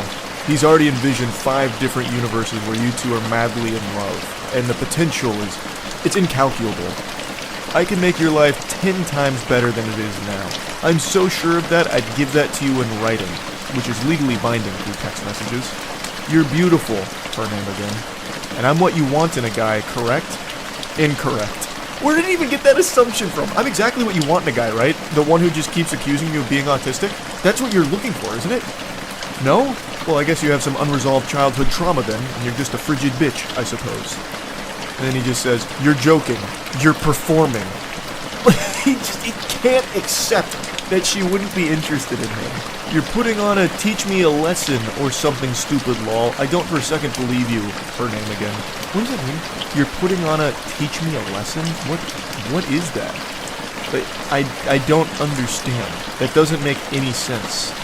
I don't have to date you just because you find me physically attractive. That's like consent 101. Believe what you want. Don't forget, I'm suspicious. Yeah, you are, because there's no way you're single. You either have a severe mental disorder or asexual. And she says, so anyone who's not into you falls under that category, LMAO. Interesting. I love so many things about you. Her name again. The way that his mind is able to switch gears is pretty impressive here. You must have a severe mental disorder. I love so many things about you, Schnookums. Oh, sweet pea. Oh my goodness, I just want to cuddle up inside you and let our bodies perform fucking friction on each other till we start a fire with our love. Genuinely, I love you as a friend, and I love you as a person. I want to make you smile. Smile emoji. That's so cringe. Oh, it's so fucking bad. I want to make you smile. Like this. See Exhibit A, for example. It's the smiling emoji with a little blush. Oh... He's trying to be mushy here after insulting her, doing nothing but insulting her for the entire, 2-day conversation. What's your height, by the way? All of my exes have been 5'9 plus, so taller than you, Winky. But you have gorgeous eyes and pasty lips for sure. You look healthy. You make me want to become a daddy. Who took his phone? Who did he just give his phone to? This can't be the same guy. This is full-blown Jekyll and Hyde. It cannot be the fucking same guy. Literally, the previous message before he tried this approach was saying that she must have some kind of severe mental disorder or be asexual because she's still single after 2 months. Oh boy. Jiminy Christmas. So, this is going to be a shocker, but that's the last time they communicated, at least as of right now. She shared the text messages with the rest of the friend group, and they found him to be extremely obnoxious and creepy, so apparently they kicked him out and they don't really talk to him. Can't imagine why. Seems like such a good, stable individual, I suppose. Yeah, I just wanted to share this a little bit. If you're going to try and flirt with someone, maybe don't follow this guy's roadmap. Not very effective. That's about it. Yeah. Hey, it's been a little while since I've gone over some unhinged text messages. I had the itch, so it's time to scratch it. The backstory to this fairy tale isn't your standard affair. This is 2 strangers that got stuck in an elevator for about an hour. He eventually asked for her number, and she gave it to him because he didn't give her any weird vibes, no heebie-jeebies. It wasn't like something out of that dog shit horror movie Devil with the elevator or anything. So they started talking through text, and it led to this alarming exchange. He said, how are you doing today? She says, I'm good, thanks, just went for an early morning swim. And then he starts to show his hand a bit. I'd love to see that. Can I tell you something? And she's getting suspicious. She's a little on edge here. Yeah.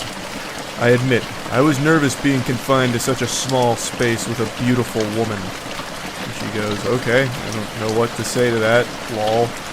And he just continues like it's a war story. I feel like I can see him lighting up a cigar as he's saying these things. The mind wanders.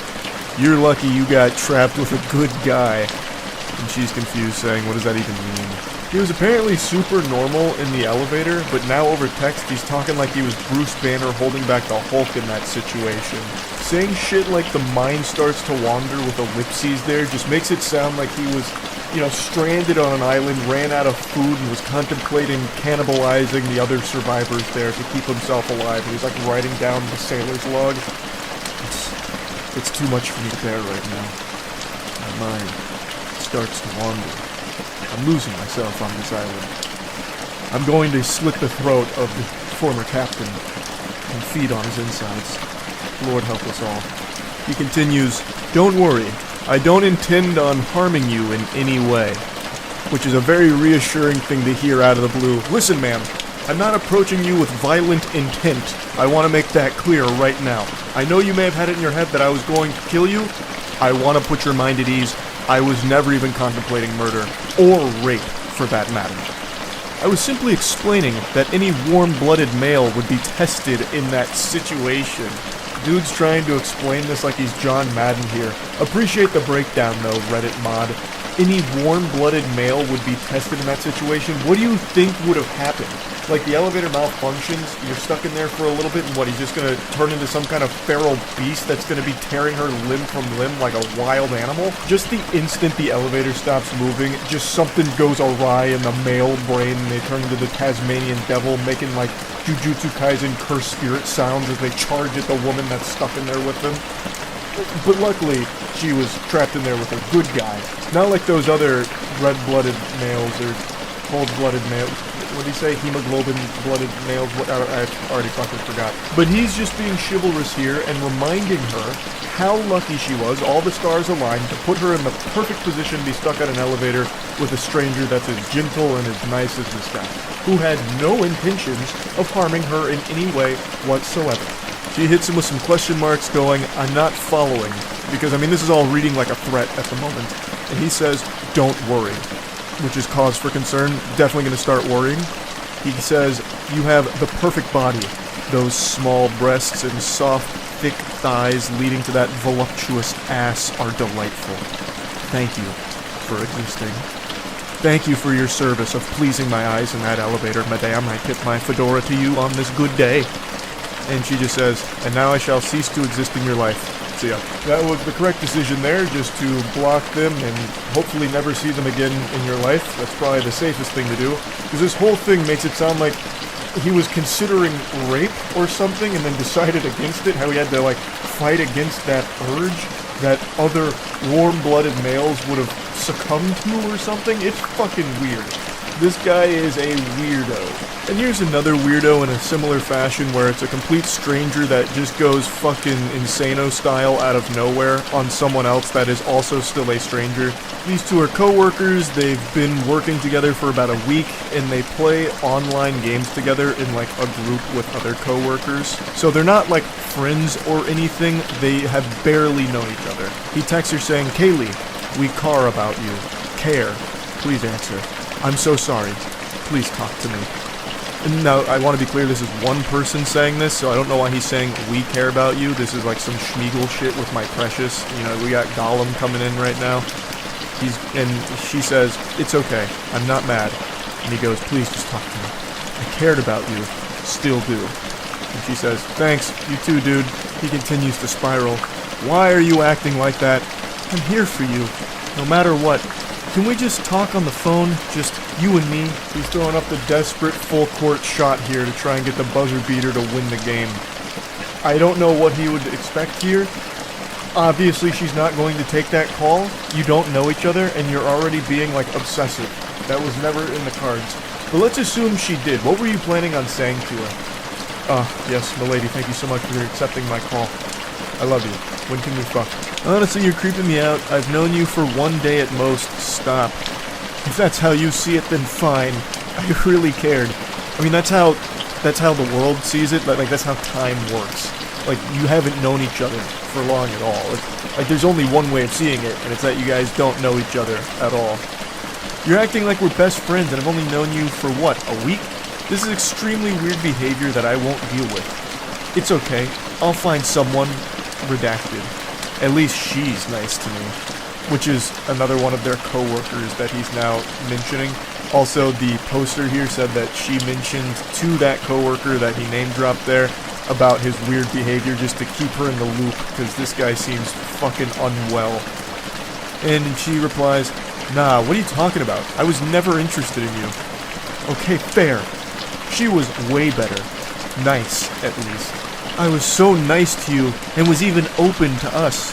Which I don't really know what that means. Like, what does he, like, trauma dump on her while they're playing games together in ARAM? Like, I don't know. What does that mean? Open to us? Or, like, maybe he was open to being us, like a unit? A relationship, perhaps? Man, that's generous. He was even open to dating her. Wow. Wow, he really was such a fucking gentle sir. I can least admit that I cared at one point. I don't want to fucking fight. Neither does she. She doesn't want to talk to you.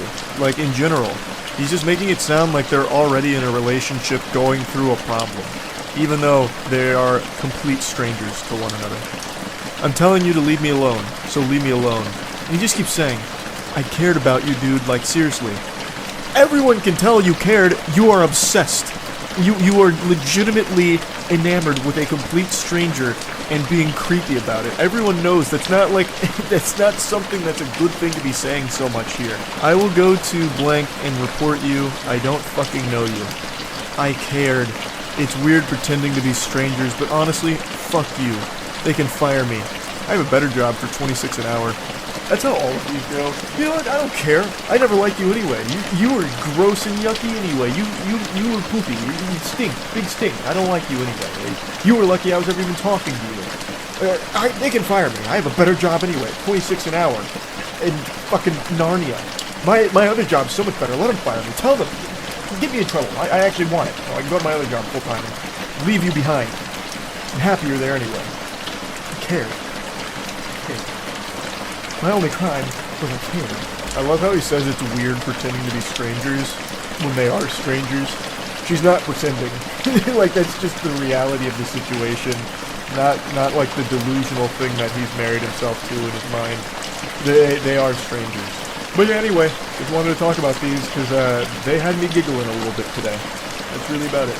Yeah. Rejection never feels good, it always hurts, and rejection comes in many different shapes and sizes, many different forms of rejection.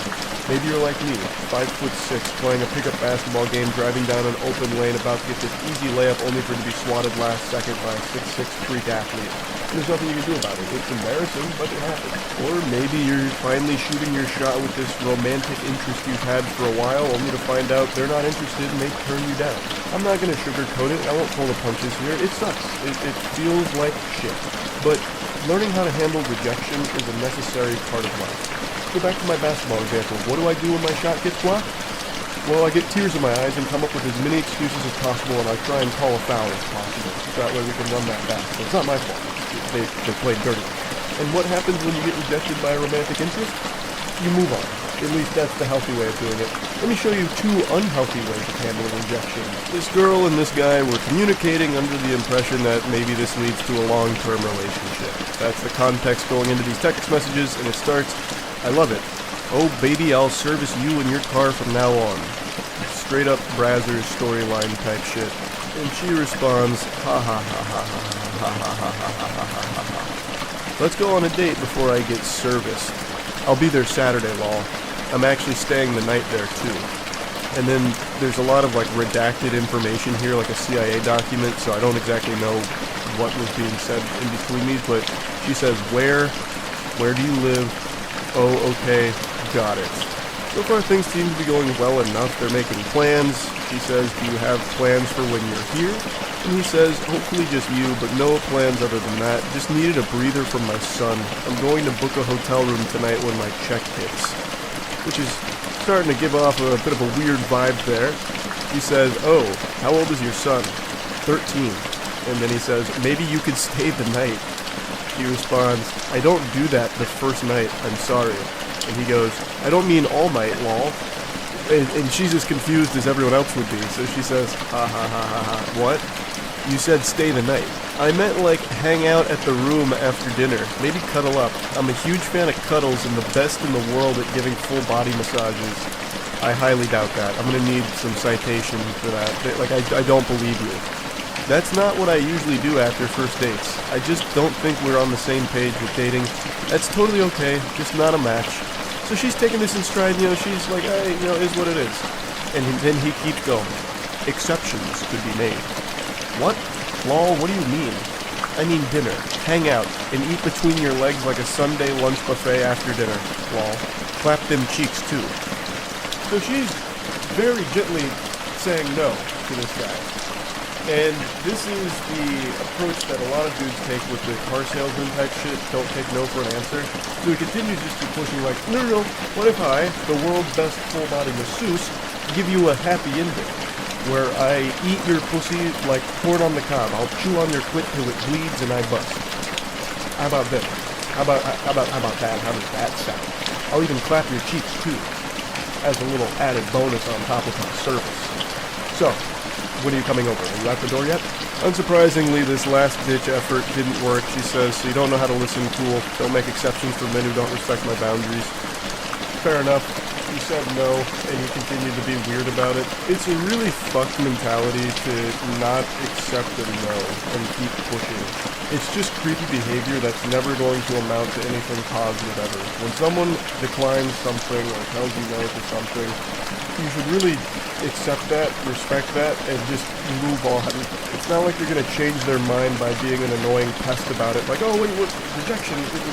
Wait a minute. You're not thinking this through. What if I clap your cheeks? You failed to think about that, didn't you? Yeah. So if I clap your cheeks, now I assume you won't be rejecting me? What do you mean you're calling me please? This one's a masterclass on how to respond to rejection like an unhinged lunatic, so this one's getting extremely angry when getting told no.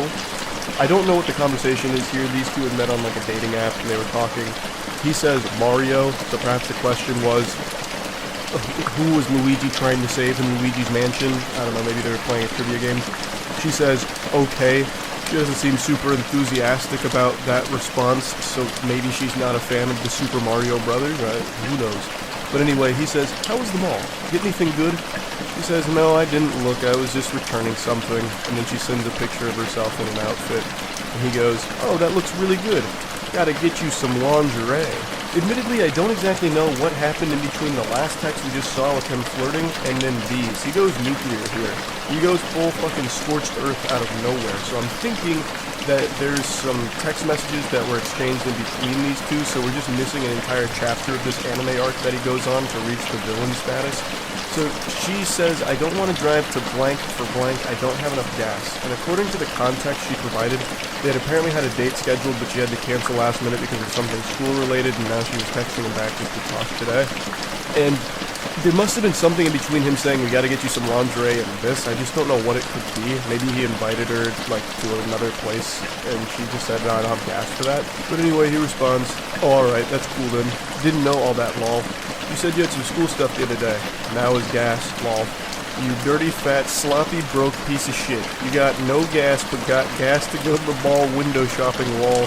Thanks for making my morning, lol. And she just responds, lol.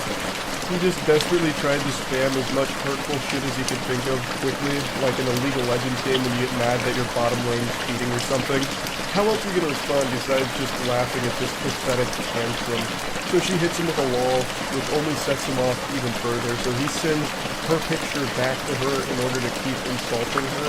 Yeah, this shit is funny, lol. Fat ass bitch, you push in what, almost 190, 200? I almost find it fascinating how any time one of these weirdos gets their feelings hurt, they always resort to just like, well, you're fat anyway. You're fat.